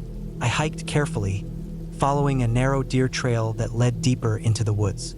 The trees were tall and their branches interlocked above me, letting through dappled sunlight. The forest floor was littered with leaves, pine cones, and broken twigs. I noticed how quiet it was, how even my footsteps seemed loud. Hours passed without encountering another human or any sign of habitation. I felt content but alert. It was beautiful here, but the isolation weighed on me in subtle ways. By the second day, I had established a routine. I woke early, built a fire, ate a small breakfast, and explored. In the afternoons, I would return to the cabin, chop wood, read, and write notes in a small journal I had brought. I felt calm and in control, yet there was always a low-level tension that I couldn't shake. The forest had a rhythm that was entirely alien to me. Small things seemed magnified, the crack of a branch under weight, the rustle of leaves in the wind, the occasional splash in the lake that might have been a fish or might have been something else. It was on the third night that I began to feel something was wrong. I had gone to bed later than usual, the fire long burned out, and I was half asleep when I heard it. A snapping sound outside the cabin. I froze. My mind raced. Could it have been a branch? I told myself it was nothing, but the sound came again, closer this time, deliberate in a way that made my stomach knot. I waited, heart hammering, listening for anything else. After a while, I told myself I was imagining things and drifted back to a restless sleep. The next morning, I found tracks in the mud outside the cabin. At first, I thought they were animal tracks, maybe a deer or a raccoon, but they were large, too large for a deer, and the pattern was strange, uneven, almost human. My heart sank. The reality of my isolation hit me fully. I was alone here, with no one for miles, and someone or something had been close enough to the cabin to leave tracks. I tried to reason with myself, to convince myself it was just an animal, but the size and shape of the footprints kept my nerves taut. Over the next few days, the tension escalated. I began noticing small signs that someone else had been near the cabin. Scratches on the outside door, broken twigs near the windows, footprints leading toward the woods and back again. I kept my routines, but I was more careful now. I carried a hatchet with me everywhere, kept the fire burning longer, and slept with my eyes open for minutes at a time, listening for every sound. I noticed subtle changes in the environment. Branches that seemed recently broken, the smell of smoke from a distant fire that I could not identify, footprints that appeared even closer to the cabin. It was on the 5th day that things escalated further. I had gone to the lake to fetch water and returned to find that my cabin door had been opened slightly. My stomach dropped. I had closed it securely, locked it with the rusty old latch, and yet here it was, nudged open. I didn't see anything missing, but the violation of my space made my hands tremble. I checked the windows and the porch for signs of someone hiding or leaving, but there was nothing definitive, nothing I could point to with certainty except the slightly ajar door. I realized then that I could not assume I was safe anymore. For the next few days, I barely slept. I kept the fire going at all hours, stacked extra wood near the door in case I needed to defend myself, and rationed my food carefully. Every sound from the forest made me jump. Every shadow seemed to shift in ways that suggested human movement. I began carrying a small backpack with essentials, water, knife, matches, flashlight, every time I went outside. I stopped exploring the woods and stayed within view of the cabin. I learned to read the forest in a way I hadn't before, noting the difference between a branch breaking naturally and one broken by weight, distinguishing between small animal tracks and larger ones. Then, one night, it happened. I was sitting near the wood stove, fire crackling, listening to the wind through the trees when I heard a rustling at the edge of the clearing. I froze, heart racing. The sound was deliberate, slow, methodical. I grabbed my hatchet, inching toward the door, listening. The noise stopped for a moment, then started again, closer this time. I peered through the window, straining my eyes in the dark, and I saw a figure, just a silhouette at first, but unmistakably human. It was moving along the edge of the clearing, watching the cabin, waiting. I acted instinctively. I grabbed my backpack, filled it with essentials, and quietly slipped out the back door, making my way toward the woods behind the cabin. I moved as silently as possible, following a deer trail that led deeper into the forest. The figure noticed immediately and started moving toward the cabin. I kept moving, trying not to look back, trying to stay calm, but the sound of footsteps in the leaves behind me made my chest tighten. I knew I couldn't outrun someone for long. I ran until my lungs burned and my legs ached, eventually finding a small, dense thicket where I could hide. I crouched low, covered myself with branches and leaves, and waited. Hours passed. I had no idea if the person was still looking, if they had entered the cabin, if they had left. I stayed in that spot until dawn, dehydrated, exhausted, and terrified. When I finally emerged, the cabin was still there, unchanged, but I didn't go back immediately. I circled the area, noting escape routes, hiding places, and landmarks. I knew I needed a plan. Over the next day, I prepared.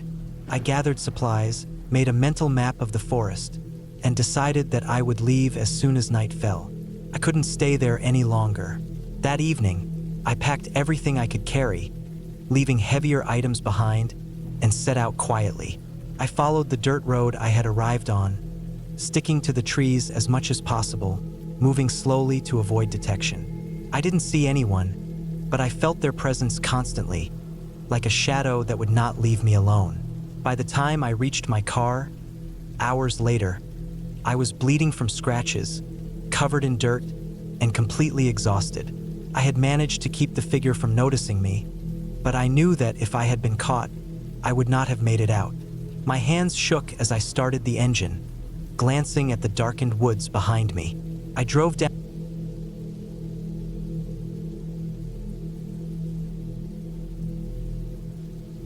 I had always thought I could handle myself in the wilderness. It wasn't that I was arrogant. I just grew up in a small town in Montana, spent most of my childhood hiking and fishing with my father, and had a certain confidence in navigating trails, reading the weather, and knowing which plants were safe to eat. That spring of 1999, I decided to take a solo trip farther north than I had ever been before. I had turned 28 that year, worked a job in an office that I despised, and I needed to escape, to vanish into the woods and not hear another ringing phone or clatter of keyboards. The cabin I rented wasn't fancy. It was tucked away in a remote part of northern Idaho, near the edge of the Selkirk Mountains. When I first drove up the gravel road leading to it, I passed a couple of small signs, weathered and leaning, one advertising the cabin, another warning about rough terrain and wildlife. The road ended abruptly at a small clearing, and there it was, a low wooden cabin, dark brown with a sharply pitched roof, its front porch sagging slightly. The surrounding forest was dense, pines and firs stretching high, their needles whispering in the wind. The smell of wet earth, pine sap, and cold air hit me immediately, and a strange sense of isolation settled into my chest. The cabin had no electricity. There was a solar lamp outside, a small wood-burning stove inside, and a single bed tucked against one wall. A worn table sat in the middle of the room, its surface scratched from years of use, and a few shelves held canned goods and basic supplies left by the owner. It was the perfect kind of solitude I had been craving, or so I thought. I unpacked my gear carefully, hung my backpack on a hook, and took a deep breath. Outside, the wind rustled through the trees in a way that sounded almost like distant voices, though I knew it was just the forest. The first day passed uneventfully. I explored the immediate area, made a fire, and cooked a small meal. As night fell, the cabin felt cozy, almost comforting. The moonlight filtered through the narrow windows, and the crackle of the fire seemed enough to keep the forest at bay. I settled into bed, feeling a rare sense of peace. But by the second night, I began to notice things. Small things at first: footsteps outside the cabin when I was certain I had locked the door, the scrape of something against the wooden porch, faint shadows moving past the windows. I told myself it was the wind, maybe a deer or a raccoon, but the unease had taken root. I checked the locks again and closed the blinds. Sleep came slowly, broken by every creak and groan of the old cabin. On the third day, I decided to hike deeper into the forest. I packed a small bag with water, a map, a compass, and my camera. The trails were overgrown, and the further I walked, the quieter it became. Birds and insects seemed to disappear as I moved deeper. Hours passed, and I found myself at a small clearing with a pond reflecting the sky. It was beautiful, serene, the kind of place that made the isolation feel worth it. I took photos, crouched near the water, and tried to enjoy the solitude. But then I heard the first clear sound that made my blood run cold. A low, rhythmic thumping coming from somewhere behind the trees. At first, I froze, telling myself it was just my imagination, or perhaps the wind pushing against a fallen log. I turned slowly, scanning the dense forest, but saw nothing. The thumping continued, deliberate, like footsteps or some creature moving with heavy intent. My heart rate spiked. I decided it was better not to linger and headed back to the cabin. The walk back was tense. Every branch snapping underfoot sounded louder than it should have. Every gust of wind through the trees seemed amplified. By the time I reached the clearing near the cabin, the sun was low and shadows stretched long and thin. I hurried to the cabin, bolting the door behind me and piling extra firewood near the entrance. That night, I barely slept, waking at every sound, peering out the windows into the darkness. The fourth day, things escalated. I woke early to find my firewood scattered, small footprints in the dirt around the porch that weren't mine. They were boot prints, worn, uneven, like someone had been pacing in front of the cabin. I checked the locks again. Everything seemed intact, but the prints were clear, undeniable. Panic prickled at the edges of my mind, but I tried to remain calm. I reminded myself I was alone and rational. Someone could have passed by, maybe hunters or other hikers. I had no way of knowing. I spent the day inside, sharpening an old hunting knife I had brought more as a precaution than for actual use. The wind picked up outside, rattling the cabin, making the wooden structure groan. I felt trapped, every sound outside amplified in my mind. By evening, I realized I couldn't stay inside forever. I had to confront the fact that someone or something was nearby. The fifth day was the worst. I awoke to the sound of the door handle rattling. My stomach dropped. Someone was trying the door. I didn't move, listening as the rattling stopped and I heard footsteps retreat into the forest. I spent hours peering out the window, scanning the trees, but nothing emerged. That night, I kept the knife beside me, a lantern lit, watching the shadows. Sleep was impossible. By the sixth day, I knew I couldn't stay in the cabin any longer without some action. I decided to hike out and get help. I packed a small bag with essentials, including my camera as a means to document anything unusual. I moved quickly, sticking to familiar paths, but the forest felt different. Every rustle seemed louder, every shadow deeper.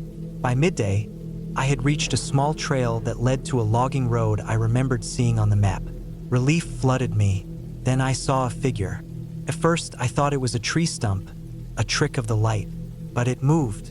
A man, tall, thin, wearing a dark jacket and a hat that obscured his face.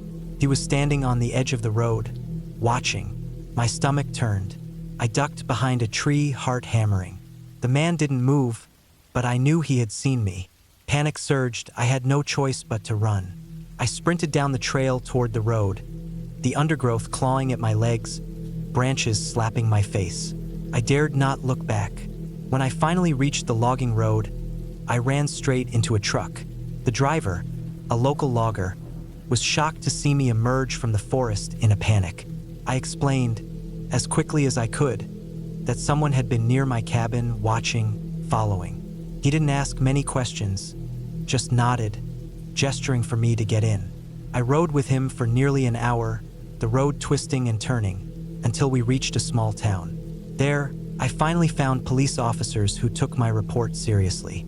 They didn't find anyone near the cabin when they investigated later, but the footprints, the broken firewood, the disturbed door, all evidence remained. It took me months to shake the memory of those days. I never returned to that cabin. I found new ways to enjoy the wilderness, but always with more caution, never alone. I carry the memory of the fear that gripped me, the sense of being watched in a place I thought was isolated and safe. The forest, beautiful as it was, had reminded me that solitude could turn dangerous very quickly, and that even in the quietest, most serene places, someone or something could be lurking just beyond the edge of sight. Looking back, I understand now that what I experienced was purely human. A trespasser, someone willing to stalk and intimidate for reasons I may never know. But it was enough to leave its mark. I've learned to respect the wilderness not just for its beauty, but for the vulnerability it imposes. And while I sometimes return to the mountains, it's always with a heightened awareness, careful preparation, and a knowledge that isolation, no matter how alluring, carries its own dangers.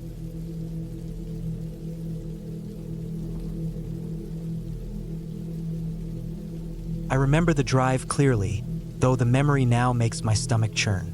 It was the fall of 2008, and I was 26, heading into a part of northern Maine that felt completely untouched by time. My plan had been simple: spend a week at a small cabin I had rented, unplug from the chaos of work, the city, the endless chatter of friends and responsibilities. I wanted solitude, clean air, and the quiet crackle of a fire at night. I hadn't anticipated just how isolated could truly be. The cabin was tucked into a bend of the East Branch of the Penobscot River, an hour's drive from the nearest town. The road ended abruptly at a narrow, dirt path lined with birch and pine, their leaves turning gold and red. I remember gripping the steering wheel tighter than usual, my old Subaru creaking over ruts and rocks, the tires crunching over loose gravel. The GPS on my phone had given up hours before, and I had relied on a map I had photocopied from a local gas station, the edges curled and worn. Arriving at the cabin, I felt a rush of relief.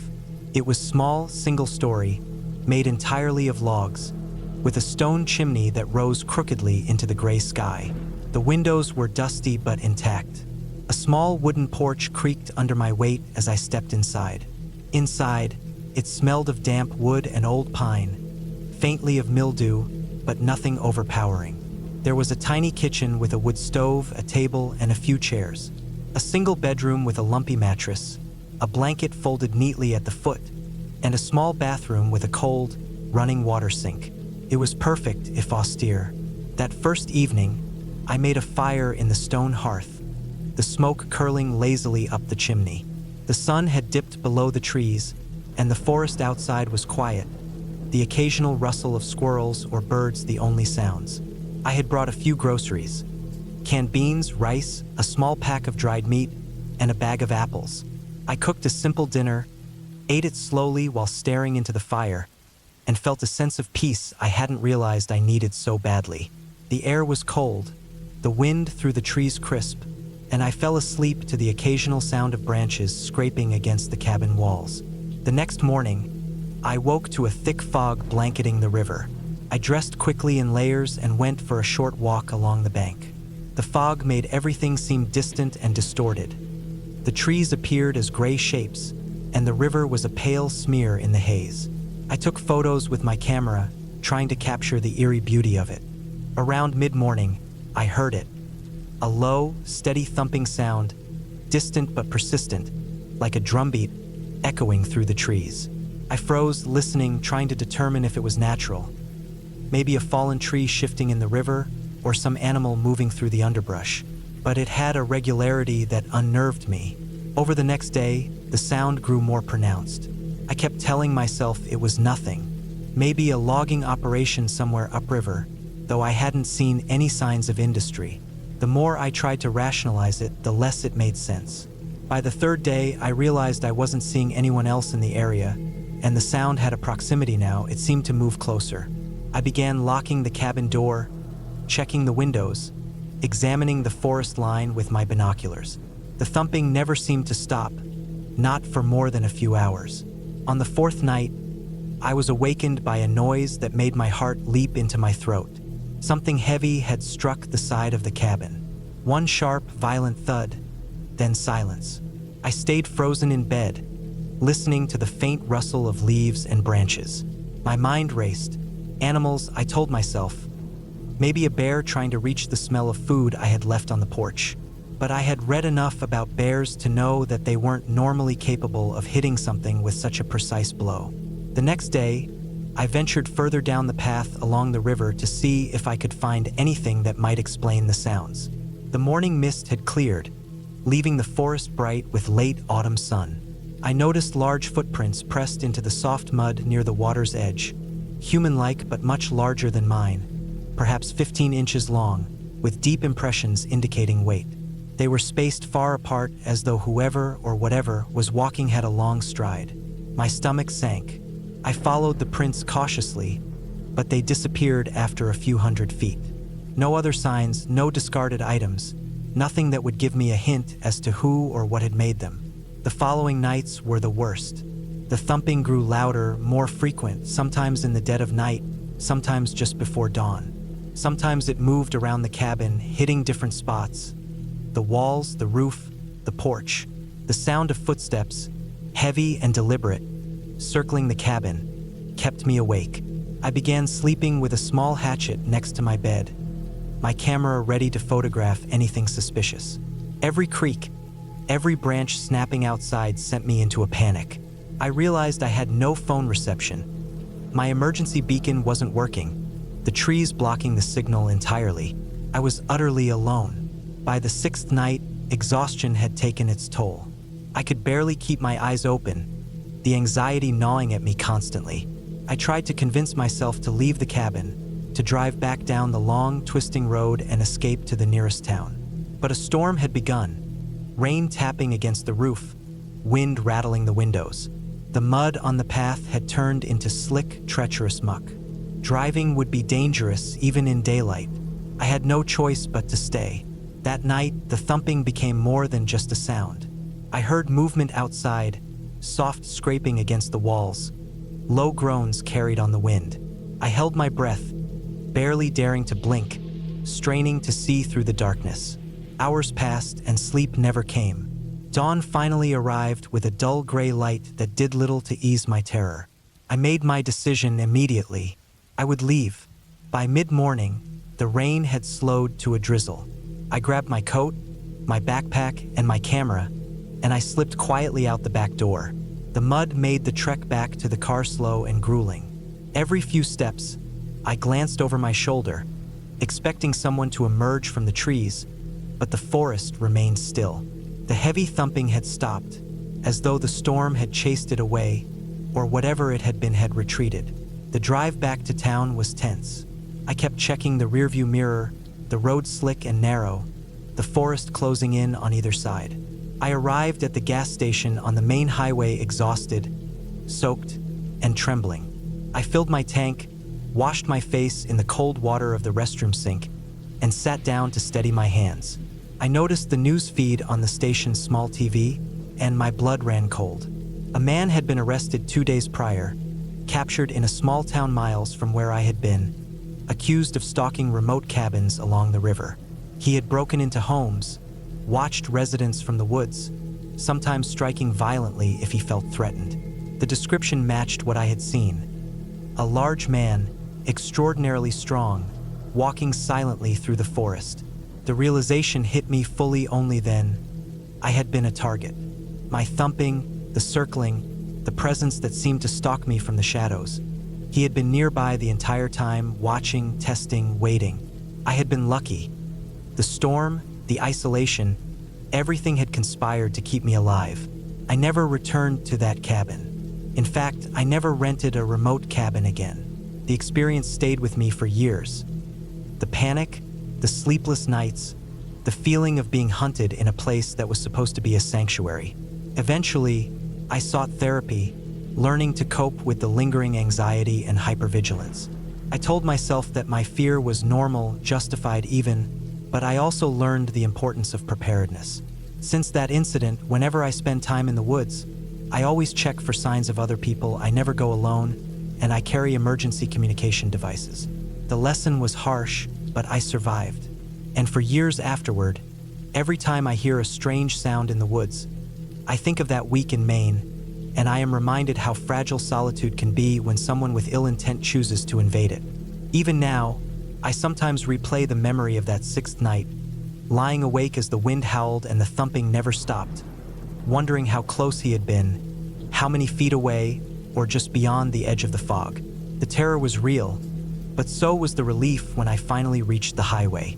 I survived because I trusted my instincts, because I left the cabin at first light, and because luck was on my side.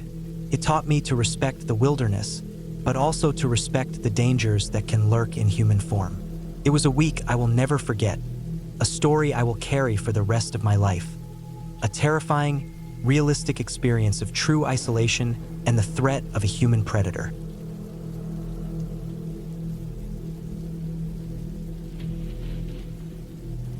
I had been planning the trip for months, ever since I stumbled upon an old brochure about the remote cabins tucked away in the northern forests of Minnesota.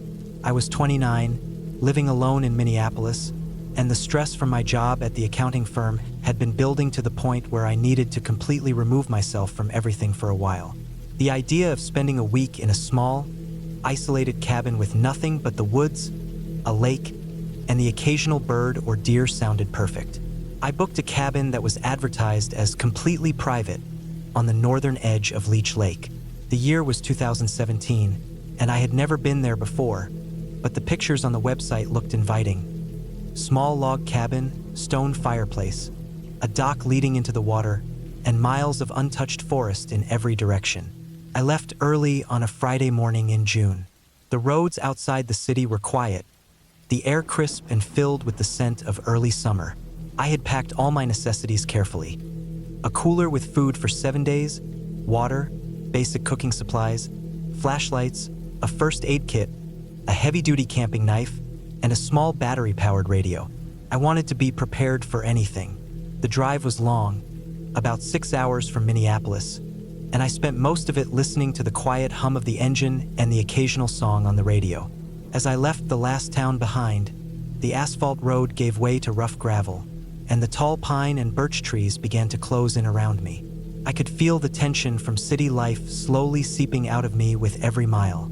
By late afternoon, I arrived at a narrow trail leading to the cabin. It was almost hidden, with overgrown grass brushing the bottom of my car. I parked, grabbed my backpack and cooler, and followed the trail.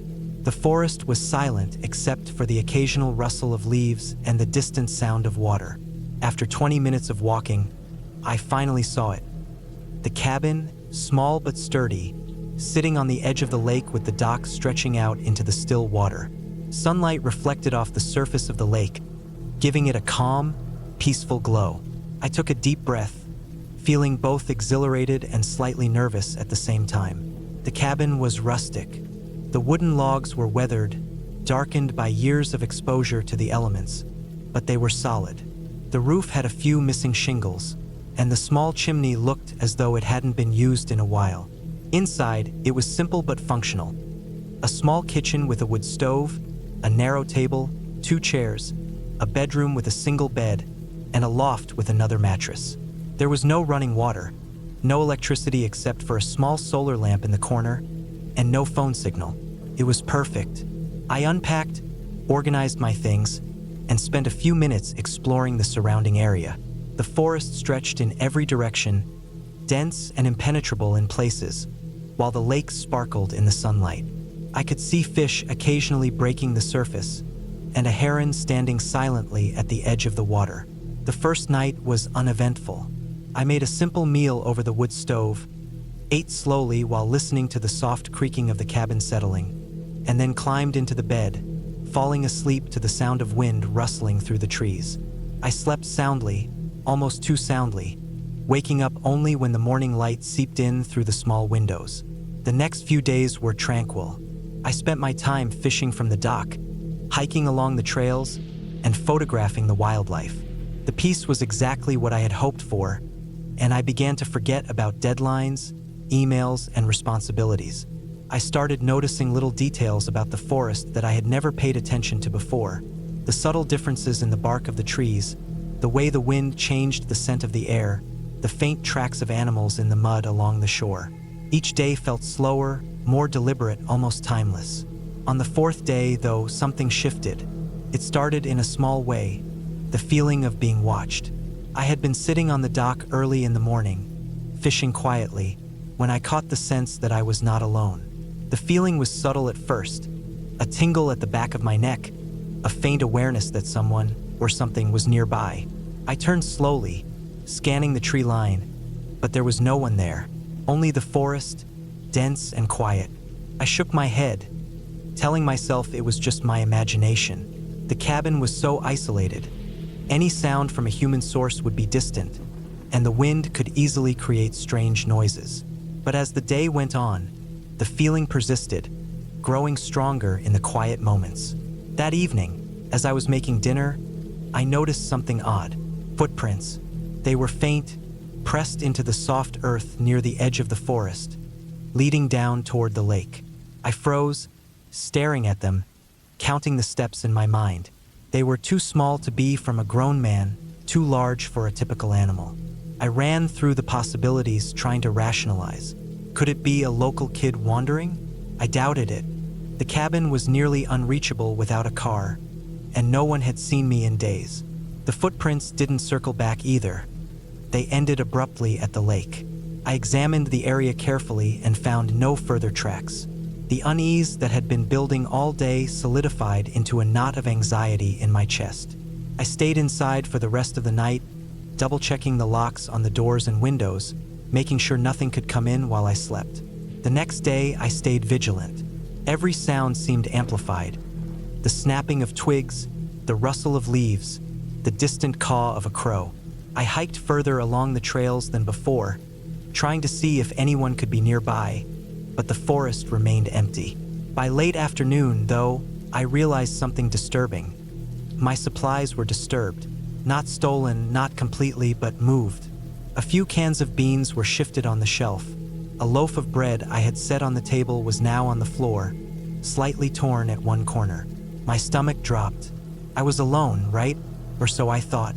I examined the perimeter around the cabin and found no signs of forced entry, but small, almost imperceptible footprints led up to the back door and then back into the woods. Whoever it was had been careful, precise, and frighteningly quiet. Fear replaced my initial exhilaration. I felt trapped.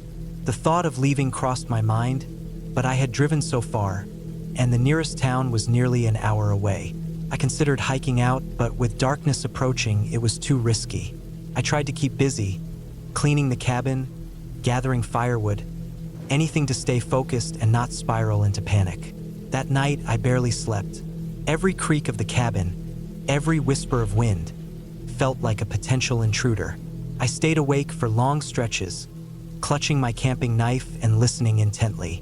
The hours passed slowly, punctuated by my own shallow breaths.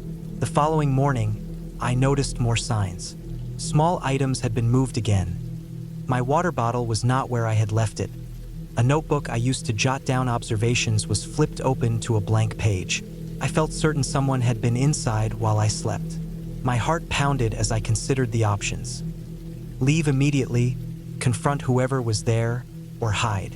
Leaving felt dangerous. I couldn't be sure they weren't nearby. Confronting them was even worse. What if they were armed?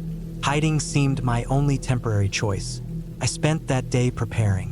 I barricaded the doors as best I could with furniture, stacking chairs and tables against the entrance.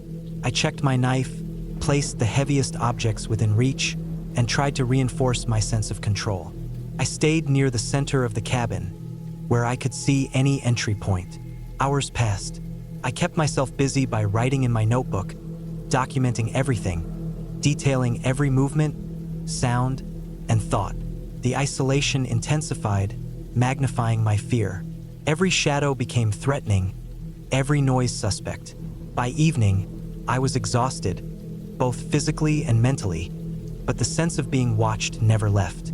On the fifth night, the intruder came closer. I heard footsteps outside, deliberate, measured, circling the cabin. My pulse raced, every muscle tense. I stayed perfectly still, barely daring to breathe, clutching the knife. The noise stopped at the front door for several long minutes.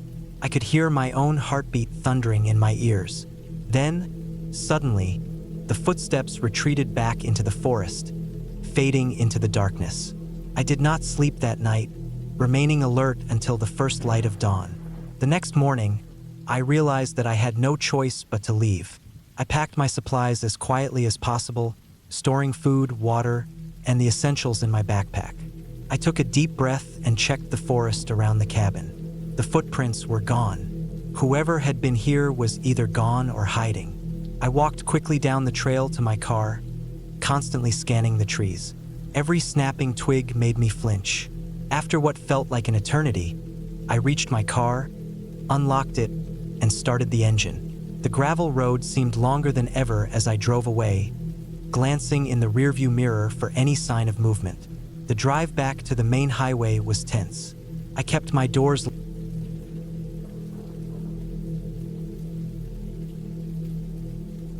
I never thought a single weekend could change me the way that one did.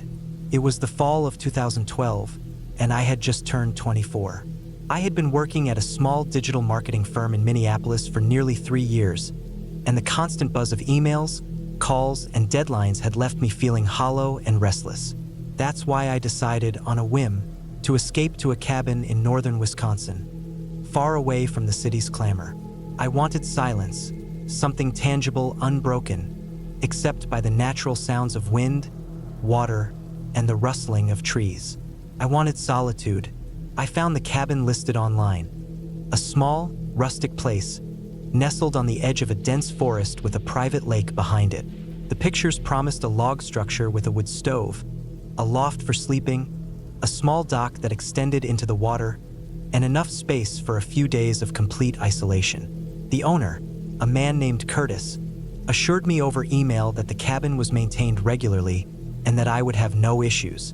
I paid the fee and drove north, excited and restless, my car packed with essentials.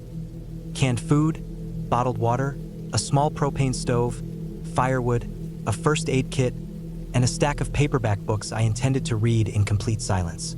I arrived in the early evening. The sun was dipping below the horizon, turning the sky into a bruise-colored canvas. The gravel road to the cabin was narrow and winding, flanked on both sides by towering pine trees whose branches arched overhead, almost touching. The further I drove, the quieter everything became. By the time I reached the small clearing where the cabin sat, it was so silent I could hear my own heartbeat. The cabin looked exactly like it had in the photos, weathered but solid. The scent of pine and damp earth hung thick in the air. I parked, unloaded my supplies, and unlocked the door. The inside was cold and musty, but it felt inviting in its own way. Dust lay thick on the floorboards in places, and the corners of the ceiling had faint water stains, evidence that the structure had been here for decades. I set my things down and started a fire in the wood stove. The flames crackled and spit sparks, filling the cabin with a comforting warmth. I prepared a simple meal of canned beans and bread, and after eating, I climbed the narrow stairs to the loft, my body exhausted from the long drive and the weight of city life finally starting to lift. The first night passed quietly. I woke once or twice to the sound of the wind rattling the windows and the distant calls of owls, but otherwise, everything was as still as I had hoped. I felt calm and almost euphoric in the absence of human interference. The next morning, I decided to explore the area. The forest behind the cabin was dense, a mix of pine, birch, and maple trees. The ground was carpeted in fallen leaves, orange and brown, and the air was crisp with the unmistakable scent of autumn. I followed a faint path along the edge of the lake, the water dark and reflective, so still it mirrored the trees perfectly. As I walked, I felt a strange sense of being watched, a prickle along my spine, but I shrugged it off. After all, I was alone, and the feeling was probably just my imagination heightened by isolation. I spent the day gathering kindling for the fire, collecting pine cones, and stacking logs near the stove. I filled a large metal bucket with water from the lake, using it to wash my dishes and refill my small kettle. As evening approached, I decided to take a swim in the lake, even though the water was icy. The brief shock of cold was invigorating, and I felt alive in a way I hadn't in years. I returned to the cabin, dried off, and started another fire.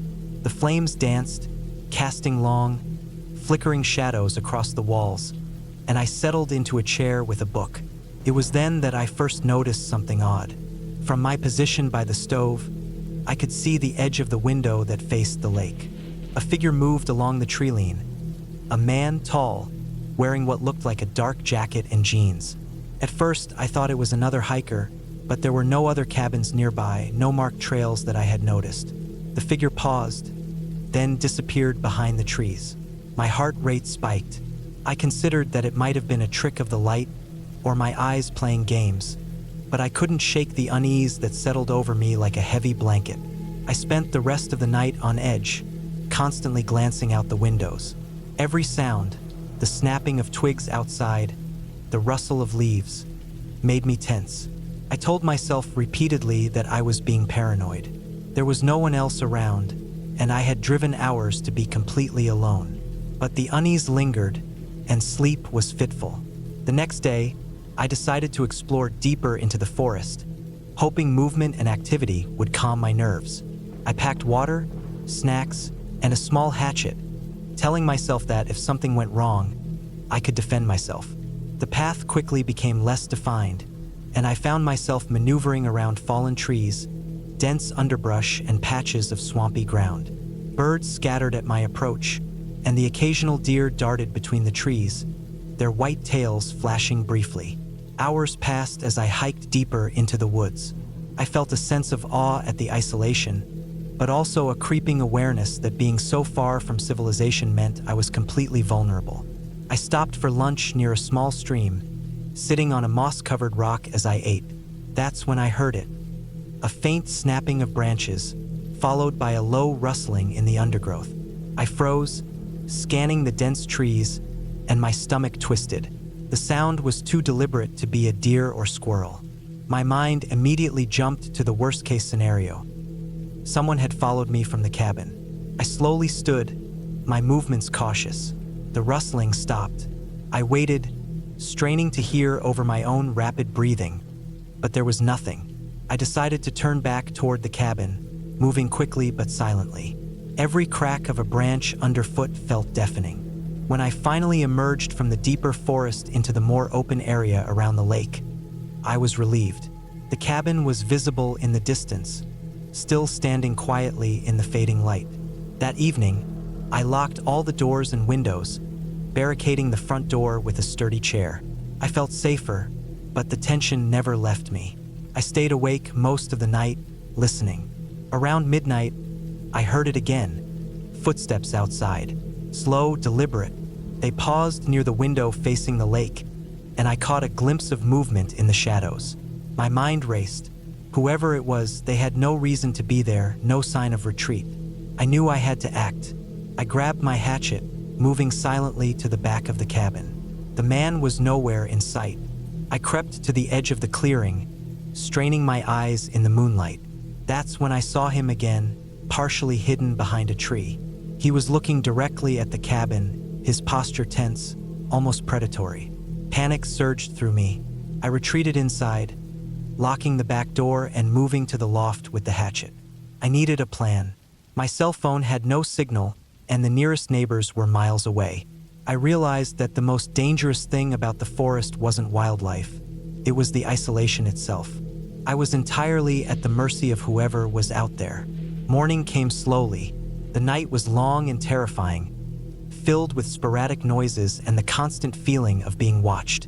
When daylight finally broke, I dared to look outside. The figure was gone, but signs of someone's presence were clear. Footprints in the soft ground near the cabin, broken twigs, and a faint imprint where someone had crouched near the window. I decided not to wait for another night. I packed quickly, taking only essentials, and started my drive back to civilization. The gravel road seemed endless, and every rustle of trees along the side of the road made me flinch. Hours later, I finally reached a small gas station at the edge of town. I stopped, hands trembling, and called the local sheriff. I reported what had happened, describing the cabin, the forest, and the man I had seen. The sheriff took the report seriously, noting that the area had a few cases of hikers and cabin-goers being stalked in the past, usually by transient individuals seeking isolated places to camp illegally. The drive back to Minneapolis was tense but uneventful. When I reached my apartment, I locked every door and window, breathing a sigh of relief that felt like it might never leave me. The incident left a permanent mark. I never returned to that cabin, and I stopped seeking solitude in remote areas. In the weeks afterward, I found a strange sense of clarity. The fear I had endured taught me more about my own limits than I could have imagined. I realized that human danger was far more real than any fantasy I could conjure, and that preparation, awareness, and respect for isolation were crucial. I also learned to trust my instincts, something I had ignored initially to my near peril. Years later, I still think about that cabin, about the figure in the woods, and the way the wind sounded through the trees like whispers of warning. But I also remember the clarity that came after surviving, the feeling of finally understanding the fragility of safety, and the